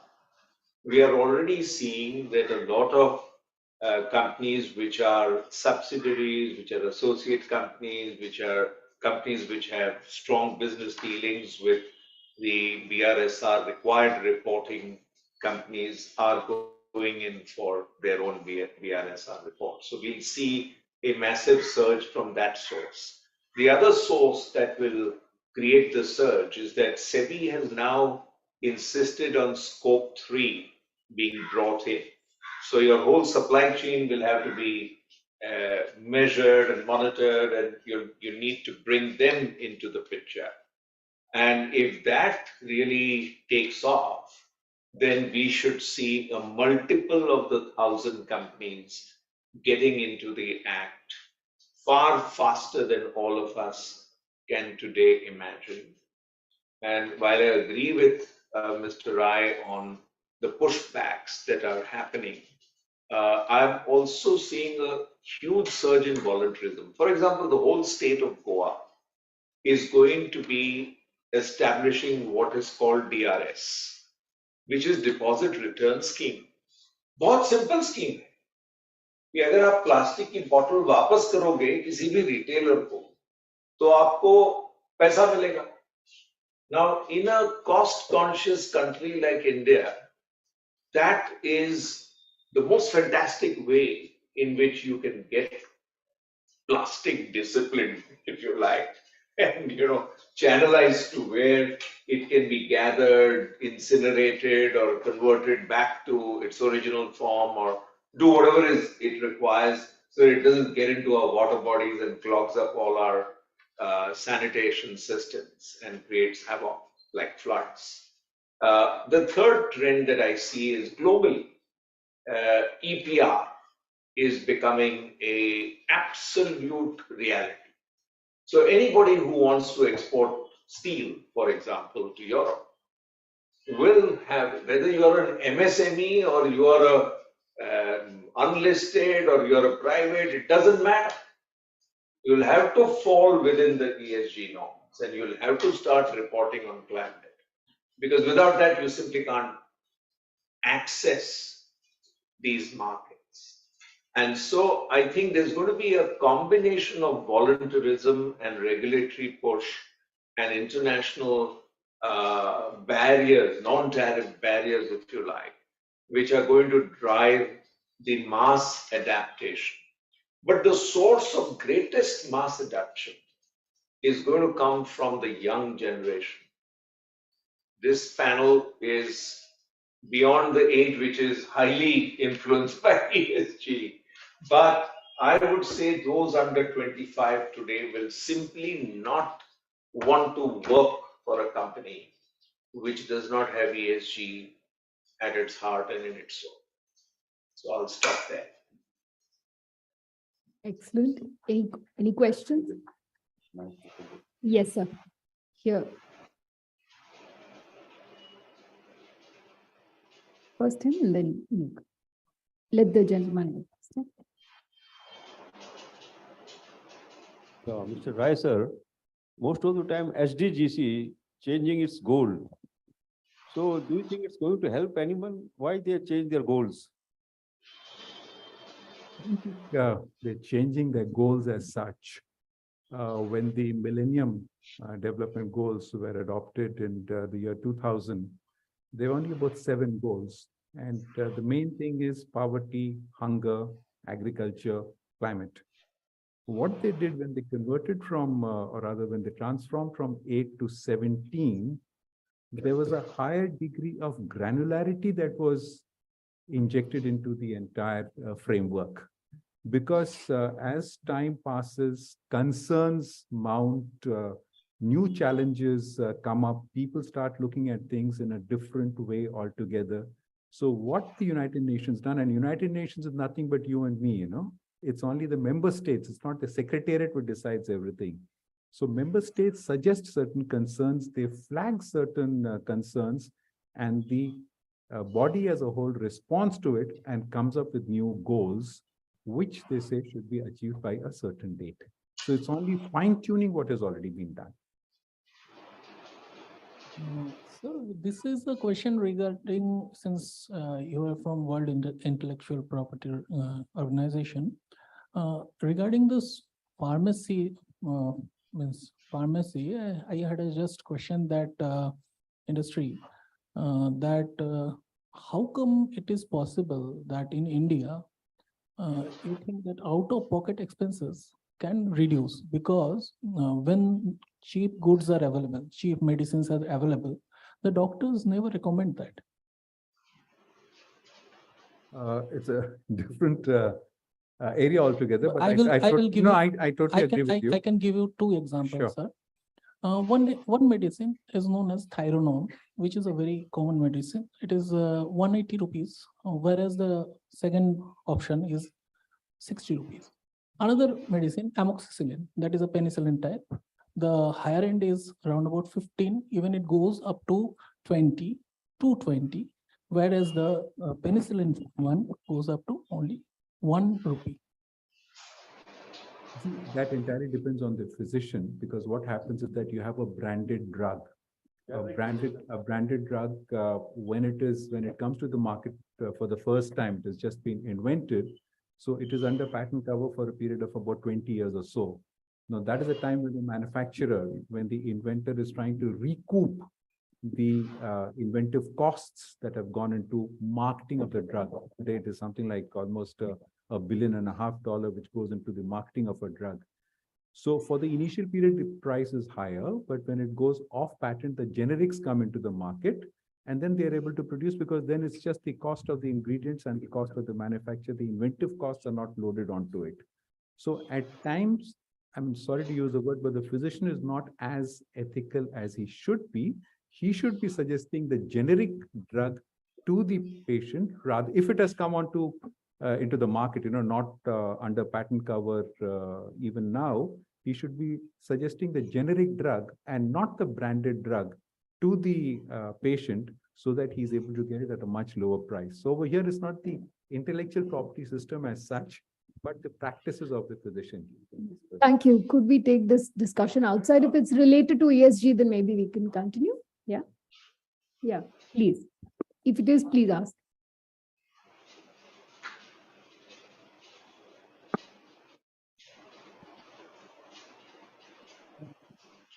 See, ethics is one main part of our ESG model.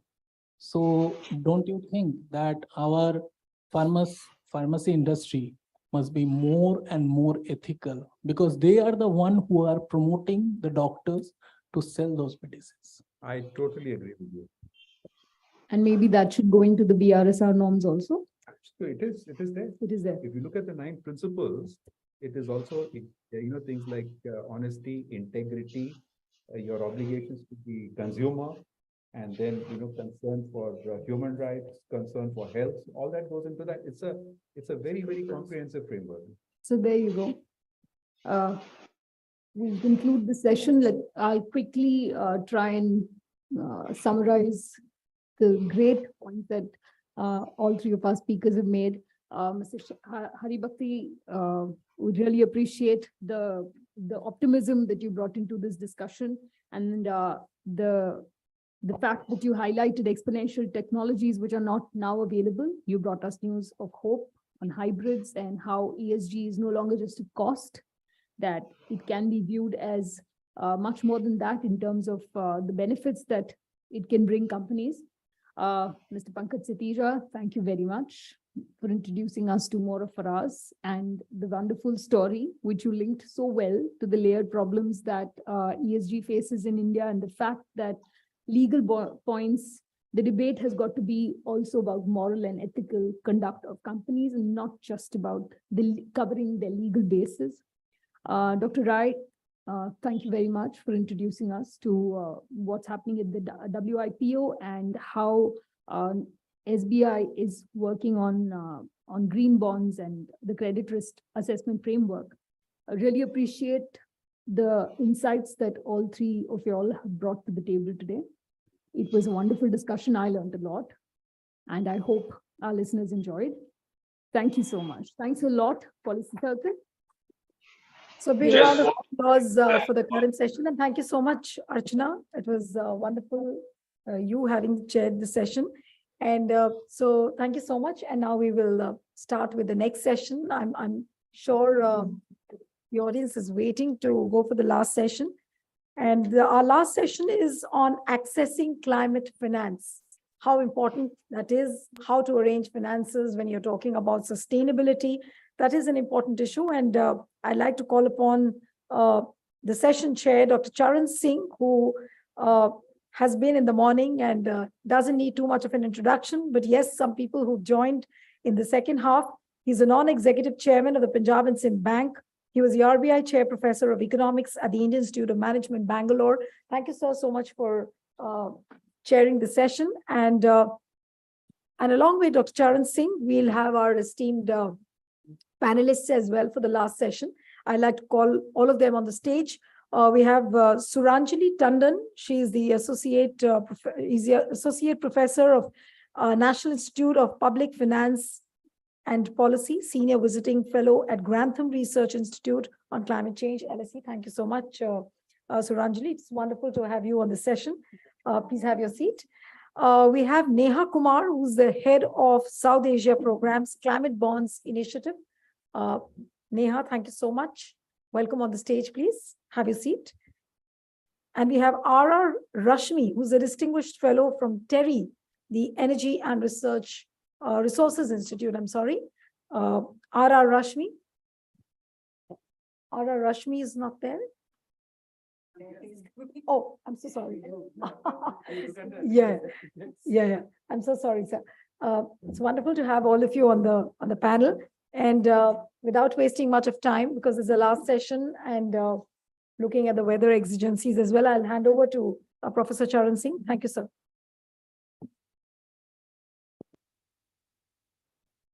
Once again, welcome to this session and to this conference.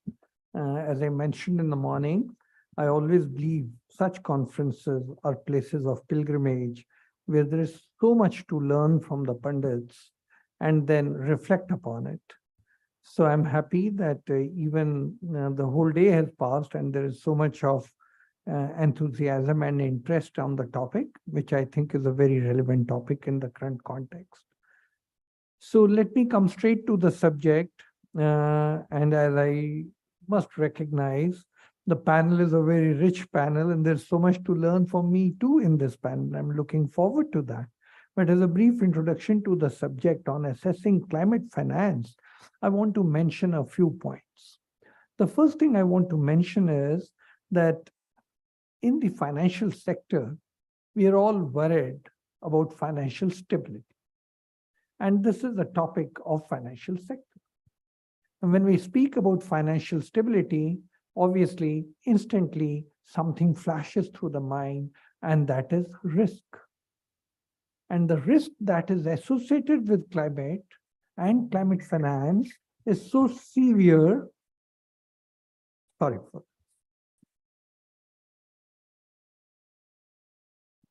Is so severe that we need to start thinking and preparing for it, while the policymakers, both at the national and international level, and now, as you already know, under G20's presidency of India, much has been talked about it.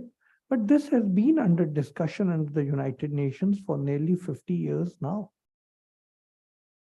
So the risks that are involved, have they been properly identified?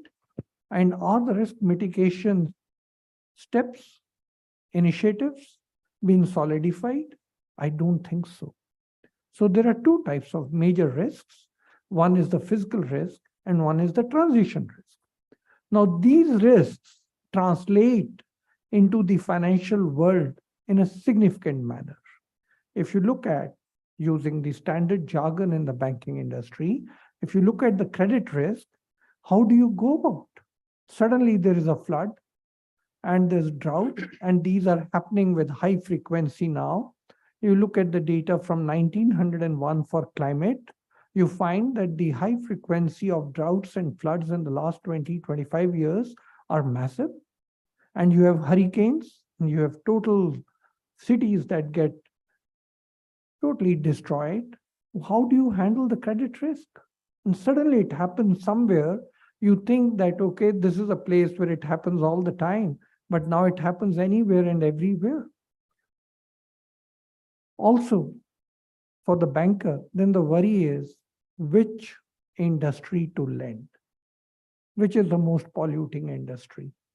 But this industry is well established, gives good returns, and therefore the money that I lend gets me also good return. Now, please remember, the pivot of the financial sector is a simple concept that the money does not belong to the financial sector. Somebody is depositing their savings, intermediation takes place, and somebody benefits by borrowing.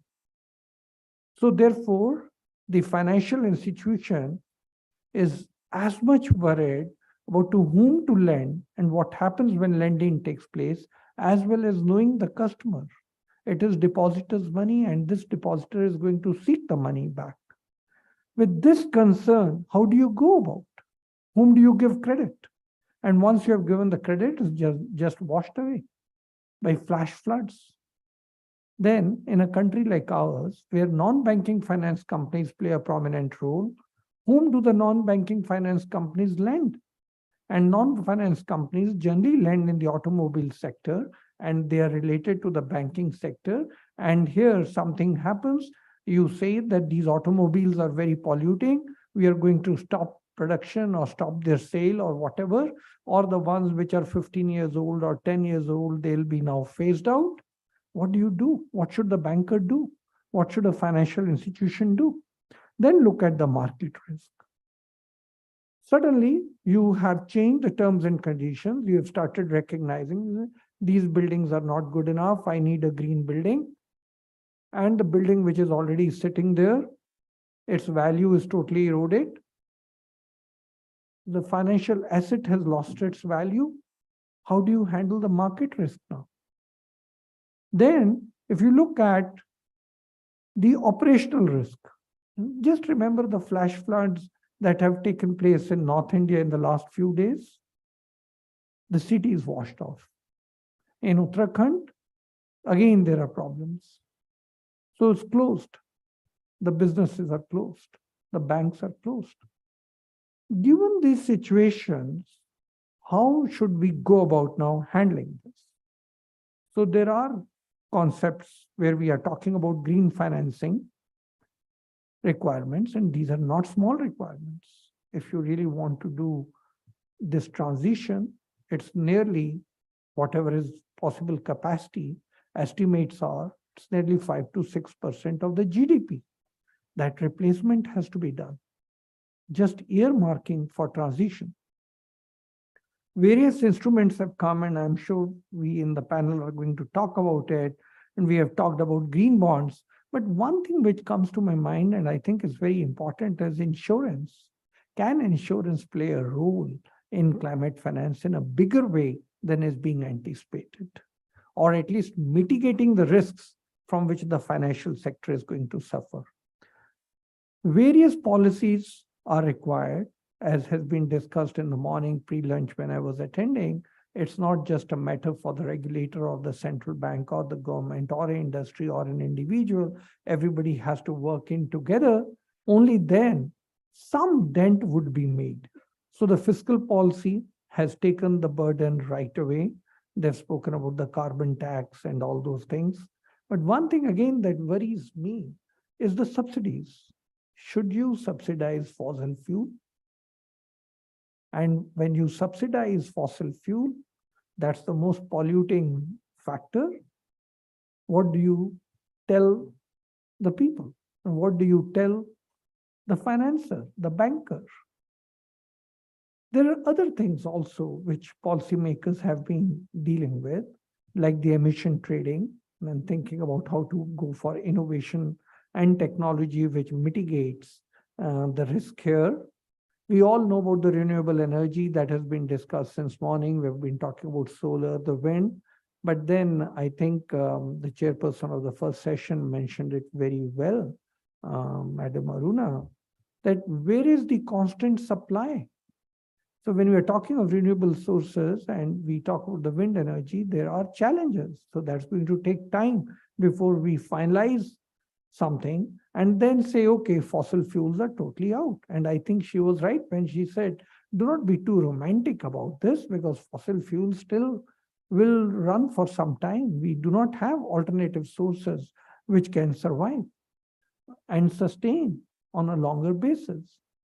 Again, there's another issue, and that is the trade policy. Can we sign trade agreements where we can say, okay, my exports and imports will be far more responsible, and I'm willing to forego cheap imports, provided the companies from which I'm getting are following the climate norms.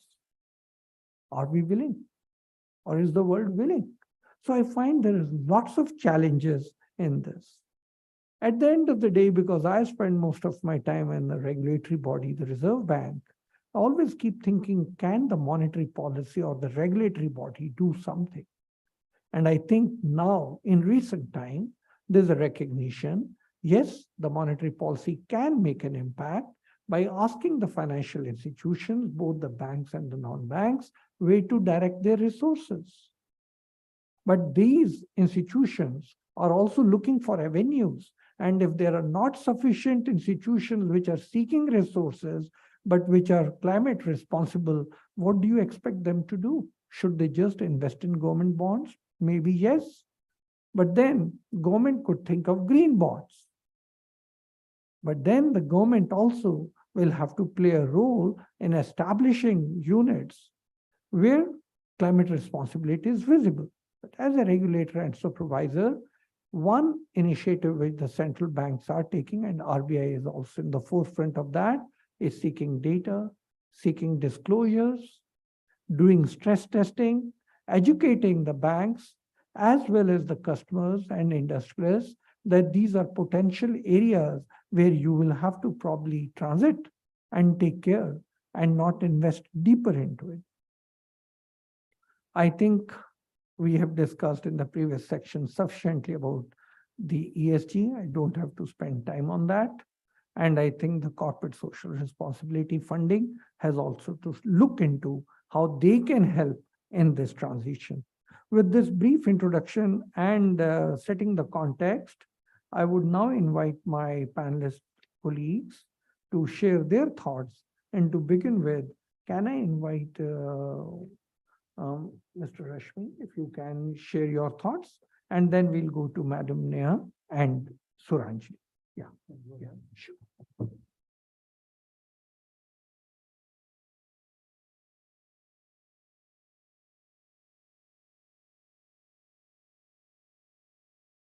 Thank you, Dr. Singh, and a very good afternoon to all of you. At the end of a day, we're discussing issues of finance.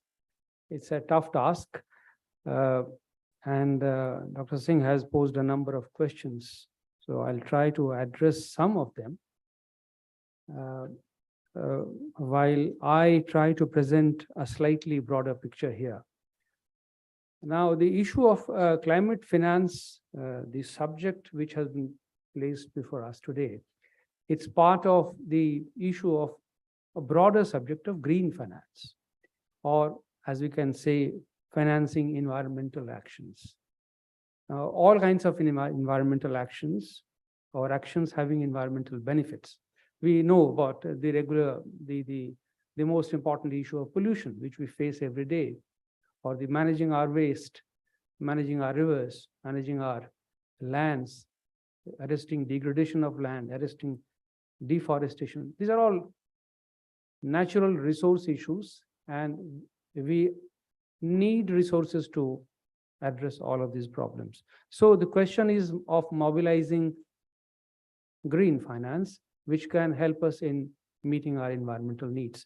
Now, climate finance is a very niche, very focused part of that green finance. And why has that become suddenly so important that we are discussing this niche area completely in isolation with the larger question of environmental finance? The issue of climate change has become obviously extremely urgent, and that requires us to devote a little greater time and attention to this subject. Dr. Singh was talking about two kinds of risks: physical risk and the transition risk. Now, the physical risks imposed by climate are unavoidable. They're going to last with us for the next at least 50 years until we are able to reverse the trajectory of global emissions, which looks like we will not be able to do so at least in the next 2 decades.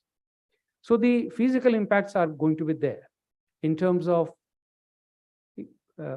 greater occurrence of floods, extreme weather events, greater precipitation, maybe, the greater deforestation, maybe. So water shortage. So all these problems are going to affect the society and the industry and the commercial and the civil society in general. So we have to address this risk greatly, and we have to mobilize resources in our developmental programs. The second one is transition risk, which basically talks of emissions. Now, how do we make a transition in the energy system and the other economic systems? Now, when we talk of climate change, we generally presume that the climate change is occurring because of greater concentration of emissions. Therefore, we should arrest the emissions. We should bring them under control. And then it will stabilize the climate. It will address the physical risk, and it will also address the risk of transition. But what happens when we deal with the energy system as a whole? We need greater resources to deal with the energy system. Energy contributes almost 80% of our emissions. And we talk of energy production and energy consumption. That is where we have to focus our energy and resources in dealing with climate finance. Now, let me tell you, give you a broad idea about the scale of the funds which are needed here. The Department of Economic Affairs in Government of India had made an assessment about 3 years ago. They talked of almost $3 trillion by 2030 to deal with the demands of nationally determined contribution, as you know, the national goals of climate in terms of mitigation and adaptation. For meeting these needs, they assessed a requirement of almost $2.5 to $3 trillion by 2030. On the other hand, the International Energy Agency has estimated $4 trillion for the energy system alone. So this is a significant difference. When we talk of addressing the climate needs, we talk of both risks, physical risk and the climate transition risks. But the International Energy Agency talks of only transition risk in the energy system and gives us a figure of $4 trillion by 2030 per annum. Do we have this kind of resources available in our system? Obviously, we don't. And the governments obviously cannot mobilize this kind of resource. The governments, at the most, I have been participating in the climate negotiations for a number of years. The final figure which has been reported in the international system is about $83 billion per year so far, and that is an assessment made by the OECD. The developing countries have actually protested and denied this figure. The government of India says it's not more than $2.2 billion a year. So the question is, how do we mobilize this scale of resource, which runs into $3 trillion or almost $4 trillion per annum by 2030, and we are going to be there in the next 7 years. So obviously, we will have to involve other stakeholders.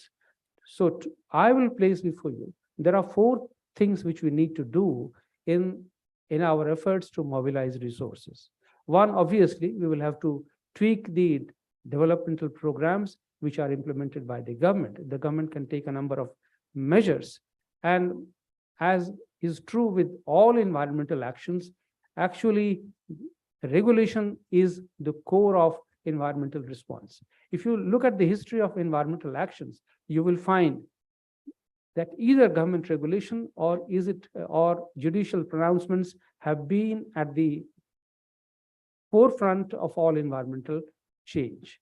So in the absence of regulation or a statutory framework or a judicial pronouncement, actually industry or civil society has not responded. Whatever response has taken place is of an isolated, fragmented nature. But we need here a cohesive response, and that is why the governments have to step in. But the governments cannot mobilize resources through budgets. They will have to involve others. So which are the other stakeholders? Obviously, the first and the foremost is the corporate sector. And I was listening with great degree of interest to the discussion on ESG, where people were talking about ethical and moral and non-legal kinds of responses and commitments of the corporate sector. My own submission is that it is fine, consumer awareness is important, the corporate responsibility is important, but in the absence of a statutory framework, even this corporate involvement is not going to deliver the kind of results that we are hoping at. We will need a corporate environmental responsibility framework in addition to corporate social responsibility, which we already have. The SEBI has a business responsibility and sustainability reporting framework. It is largely voluntary in nature, and it's only a disclosure framework.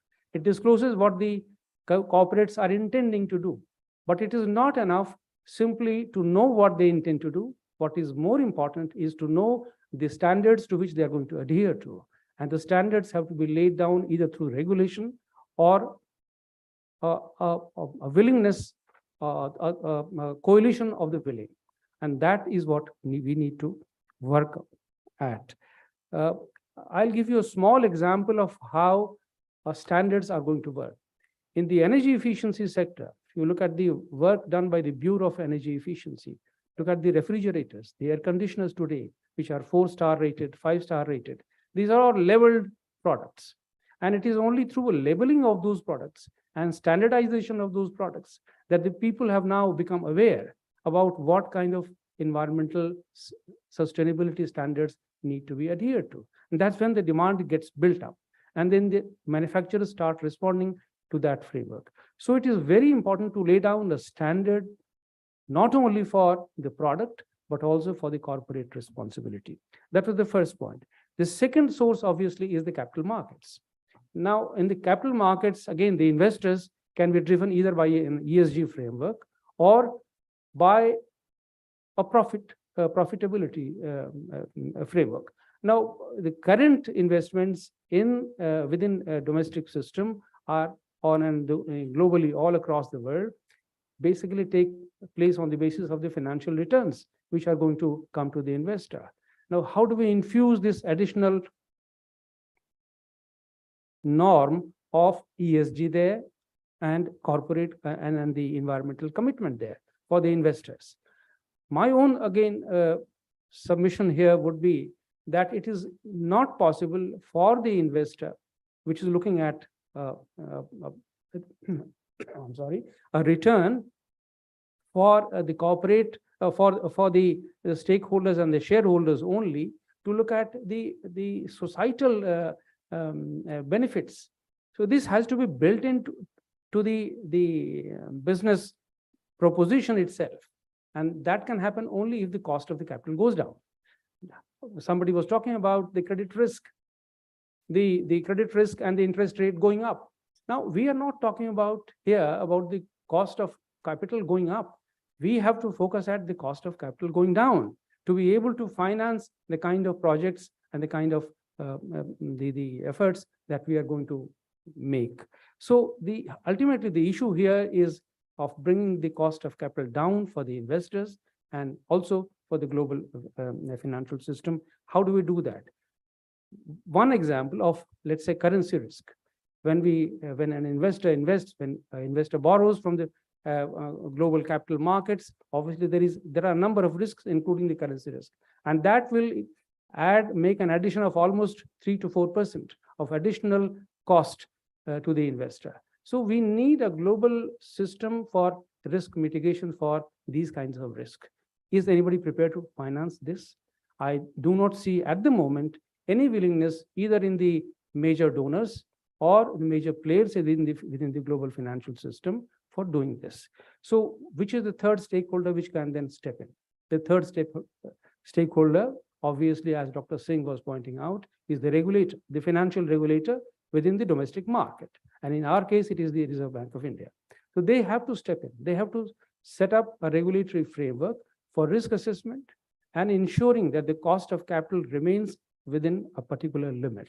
Otherwise, we will not be able to sustain the kind of green momentum that we are looking at. They have made taken a number of steps in the recent past, and I hope they will continue on this path.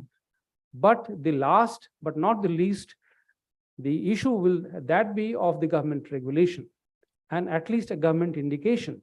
And that can come in form of a taxonomy, which government can lay down for the investors, for the corporate players, as well as for the commercial banks. This taxonomy of green taxonomy, which can guide the kind of investment that we are looking at. And this can also play a role in mobilizing resources, both from the global financial system as well as the domestic financial system. I'll stop here.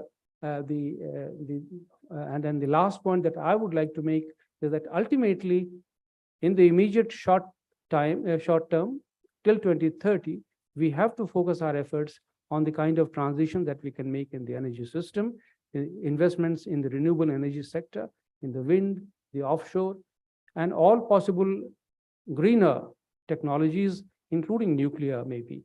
And including, we are a growing country. Our energy demand will continue to grow. So there is no case for complete replacement of fossil fuels at this stage. But at the same time, we will need to scale up our production and demand both for the renewable energy within the system. That is a huge ask, because our assessment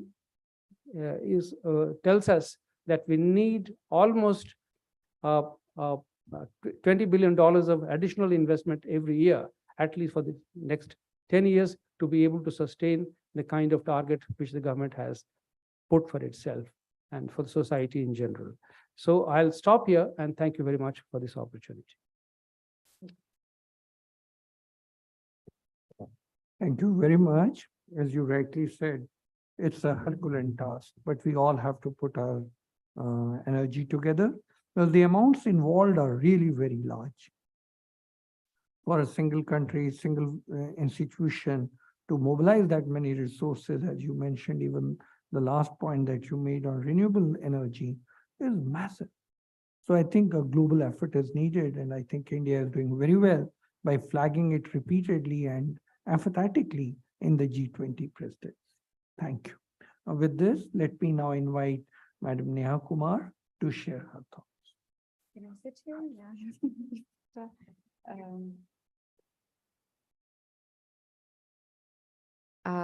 Thank you, Mr. Charan Singh, and thank you to Policy Circle for giving us the opportunity to deliberate again and again and again on this issue. Also, I was trying to frame my thoughts. I did prepare certain notes, but you very well opened the discussion with the comprehensive understanding and the need, both on the climate risk side as well as on the opportunity to raise the resources and where do you find that capital. Mr. Rashmi has been now, I mean, we have looked at his work and he has really been extremely instrumental in shaping some of our ideas, both at the negotiating table as well as within the Indian ecosystem.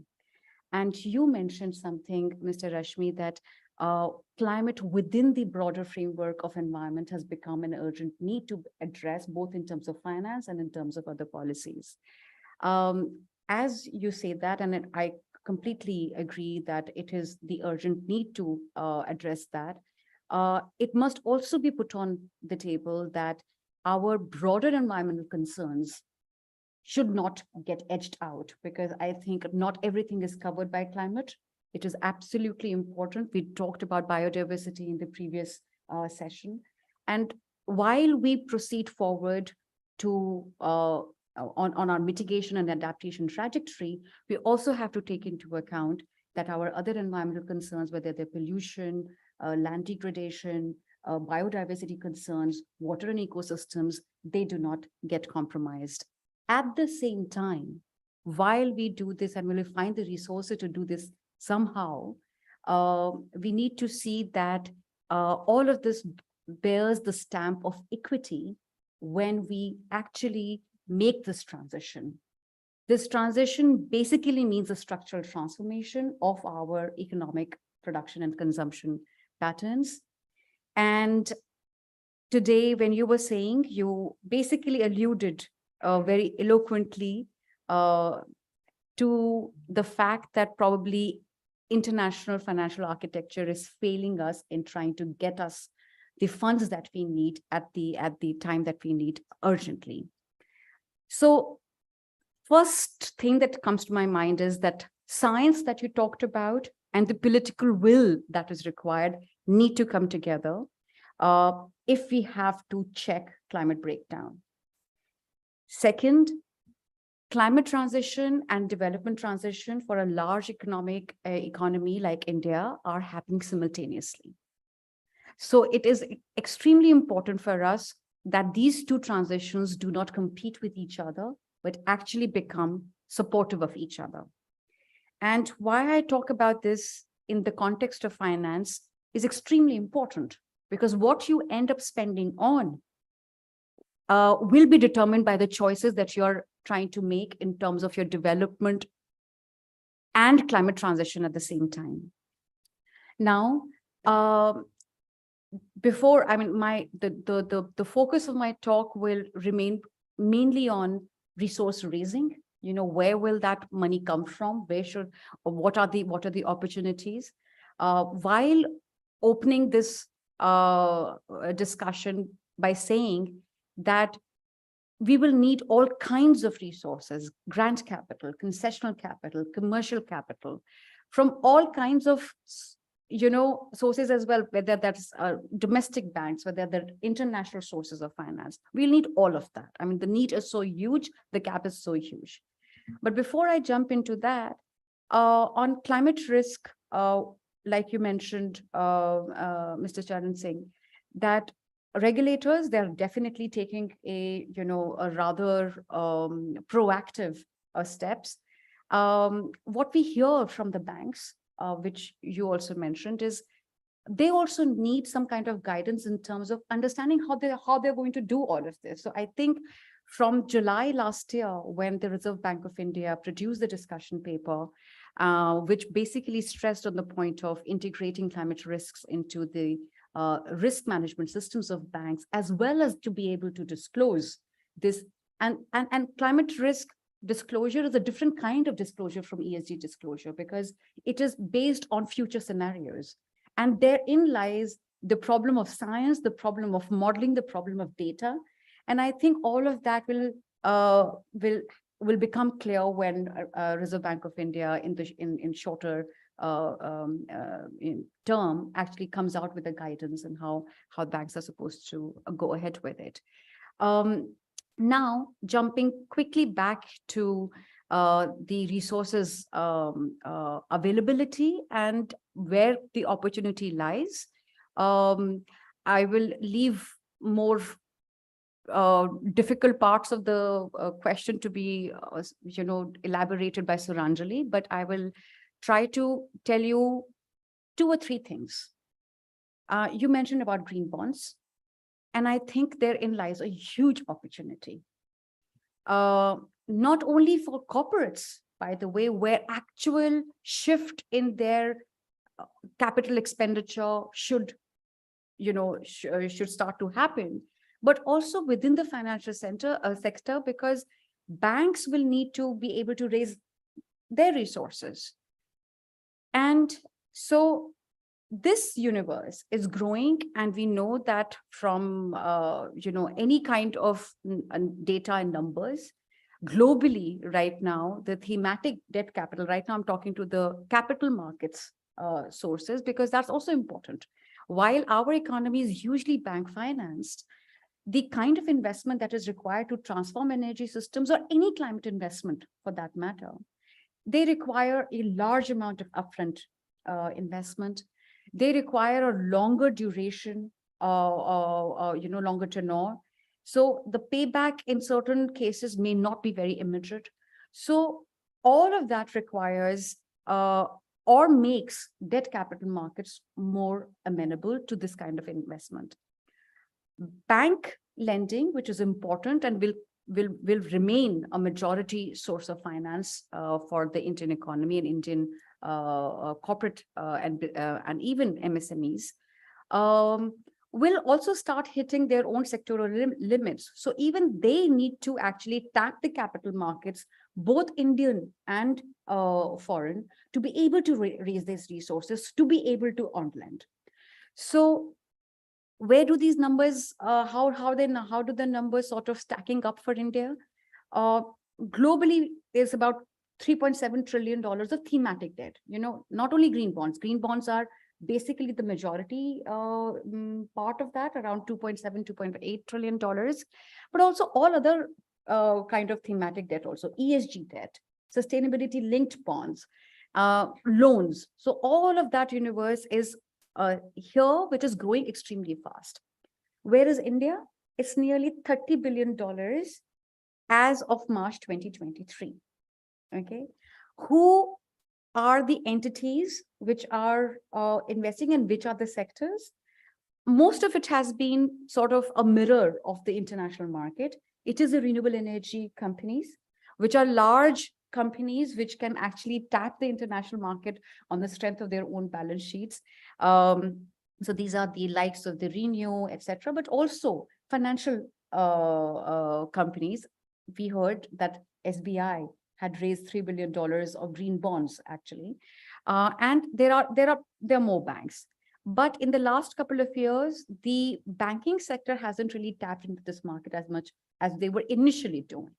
So there has to, some work needs to be done over there. Mr.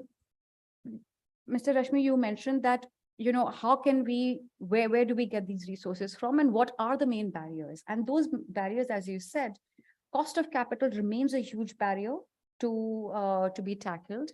Then the other barrier is actually a pipeline of investments, of bankable projects, right? And so there are 2 challenges over here. One is the bankability of projects.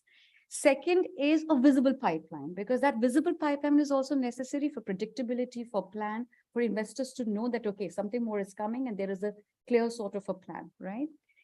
And third is, of course, that many of these investments, majority of these investments, do not yet have or basically have low risk adjusted returns. So now you have financiers who want to invest, and here the main demand is from international investors, institutional investors, who are looking for these pipelines and projects, and we are not able to provide that. The Indian market, the Indian institutional investors and banks, we used to think that there is absolutely no appreciation of these kind of projects domestically amongst financiers and lenders. This is not so. This has been substantially this myth has been substantially busted by the very successful sovereign green issuance, where it was oversubscribed, where the domestic investors, they formed a large part, of course, they invested into it, but also international investors, for whom right now the higher interest rates, local currency, all of that posed a barrier, invested in our sovereign green bond. So we have to that is a signal that the local green bond market or local thematic bond market can grow, has the potential to grow, has shown the appetite to grow, and we again will come back to a very sort of systematic regulatory support and incentives for that to grow, so that these projects can get into the pipeline. And also, you mentioned about the currency mismatch between, when you're basically raising your resources from international markets. It is very important that we grow the domestic market, but we do have big lacuna over here. There is no dedicated pool of capital, green capital, etc. So I think a lot of entities within the regulatory and policy apparatus are looking at these things, but what we really need at this current moment is a much more visible roadmap. What we have with us is a whole lot of excellent models, but not somehow coming together in a strategy. And I think that sustainable investment strategy is very much an important aspect. And now I will just conclude by saying two things. That while MDBs are sort of spectacularly failing at providing us a direction, I think there is an underappreciated entity entities within the domestic financial architecture, which are national development banks, which are national DFIs. There are 5 of them that we have in India. The newest one is the National Bank for Development of Infrastructure, NABFID. We have NABARD, we have SIDBI, we have EXIM, and we have National Housing Board. Each one of them has the potential to get repurposed. NABFID definitely has come into being with the stated objective also to put ESG and climate into its lending and investment criteria. And these are extremely important. SIDBI is doing phenomenal work, which I think in so many ways can be adopted by the commercial banks. It's been there forever, really, really doing phenomenal work. NABARD, which has around 380 different kinds of activities, which can already be called green or resilient, needs to sort of get that tool or that mechanism where it can look at its loan book in an easier way and actually get into the market. It's the biggest refinancing agency in the domestic market. So NDBs will be very, very important. International funds, concessional funds where we draw from, for example, Green Climate Fund, which is an important one. There are about 11 national development banks that it has given its funding to. Now I will pronounce the most difficult to pronounce word, accredited agencies. Okay, NABARD is one of them. But do you know 90% of the resources that GCF has goes to MDBs, not directly to the national development banks or DFIs, where they will be better realized in terms of much more direct deployment. In India, I think there are, you are better positioned to probably comment on that, Mr. Rashmi, but it's less than half a dozen of projects that GCF has been able to fund. Less than around, probably maximum, and especially also not only mitigation, adaptation is even less. Adaptation, I think, just around comes to around $400 million of all different kinds of funds available, right? So we have to really tackle and ask these questions very, very in a focused manner to get the chain of finance moving. And I would say that market is also expecting those kind of signals from regulatory apparatus, from policy. So we do need very clear policy signals. We need sectoral transition pathways to be defined. You talked of taxonomy. That is something that we are all awaiting for a release from the Ministry of Finance. I will conclude my opening remarks here and, give it back to Mr. Singh. Thank you, Neha. I know somewhere the story of the MDB had to come in. And good you brought it in the right time. N.K. Singh and Larry Summer has just come out with the first volume of the report. Yes. It's a 80-page report and very well written. And they are now working on the second part of that report, which is expected by October. Our presidency ends in September. Yes. I wish it had come before so that during our presidency it was discussed, but fair enough, there's continuity in the G20. So I think the next one will take care. Now the issue of MDBs, or you call it the local MDBs like NABARD and all, totally agree with you. There is need to relook at the whole thing, but let's also not forget that we did have a direction at one point of time towards priority set. Yeah, sure. Yeah? And we could still tweak the priority sector, and that would give us little quicker results, not immediate. As you know, as you would appreciate, you need capacity on the other side too. And the banks are sitting with deposits, and they are all the meter is ticking because interest has to be paid, and they need to lend somewhere. So there's a capacity at the other side, which is also required. So thank you so much. Now let me move on to the last speaker for the day, Suranjali Tandon, please. Thank you so much. This is 5 p.m. and I think everyone's run out of energy.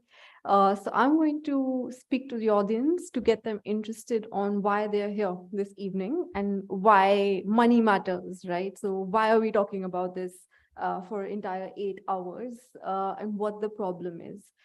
I'm going to simplify the whole conversation to say that if there are economists in the room, we're going to look at the economy very differently. All of us are familiar with the classic example of polluting the river, or the steel plant that pollutes the river and no one pays for it. And what we're doing with the climate conversation is saying that, well, the problem has changed. The company that's dumping in the water is going to have to pay one way or the other. And what is the conflict there, right? The conflict is really to say that profits are not calculated the same way anymore. And so therefore, what we're saying is that now who's going to pay for this? All of you sitting in the room, in one way or the other, are going to pay for it. And I'm going to argue in the following manner. One is that it could be the companies are going to pass forward these costs, right? So for example, all of you may have heard the EU is implementing its plan of a carbon border adjustment mechanism, which is a tax on exports from polluting countries. And many companies say that, well, we're going to pass the cost forward. So you and I, eventually, even if you're not sitting in Europe, are going to pay higher costs. And so who's going to help us pay for this transition, right? So many of you will also see there's a thrust towards EVs. The uptake is not quite high, but in times to come, that's going to be the direction we are going to move, even in mobility. So who's going to help us pay for that? Now, my answer to that is that off and on, when an economy is transitioning, and we've done this so many times before, we've talked about industrial transformation, we've talked about service-led economy. This happens through acquisition of skills and acquisition of means, and the state plays an important role. And to my mind, the economic budget that we should look at with more interest and ask questions on how we're going to mobilize resources there. One of the solutions which I often offer, and Neha disagrees with me, is that you could tax on the basis of emissions. We already do tax our fossil fuels. All of us get upset when the fuel prices go up and the taxes don't go down. But this is just to say, to link it to all that's being emitted, to also create accountability of the government, which is going to use this to help us back. Building up from there, there are companies, right? So if there's a conflict between profit and environment, then how are we going to resolve that? Investors, as we heard in different panels before, investors are asking questions that are the companies doing the right thing? And that again puts a cost, right? So where would companies go? So, people like Neha are there to help the market and to guide on what are the frameworks with which to think about. So all that you heard about green bonds, all the interesting terms which we're all trying to grapple with are basically saying that there is intent, and with that intent comes some kind of a discount on when you go to the market. We all are familiar with the Indian economy. We know that banks are at the heart of what we do. Even today, retail loans as well as commercial, activities are linked to what banks give you. And, as the panelists have mentioned, how do you make the banking system walk in the same direction as companies? And so therefore, you could start at the end of saying, well, tell me what your portfolio looks like. I want to see where your money is going. The second is to also implement costs within that system. And if that's going to happen, then there's going to be shift linked in the corporate sector as well as in the capital markets. But is it where the tension ends? No, not really. Ms. Rashmi has talked about international finance. So a lot of you would have read articles saying that, well, India has historically not been the highest emitter. It has in its past, in fact, emitted low because of it having an economic structure that it has. And so therefore, who pays for this, right? So there are historical emissions. And so therefore, you also have the question of which country should pay. And that is a question which we ask at every COP. What we get in return is a nice little number which gets revised and bigger. And then we went from billions, and now we talk about trillions, and God knows what we'll talk about 5 years from now. But I think there's also the axis of finance, which is this the concept of this panel is to also not talk about access of finance to consumers and companies, but also to countries. And so how do countries access money? One way to do it is to look at, historically, countries have looked at World Bank for loans. We know how they pan out. So big question mark, but maybe with the G20 program, which is saying reform the Bretton Woods, might be a good time to say that access of finance for climate purposes under that regime could change. The other is that developed countries have been trying to forge partnerships with countries like India. And so therefore, I would say that, writing terms as per what countries like India, can do and should do, and in exchange for money is one other way to access finance. So I'll stop there. Maybe there might be questions on this. Thank you.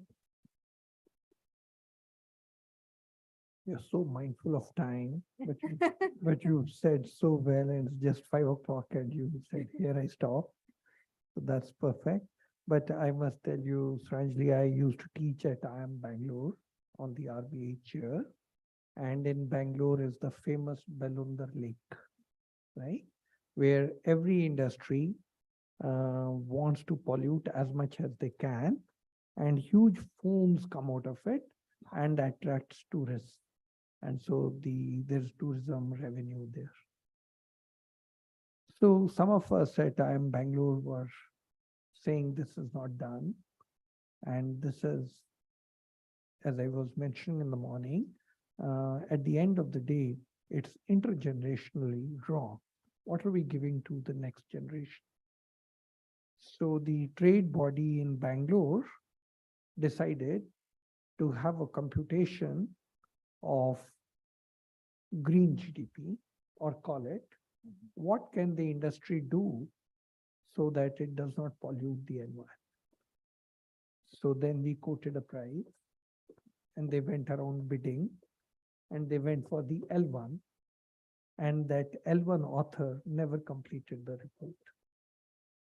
Then the issue is, why was the report not completed? Because the L1 author did not have the competency, or the industry did not have the interest in getting it completed, or the municipal corporation was not interested in having such a report. The story that I've just narrated to you is of 2016. So it's 7 years back. I'm not sure what is happening there now. I've left Bangalore in 2018. But the point that I want to make is this awareness that at the end of the day, who's paying for this pollution?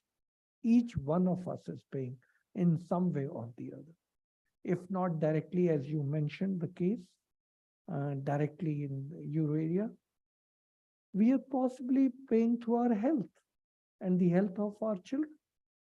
So I think the panel has really brought various facts on the table. And I think if you have a few minutes, can we seek questions from the audience? Yes, sir. Even Yes, you sir. can ask a question if you want. So we'll open it for questions. I'll ask my question towards the last. Let the It's- audience have their chance. Can I ask? Yes. Yeah, we'll go from this side. Yeah, an excellent panel and in fact, very interesting observations. Yeah, You, before you start, I want to just mention, as you are tired, so are the panelists, don't ask tough questions. no, And be brief. No, might be I'm contributing to what some of Okay, you are sure, saying only. Sure. For example, there is this, is there a necessity for having a universal taxonomy with respect to green bonds? For example, China made a difference with respect to their own taxonomy with respect to the issuance of green bonds, taking into consideration their own domestic issues, that you end up having China issuing far more green bonds, serving much of their purposes. And like how Mr. Rashmi was mentioning, or the chairperson himself was mentioning about, there is no possibility of being realistic that without fossil fuels, it's not realistic that fossil fuel and its consumption is going to come to an end.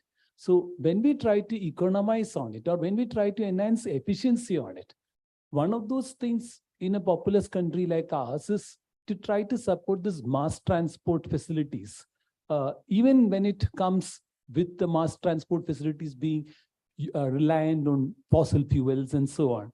And two is, Neha Kumar was mentioning about this thing of bankability of projects. Because the issuance of green bonds also requires bankability or something. So when something becomes unbankable or non-bankable, somebody has to underwrite it. And underwriting that non-bankable thing is the most important thing, because there are something which we took for granted, like ecosystem services, forestry services, all the sorts of services which were done by the state. So now this has become a common requirement. So is it possible to have some sort of a Tobin tax, some sort of a tax, which can collectively underwrite this? We should in fact think in a non-market method too. And in fact, everybody had something, Suranjali's observation towards the end, that is with respect to financing, that is how to finance, whether through the tax on emissions, or when the tax on emissions is being done, won't the burden be borne by one? Is there a, it's called common but differentiated, is there a method by means of which you can have a common but differentiated responsibilities of bearing the burden on people? Could also be a way in which we should think in terms of. In fact, I really enjoyed every single person's intervention in this, because it is not falling fully in line with the larger viewpoint that there is a clean fuel and there is a non-clean fuel and everything is good with carbon border tax. So I think nobody agreed with any of these things. So I really thought it was very different, a set of interventions. Thank you. Might be you could all respond to it. Yeah, I think if you all respond, it'll take long. But because Suranjali spoke the minimum, we'll entrust this responsibility on our behalf. She can respond. No, I think it's a hard responsibility to fulfill, but I'll just say that on the carbon but differentiated responsibility, well, of course, the design of the tax has to be fair. So, some kind of a revenue recycling is something has been thought about. And on frameworks, perhaps Neha could just quickly. Just two lines on a universal taxonomy. So I think the idea is to embed science within the taxonomy, to set very clear criteria when it comes to mitigation, especially. and to make them interoperable. So I would not say a set of harmonized standards is really desirable or feasible, but to make them interoperable so that people who are giving you money understand, and people who are raising money understand that this is what it is going to. Because otherwise there is, if two different languages are being spoken and that too not based in science, then it really leads to problem, and then the finance doesn't flow very clearly. We certainly need a taxonomy at the national level, but it needs to be different from what the global taxonomy is going to look like, because the global requirements are different. National requirements are different as they are enshrined in the NDCs. So they have to be in line with the NDCs, national climate goals. So that is first point. The second, again, the question of taxation, the tax as the source of revenue for meeting climate needs. I have my different views on this. I'm not in favor of a carbon tax. I certainly believe that a uniform carbon tax will discourage economic growth more than what we can afford to do for in the interest of environment. We will certainly need to have differentiated structure, and in terms of taxation, making the industries liable for the environmental damage that they do.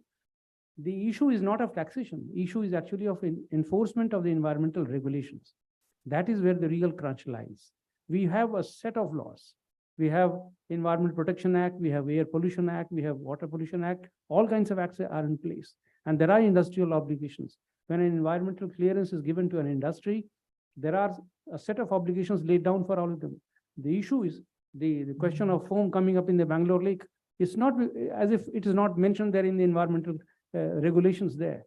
The obligations include that. But why are we not punishing the industrial, the corporate entity which is causing that pollution? So there are systemic reasons for that, and taxation is certainly not a solution for that. So we have two more questions. Yes. Yeah, three questions. Yes, go ahead, sir. Please be brief. Yeah, go ahead. Sir, you referred at the end of the health is a big issue, particularly if we go by the Punjab, Haryana, where we use chemical fertilizer, pesticides, because of green revolution to have a high yield. And now most of the Punjab area is suffering from cancer. The water is becoming polluted in such a way that it's carcinogenic. And now this common people go from Punjab to Rajasthan for a chemotherapy that's called a Cancer Express. So this is the price people of India or Punjab, Haryana who produce a yield high, they're paying for it. So how to deal this type of situation?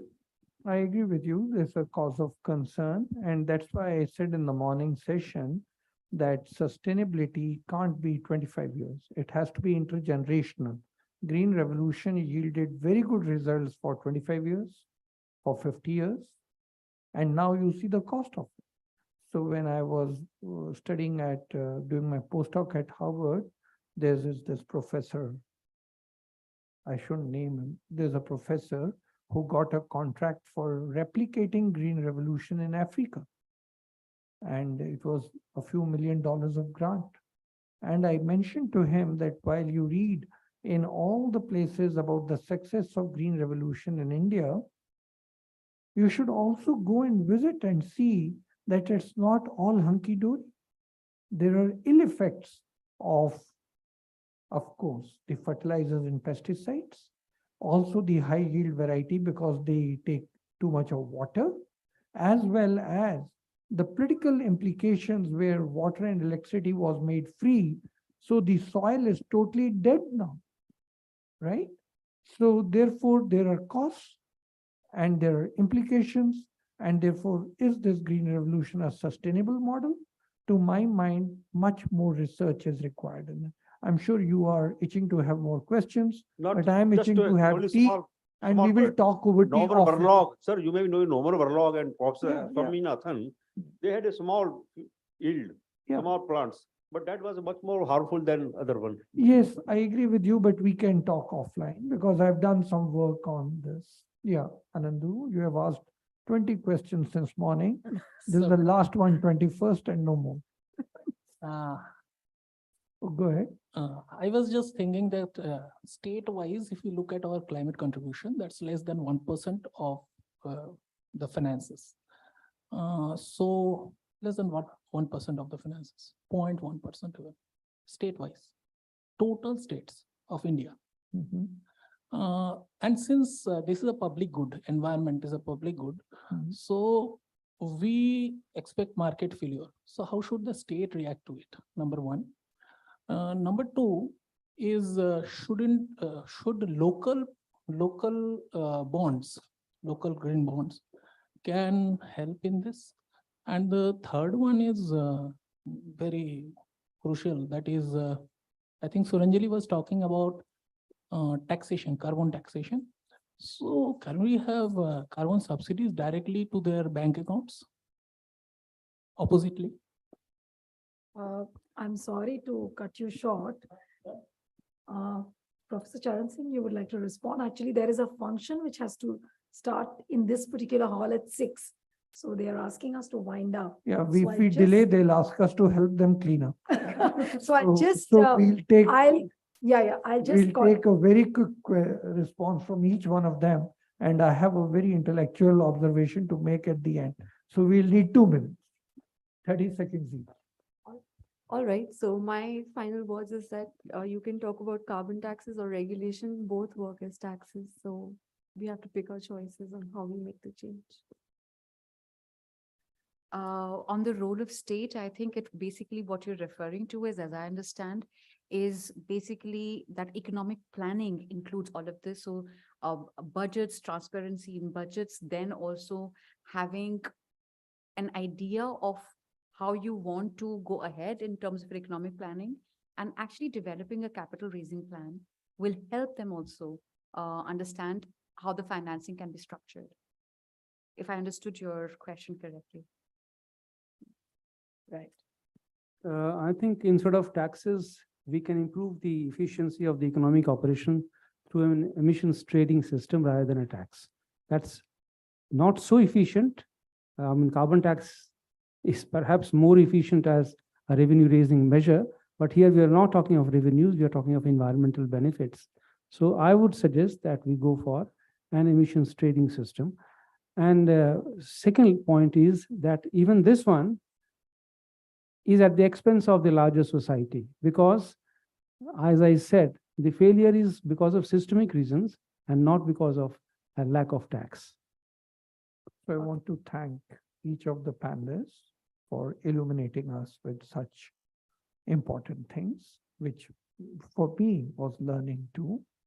I would also like to mention, for the benefit of the audience, and I myself believe in it, you cannot have an island of honesty amidst all non-ethical things. So weather, climate, environment, unless you are ethical about things, and Bellamber Lake is one such example. China has many such examples globally also, and the Western world also can't escape their responsibility. So I feel ethically, if we are committed to the planet, and as somebody mentioned, to our own future generations and our own health, we will have to revisit. And I think all of us will have to make efforts individually, as well as institutional, government, and forums like G20. I think an effort has started in the right earnest now. With that, let me thank once again all of you to have sat through the panel and the audience to have made the discussion so interesting. Thank you. Thank you, Professor Charan Singh. And my question I have to ask, but since there's no time, I will just leave you with a teaser. I was just wondering that we had a rail budget. We used to have a rail budget once upon a time. Now, since we are aspiring for so much, why not have a separate climate budget? No answers, but I'll call upon Sajna Nair now to give a word of thanks, and then we'll end the event. Thank you so much.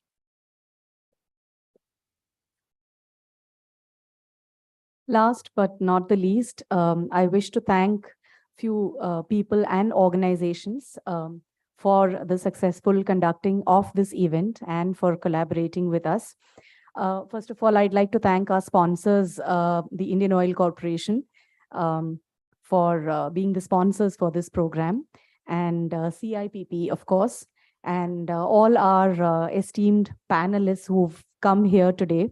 And of course, all of you in the audience who have taken out time to be here today in spite of rain playing spoil sport in the morning, but then attending in full quorum.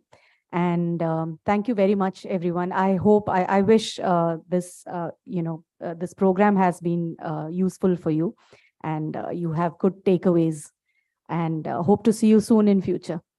Thank you, everyone.